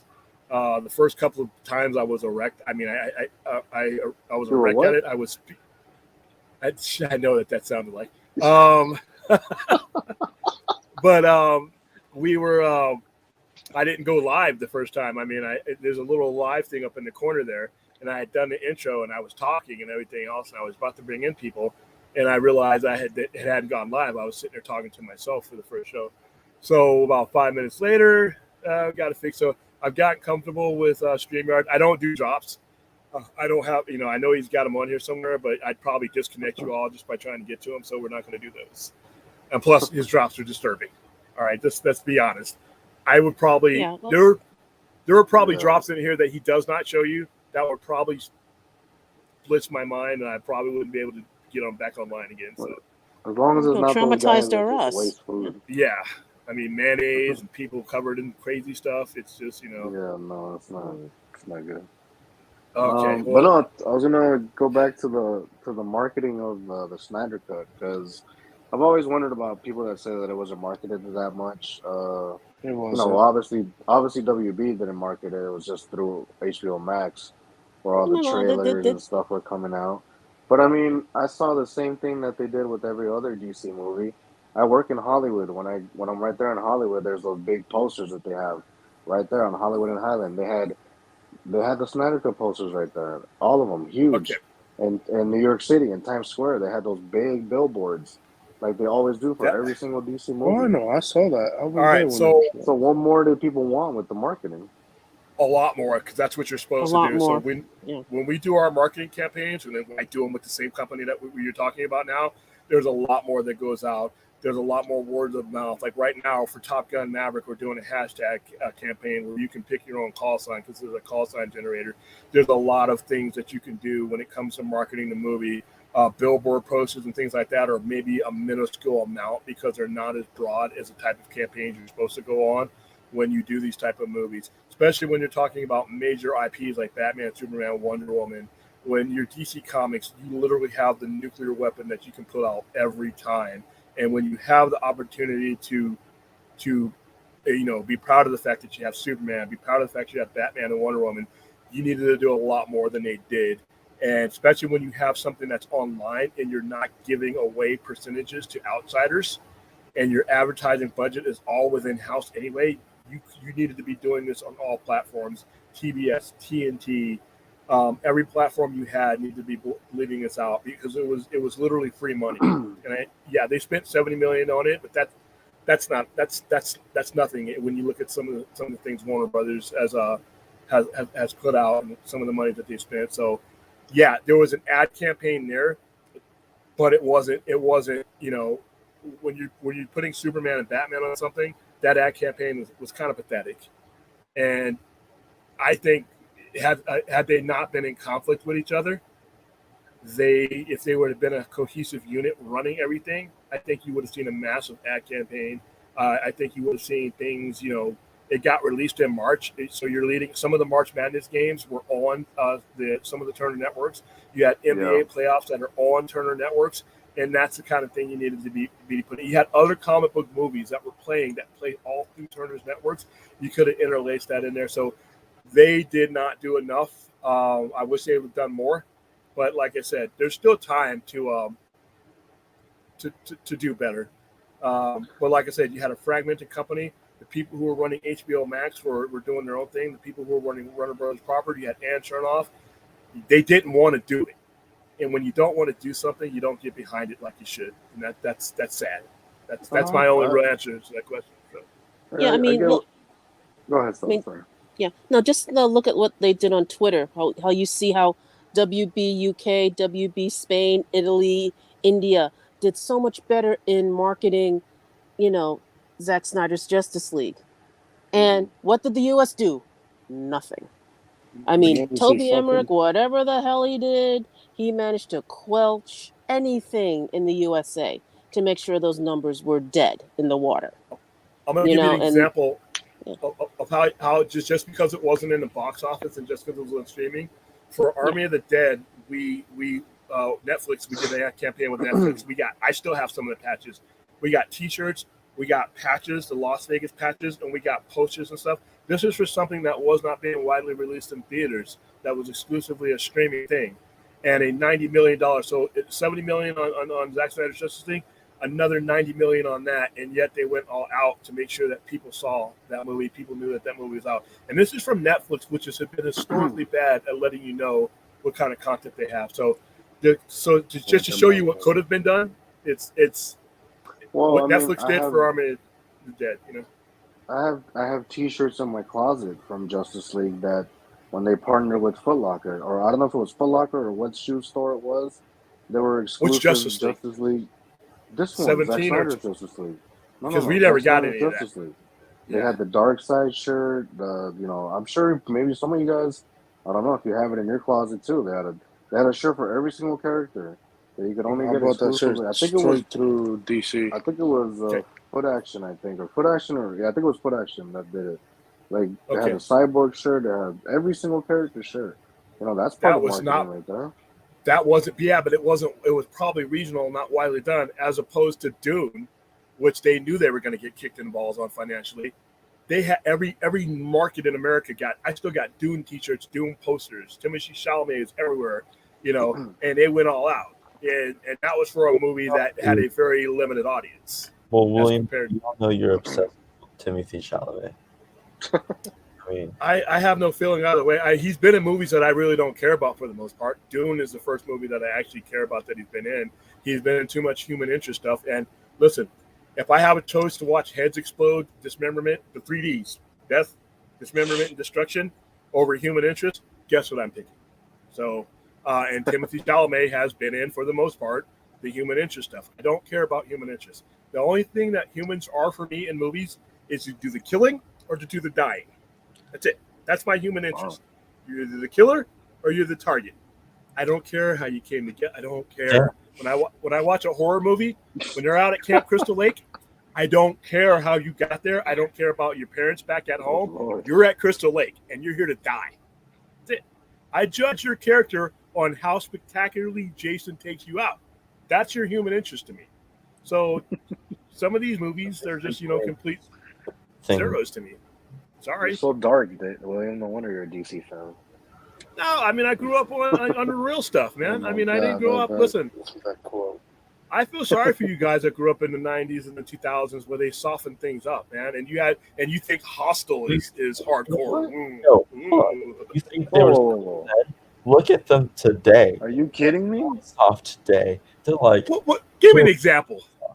Today, kids and stuff, they're really soft. You have Doc McGuffin teaching. Wait, what kind of like American-made movies, William? I'm talking about the American-made, the stuff I grew up watching, where the 3D harpoon goes right through your skull, versus what they show you today, man. I mean, man. Like it's soft. people that are trying to bring that stuff back, but yeah, I agree that there's some things that are really soft. Yeah, Well, what we're do you more into expect when human. people are saying that Doctor Strange is so gory? Oh my God, Actually- be warned, because Doctor Strange is so gory. Are you kidding me? Okay, Oh my Doctor God, Strange these is people- G-rated. Sam Raimi, that's fine. It's what you could get across. But the problem what they have with Doctor Strange, I thought it was great violence, but that is not what you fed your Marvel families for all this time. Most of these Marvel movies you could bring your kid to and all that. We hosted a screening. I rented out the theater. We hosted a screening, and there were kids there. Those kids were torn up at the end. Those kids, you saw the look of those kids. Like when I saw my first dead body in overseas, it was blown up. That's what I saw in those kids' eyes. They were horrified. Poor people were dressed up as little Wanda. One of the girls was dressed up as Wanda. Holy mackerel! Look what they just saw. There was two 12-year-olds and a 10-year-old in my audience, and I was like, There was a baby in my screening, and it didn't even cry. Yeah, we had some babies. I got 5 little kids when I went to my theater. I was like, and they all left with their parents after that. I was like, oh shit. I'm surprised that no one is there hasn't been people complaining about look at the numbers. Yeah, they said what they had to say in the numbers. It's not going to make the kind of money that they were hoping or thinking it could make. Not because it's not a decent movie. I think it has a lot of problems. I gave it a C, but I don't think that's going to stop Marvel guys from seeing it that much. But it will stop them from bringing their kids because a family of 4's money is a lot more than a family of just you seeing it by yourself because you don't want your kids to be reminded that Captain What's-Her-Face got split in half, even though they didn't show it. Split in half by her shield. That Black Bolt's skull imploded, even though that was impossible. Yeah, impossible because he's perfect to his own powers. But that's another stream. But that death alone was enough to push it on to a different level, and that's not what you'd been given the Marvel people. It'd be different if it was like it was a Jason movie and we went to another one and there's no killing in a Jason movie. And then I'd be like, okay, I want my money back. I'm fighting my way out of this theater. But if you go to a Jason movie and you get your 3Ds, you're okay. But when you give somebody something different than what you've been feeding them, they're going to have a reaction. And I'm sorry, that movie was a big departure from even No Way Home. The violence of No Way Home was nothing compared to this. There was some disturbing images. Yeah, I mean, Aunt May dying from a concussion. But if you had Tobey Maguire not stop Tom Holland, then you can say yeah, you can say they that stopped it. They stopped him. So, but you know that Tom Holland's Spider-Man would have totally bashed Willem Dafoe's head in that scene, but of course they stopped it. Okay, well, here's the thing though. There hadn't been a history of those DC movies and Deadpool. You knew what you were getting in Deadpool 2. So if you decided to take your kid to that, you knew what kind of violence was in Deadpool. If you took your kid to the Suicide Squad after, seeing what happened and seeing the commercials and seeing that going into that, then you at least knew. Whereas Marvel gave you 20 some odd movies, but the violence was the soft. It wasn't anything that would disturb them. Yeah, people died, but they didn't die in the kind of fashions that they did in Wanda using straight up devil worship and witchcraft coming through the reflections, which I thought was cool. Like I said, I think the movie had a lot of issues. I thought it was a poorly put together movie. I thought the pace of the movie was bad. I thought the performances, the character performances are great. Benedict Cumberbatch, great. Liz Olsen, spectacular. Wong, everybody in the movie that did their job. I just thought that they cut that movie up, and you could clearly see that there's 40 some odd minutes. I disagree, but okay. I disagree. But yeah, it flowed like a bad video game. But you know what? If you liked it, you liked it. I mean, especially like I said, if you like Sam Raimi, run to that movie. I just wish it could have been a better Sam Raimi. That's one of the main reasons why I enjoyed it, because I could tell that this was a Sam Raimi film, and I was like, thank you. Like finally. Yeah. I knew that people weren't gonna like it. I knew that the diehard MCU fans weren't gonna like it that much, because it was a Sam Raimi film, because it's not like the movies that they're used to. But I'm glad, I'm glad that Raimi got to do his thing. Yeah, I mean, he said himself, right? That's like two and a half hours long, maybe 240 minutes, maybe. Yeah. There's Yeah, more so to the there's movie, definitely. so yeah, because you can feel it, like it's just going, like there's no, it doesn't take too many breaks, like it doesn't let the movie breathe. It just keeps going and going. You can feel it. I felt it at least. I will reserve my further judgment for that when I see the DVD or the uncut version, and then I can see it all put together like he meant to be put together. But as is, it was so. Will not give you. They don't do director. Oh Jesus! And like I said, They my never judgment, do. my C judgment stands. All right, It's how gonna do I have get a a lot of call deleted sign? scenes. Wait, well, what doesn't Disney give you? A poll? He's saying they don't give you deleted scenes, but I've seen No, cases not where that. they I'm have. talking about director's cut. They don't give you that. No, it's gonna be a lot of deleted scenes. There's gonna be a lot of. Not they generally don't cut 40 minutes out of a movie though. I mean, most of the Marvel stuff they've cut out, they've cut scenes. And the same thing happened with No Way Home. There's like 20 minutes cut from that movie, and they but that's Sony. So, but the thing about it is, there's the difference between scenes being cut out and scenes being cut out that actually affect the trajectory of the movie. In my opinion, I felt it while I was watching the movie that there are things missing from that movie that would have helped it make a little bit more sense and highlighted things. So, like I said, sometimes you can cut things out of a movie and the editor is right, but sometimes you can cut things out of a movie and the director is right. So it all depends on what was cut out of the movie. Jalen Mayhew, how do I get a call sign? If you go to my Instagram or you go to my Facebook site, the Sci-Fi Center, just Google it. There's a link there. When you click on the link, you fill in your stuff and it gives you a call sign. So yeah, it's right there. And plus there's actually a website. I think it's what'smycallsign.com. I will drop it in the link if I can find it real quick, because I wasn't on my original one. But yeah, that's for Top Gun, because we're doing a promo for Top Gun. We're taking about 50 or 60 people. We're going to go see it Monday. I can't wait. I don't care what anybody says on about the 25th. Looking forward to your review. Did you see the William? You saw the IMAX preview thing that they showed before Doctor Strange, or no? I saw that, but I've been seeing a bunch of other ones too, and I've also seen a big chunk of the movie. So I can't wait. I can't wait to see it. Like I said, I don't care what anybody says. When that jet splits those two jets, that's got to be CGI. The Navy, those are $50 million jets. It's real. It can't be, dude. There's all kinds of regulations that would have been broken. It's real. Don't believe the people working on the movie, dude. There's no way. No, listen, Tom paid them. Don't worry. He's not even flying the plane. He's in the back seat. None of those guys are in the front seat. He's flying the plane this time. He learned and got. No. Did you not see him fly military regulation? You 100%. None of those people are flying the planes. They are in the plane. Yes, they are. They're being filmed. Okay, you know how many admirals would be like working at Domino's right now if you let those guys fly that plane? Tatum, please look it up. No, it's against Navy regulation for civilians to fly. You have to be a commissioned naval aviator to fly that plane. You just can't unless you privately own the plane, but they are not. They are flying Navy F-18 Hornets. There is a military officer inside that plane, flying that plane with them. And the reason I say it's CGI, because there's so many regulations between getting the planes that close to each other, because like I said, each of those planes is $50 million minimum.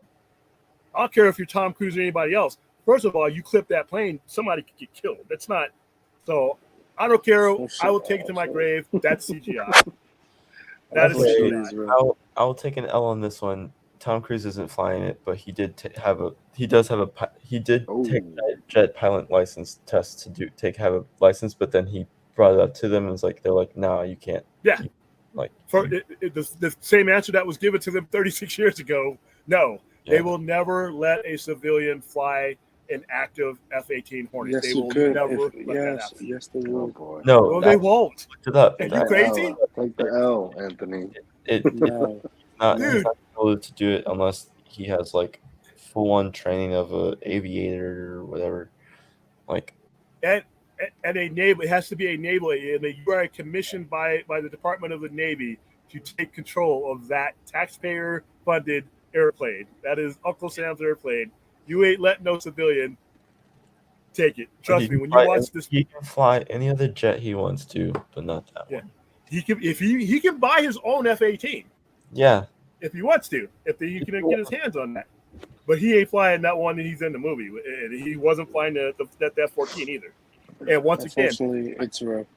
I guarantee you, I'll whatever you want to put on it, you're going to find out later on that a lot of those scenes, especially there's another one where they're flying in between the plane. And I know a Hornet pilot that's like, no way. That's too close. It's called, you just don't do that because it's dangerous. And when you're watching these things, these guys do these dogfights, everybody looks at Top Gun and thinks you see the guy, he's right in your window and you're locking on him. Most of your dogfights, the guys who get shot down don't even see the jet that shoots them down. You don't even see each other. It's all radar. That's why you got a radar intercept officer in the back seat, which is where they are. It's real. Okay, Anthony. Now you're just messing with me. It's not. But like I said, that is just that's asking for somebody to get hurt. So there are some things that are real, but there's some stunts in there that are also the explosions are fake as well. What's up? The explosion scene where you see CGI. We know that shit, obviously. I'm guessing there are some practical things in there that they could not CGI, and there's there are overlays, but there are some, like I said, the distance between those planes, because there's a lot of catastrophic things that can happen once you put a jet that has that kind of thrust in between or next to the envelope of another jet. Things can happen, and it's very dangerous. So that's why they don't do that. That's why there's distance. When you see them flying out here at Nellis Air Force Base, when they're flying in formation, there's certain types of formation that they do so that they're not coming in conflict. There's just a lot of stuff. But like I said, I talk to pilots. I got buddies that are pilots. I got buddies that fly F-18s. I've been waiting 3 years. I've been waiting 3 years for this fucking movie to come. Yeah, my I've been waiting more than that. on an aircraft carrier. Yeah. That's just not happening. It looks great though. I'm glad they did it. I mean, because great things about it. Like people are saying, of course, it's like it might, like, you have the Batman, this movie, and like 2 other movies that are coming out soon, like, can honestly be not best picture. Well, Top Gun, people are saying best picture, but like award. Top Gun will get there. Top Gun will get there. I don't think they're going to give the Batman consideration, which I think is unfortunate. Not best picture, but like best adapted screenplay type stuff like that. I don't even think it'll get that. It'll get best cinematography for sure. It deserves, it all depends on what Top Gun looks like too. Right now, the Batman is it for me as far as cinematography. The cinematography is literally a character in the movie, and everything about that movie. That's amazing. But we're talking about Top Gun, and we're talking about, like we were saying, they do everything they can to put the audience in the perspective of somebody who's going Mach 2, Mach 3 in a jet inverted, taking off from an aircraft carrier. That's a lot of cinematography, and it's harder because a lot of the cinematography is being done by the actors. The actors are having to control their own cameras in there because there's no other way to give them the shot that they need. So if you look at the behind the scenes thing where they're giving them all their training, it's what they went through to get to that point. Even though it's not true pilot training, is more than most actors and actresses are going to go through for any role that they've been in. So I can't wait for this movie. I think Top Gun could get nominated. The only thing I think that hurts some of these movies is that usually the movies that most people think that are going to win get released in November, December, because Oscar consideration is literally the month afterwards. The only movie that I know of that I can think of that really did well at the Oscars that wasn't released in that time frame, it was released in January, was Silence of the Lamb. It was the first movie. It was the first movie that was released that far ahead. And that won for Best Actor, Best Actress, Best Director, and Best Movie. So, and Anthony Hopkins won for 17 minutes of screen time, by the way. He won an Oscar for that. Yeah. So it can happen. All right, so $2 super chat from Ben Affleck's Double Chin. Did you enjoy Pearl Harbor? You know what? Pearl Harbor was complete bullshit, but it was fun. All right, so Now, speaking of CGI, and this is 2001 CGI when this movie came out, there are some to watch Pearl Harbor happen because you only get to see it on the black and white and the grainy stuff. Bro, To stop it. watch It's them, a true story. yeah, it's the attack on Pearl Harbor is a true story. There's also the Doolittle raid that's that's a true story. That's part of it, but it dramatized a lot of stuff. There's some people in there that just didn't exist and all that. There's Cuba Gooding Jr.'s character did exist. He got the Medal of Honor. He was actually killed in a battle 2 years later. I think it was killed in Midway. But there are scenes in there. Like there's one scene, if you watch it, when they drop the bomb on the USS Arizona, they follow the bomb. This was new back then. They follow the bomb, the CGI bomb, all the way to the deck, and you can actually see the guys in the deck as it completely blows up. So the movie itself, content-wise, was cheesy, romantic madness. But like I said, it had the 3Ds. Unfortunately, it was real stuff. Those are real people being represented that died. I think Saving Private Ryan is a lot better because it was much more graphic, and it was. I think it's the best war movie I've ever seen. Pearl Harbor is kind of fluff. If you ever want to see a war movie, and you want to, from my grandfather who was World War II, told me, and a lot of World War II vets that I knew throughout. If you ever want to see a war movie, Saving Private Ryan is the best war movie I think ever made. If you can get past the first 37 minutes of it, because it is the invasion of Normandy, and they don't pull back on anything. There's guys with their heads getting blown off, just like they did in Normandy. There's guys with their arms being ripped off. There's guys being killed, wounded to the point where all they could do is give them morphine to make their passing less painful. They lost 9,000 men combined on the beaches of Normandy, Omaha, and the rest of the beaches. 9,000 men on the first day. Not across the first couple of days or month. The first day of these 9,000 Allied soldiers were killed in I think 16-hour period. So Full Metal Jacket. Full Metal Jacket is a cool movie. Once you get past Ari Emily's Joe Sargent thing, which everybody watches, I love Full Metal Jacket. It's a good Vietnam movie, and it's true to the Vietnam era from like I said, my dad, my uncle was in that era. It's a classic. I have to put Saving Private Ryan. When we went to see Saving Private Ryan, they actually had World War II vets, because at the time a lot of them were still living. We're losing more and more every day, but in 2001, they were in their late 60s, mid 70s type of era like that. So we had them all there, and they were wearing their hats and everything. Saving Private Ryan being so graphic and so realistic, those guys were getting up and leaving. Those guys couldn't sit through it. So, did you like Good Morning Vietnam? Yes, I did. Yes, I did. That's one of Robin Williams' best movies. He's nominated for an Oscar for that. I love that movie. Different type of Vietnam movie, but still a great one too. Yeah.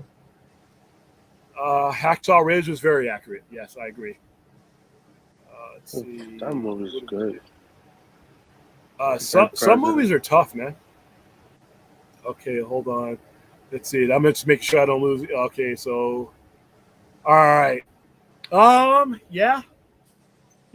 I don't think I don't think Marvel will flinch the fact that some people were deserved. They will announce that D23 later this year. So. Well, I don't think it's going to be that soon, simply because you still got a lot of other story to tell in between. Yeah, you might have a lot of other stuff that they have to wrap up and then get to Doctor Strange 3. The very next thing you see with Clea may not necessarily be in a Doctor Strange movie. That might be in another type of movie, and then who knows at this point. Yeah. There are aspects about Doctor Strange Multiverse I liked. I just thought, like I said, out of all the movies that they've released, it's the worst edited movie that they've done.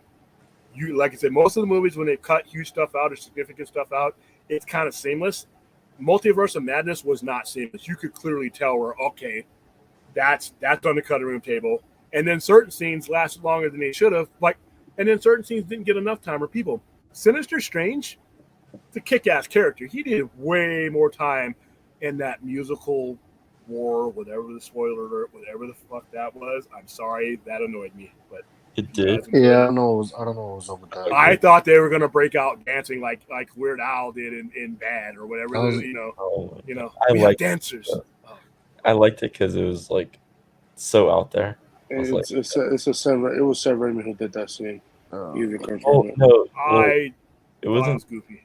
It was a Feige thing because because Elfman and Raimi had like two other fight scenes planned, and then Elfman and Feige were like, how about let's really incorporate the score and like and music into this fight, and then I Feige was thought like, that was use Bach and Beethoven. like I said. I legit thought they were going to break out and start tap dancing. All right, Raimi and Marvel, yeah, they're on good terms. Yeah, I mean, like I said, they like this work. Like I said, there are just some people that are going to have it. It's I not had like issues with it, but it's not like Sony who hates. Well, say Raimi hates Sony, but other you than know that, what? that's it. Cannibal Holocaust. Hey, don't be bringing up classics, man. And you might not want to put Cannibal Holocaust in the same sentence as Jesus Christ. Yeah. I don't think Jesus would approve of Cannibal Holocaust. I was like, I read that. I'm like, I read those two words. I'm like, wait a minute, and I was like, I realized, oh right, that's a movie. Oh no, because Fourth in the chat was saying that he showed his kids Cannibal Holocaust. Oh yeah, I saw it at 7. That's no big deal. Oh, okay. I remember watching Faces of Death when I was. So do I. You know what? The biggest disappointment of Faces of Death, I cried when I found out some of the stuff was fake, and I'm like, don't cheat me that way. I mean, we were kids in school. We were like, I got to watch Faces of Death. Dude, they used to show those commercials on TV, the band from TV video. Yeah, and it would be all blurred VHS out. sets. And they cut it right before there was like a lady that was crossing where the train was crossing. And then it cut it right before it hit her. And I was like, oh my God. That was real. And that was you know real. why they cut it? Yeah, that was real because her head gets knocked off. That's why they show it. If you watch the full video, her head gets knocked off and it hits rolls the down. surveillance camera. Yeah, that one was, but that was real. That was classic. Yeah. Let's see. Thought it was too much of a Raimi movie. I mean, mission accomplished. I guess. I've said this when it came out. I was like, I think people forgot how Raimi worked with the comic book movies and how just he worked with movies in general, because he does very character and story focused type movies. So if Doctor Strange doesn't need to be on Fox X-Men Earth, Raimi's not going to put him on Fox X-Men Earth just because.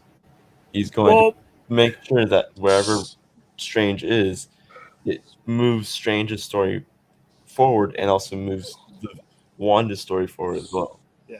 See, the cameos for me, that's where the cameos were the weak point, because I didn't think the cameos were significant enough to really move the story along or his character along. That was another reason why I didn't more of I think more to move Wanda's character rather than to help Strange or help the Illuminati or anything. I think it was just to help Wanda's story move forward. I mean, we know she's not dead. Well, no, she's not dead. No, but I think like I said, I just didn't like the direction. I love her execution of the direction. I just didn't like the direction they took the character, so I thought that they're going to retcon. They're going to retcon that stuff. For a movie called Multiverse of Madness, I mean, I didn't think it had that much madness of the multiverse. To be honest. And I was like, what the hell? Why did you name this movie this if you're not gonna really delve into the multiverse? Shit for Birds of Prey. So what the fuck? What? That's a really good example, because one of the marketing blunders of that movie was A, the title of that movie, and B, making that movie at all. Here's the thing, and the same thing with the Suicide Squad. They made it. Too bad, William. They made it and exists forever. But see, they lost themselves money on it. Now, because the Suicide Squad, I actually liked it. I actually really liked the Suicide Squad. And I felt bad that it didn't get what it could have gotten, not only in box office, but anywhere else, because we heavily promoted that movie too.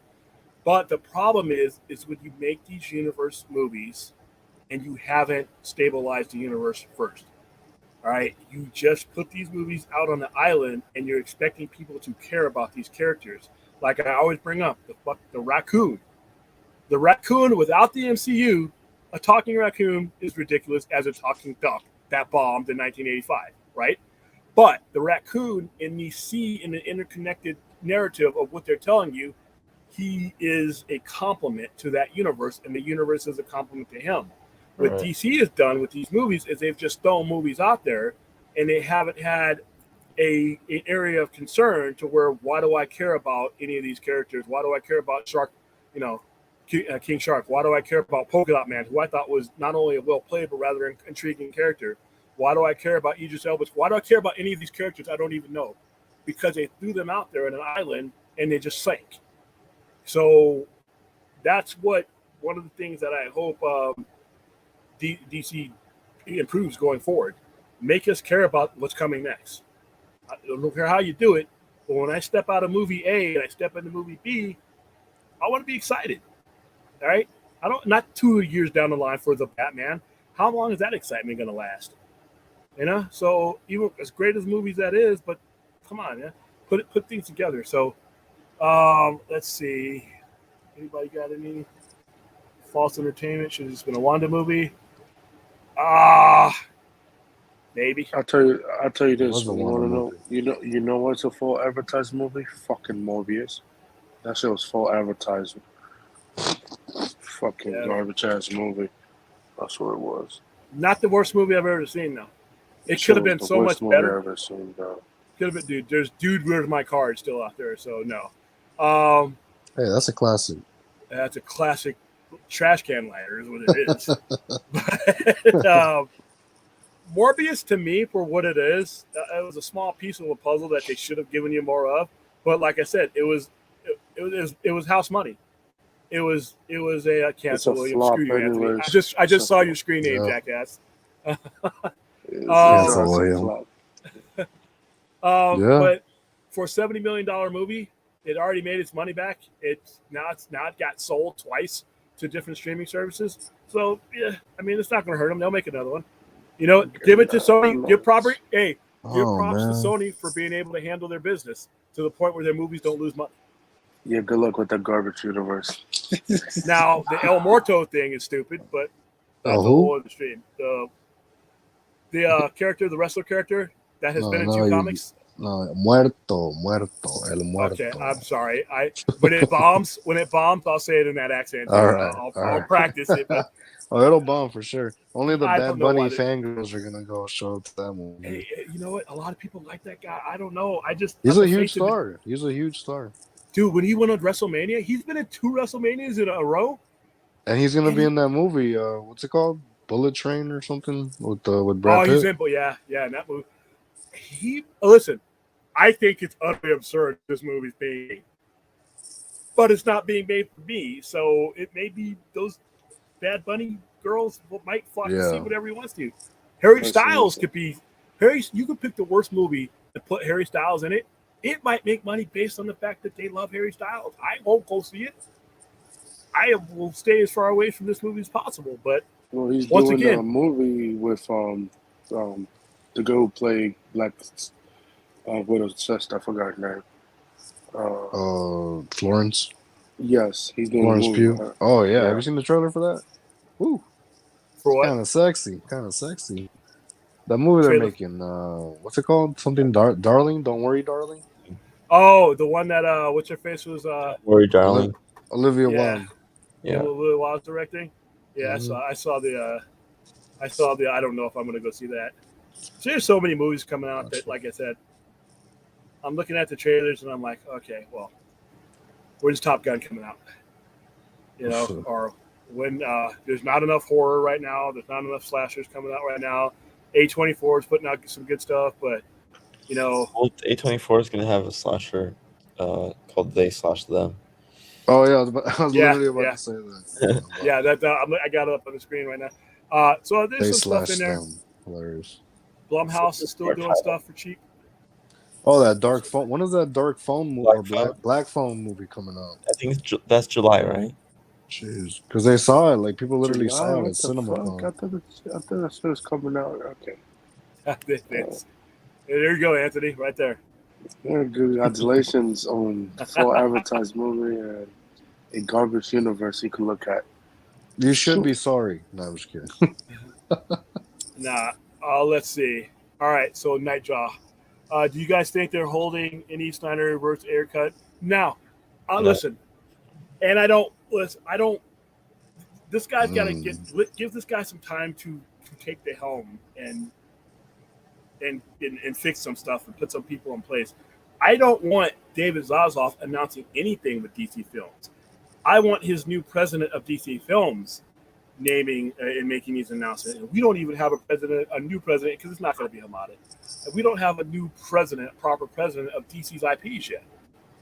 So we're far away from any type of announcement. If you ever get the air cut, listen, like I continue to say this.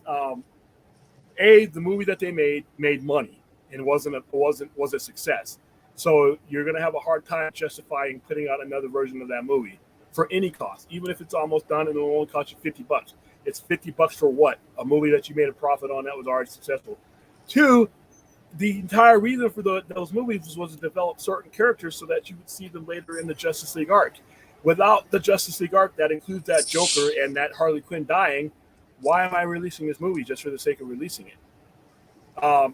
If you're going to do it in conjunction with finishing the story arc and putting it on HBO Max.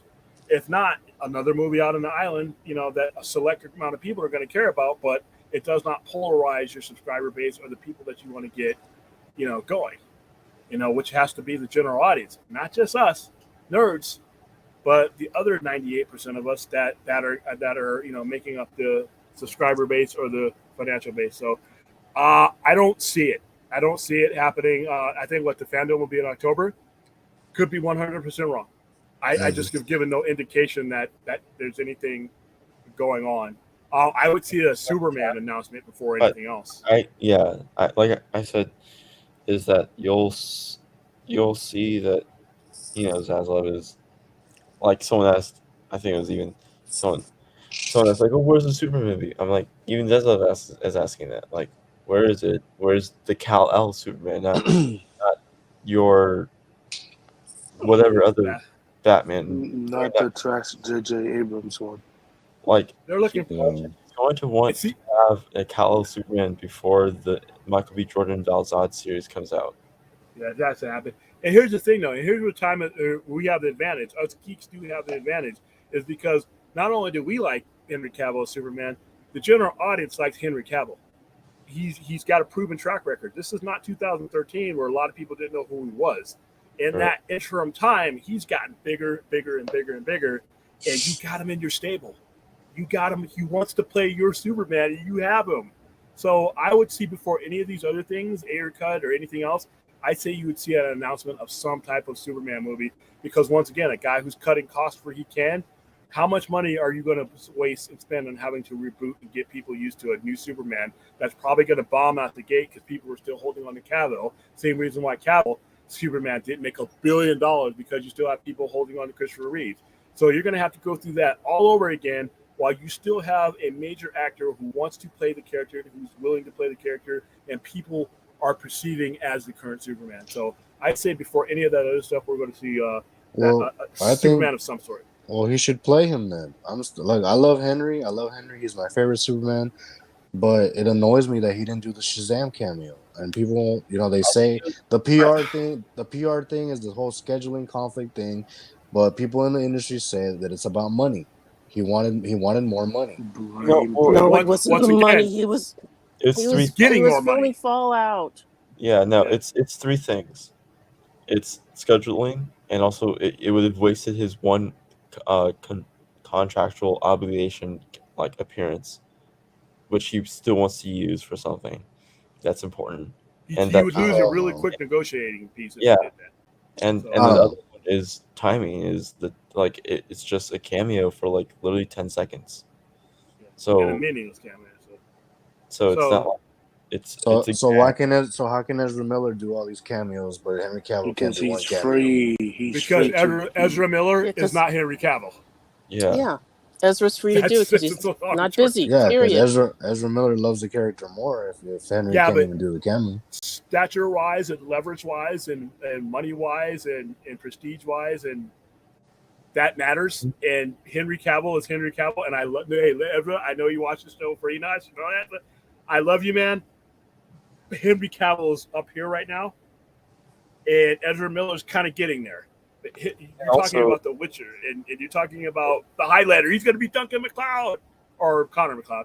His star is on the zenith right now. He's Ezra Miller, hope he keeps his nose clean, everything goes well for him. In about 6 or 7 years, might be that level of star. Henry Cavill's there now. So when you're talking about negotiating a cameo with Henry Cavill versus anybody else other than Ben Affleck, then you're talking about a different ball and chain. So Also, it's all business. Jason was already there because he was filming something for Aquaman 2. So like it was easy to just come over and do that real quick and then go back to filming.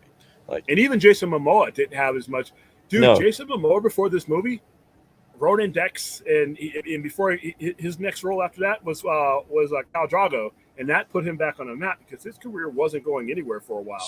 And then he got on Game of Thrones, and then that opened doors for him with Warner Brothers. Yeah. And he auditioned to be Batman, which is the funniest thing. Which I think is hilarious. Yeah. So right now, Cavill, don't waste the fact that you have Cavill ready to put on that S. I hope Zaslav sees that, but you know what? People do what they do. All right, so I hope Netflix is pushing Rebel Moon. So I'm going to assume that this is links to consideration of that. I hope Netflix pushing Rebel Moon enough to be the next Lord of the Rings and to be a award contender that makes Zack Snyder win Best Picture, Best Director at the Oscars. Zaslav reconsidering Snyderverse for real. I like the enthusiasm. Hey, listen, I see Best Picture, but I don't know about winning Best Director, bro. But here's the thing, though. If it does well on Netflix, and these guys are looking at the numbers and they see the following it has, I mean, you never know. I mean, it can't hurt if this movie does the good numbers, because that means that the guy that they have within their realm. And make no mistake, this first look deal does not exclude Zack Snyder from doing DC content, because the first look deal can never happen with a property that Netflix never owned, and all of DC's are owned by Warner. So that wouldn't matter. He could still do something. So if they see that he has a following like that, you never know what kind of doors that could open. As far as Netflix pushing Rebel Moon, they haven't been known. I mean, they did it with Army of the Dead. But in general, there's a lot of stuff on Netflix that's really kick-ass that nobody knows about. Now, with Zack Snyder having the following that he has, I think it's going to be a lot different. I think Stone Quarry will promote this alongside everything else. But yeah, Netflix hasn't done the greatest job of making people know about their stuff. I mean, Mindhunter is one of the best series ever made, period. And I still run into people that have Netflix, that dive into Netflix head first and watch serial killer stuff and are not watching Mindhunter because they didn't know about it. Which I'm like, how doesn't it give it like a recommendation? Yeah, and then it didn't get canceled. It didn't get canceled. David Fincher is just too busy right now. There could still be a third season. He's just on the other things. I want him to do a third. Remember that Netflix was going to buy the Snyder Cut, and then HBO stepped in and said, no, fuck you, and then they bought the Army of the Dead rights from Warner Brothers. Yeah, same thing with it would have been cool if Netflix did the Snyder Cut. But that would be, Here's a way that this could work out, because if you're looking at the $35 million cap and anything like that, Zack Snyder could always get together financiers, Legendary Films, other bankers. There's other people that can finance films. You could sign legacy deals with Warner Brothers to where you get to keep it on your streaming service and you get to re-air. So that when it's on TBS, TNT, we get the ad revenue. And if there's a box office release, the percentage for it that we put, so if we put $35 million or we put 35% of the budget, then we get that 35% and you guys get the rest. That way nobody loses, because it'll break even at the very minimum, depending on what they spend, but it might make a little bit of money, and then you get merchandising deals and legacy deals that are exclusive to Storm Quarry and whoever invested in it. That way nobody loses money, and nobody has to say, well, I can't spend $200 million. You're not. And you're getting content on your streaming service. You can put it in theaters and make money there. And like I said, every time I turn on NBA playoffs, I'm seeing Star Wars or Avengers or some kind of movie that's on there. Every time you see a superhero movie on one of those platforms, that's ad revenue. All those State Farm, all those guys paid hundreds of thousands of dollars to have their commercials stuck right in the middle of Justice League and Ant-Man or Aquaman. That's ad revenue. That's why they do it. So there's and Netflix or whoever, Netflix could do it, and they could have a joint agreement. to where everybody comes out on top. The previous regime just wasn't interested. So that it wasn't a possibility. Those guys just had a bone to pick, and that was it. So we were never going to get a discussion. Zaslav, I can see it happening. I mean, as long as you can make it to where nobody is taking a bath on it financially, and somebody can make a little bit of money off of it, the worst thing that can happen is you have something on your streaming service and you have something to show on TBS instead of Rogue One 10 million times, as much as I love that movie. Every time I turn that channel on to watch wrestling, AEW, Rogue One is either beginning or ending. So that's a, so let's see. Any more super chats? All right, guys. Late. Yeah, it's 1:39 here at Vegas time, and I think I've answered. Yeah, I'm gonna call tonight. Any questions? You guys got any questions for me? Except for Anthony, because I really don't care. No, I'm just kidding. Oh my god. Yeah, I think we're good. I think we're good. All right. Yeah. Well, on behalf of Enosh and behalf of the Poindexter Lounge, we are 4 hours and 20 minutes in. There you go, weed smokers. There you go. And I will see you this Friday at 6:30 for the Sci-Fi Center Live. And we're making some content over the weekend to air on the Sci-Fi Center Presents on Monday. And that's it. We will see you around the lounge. All right. Peace.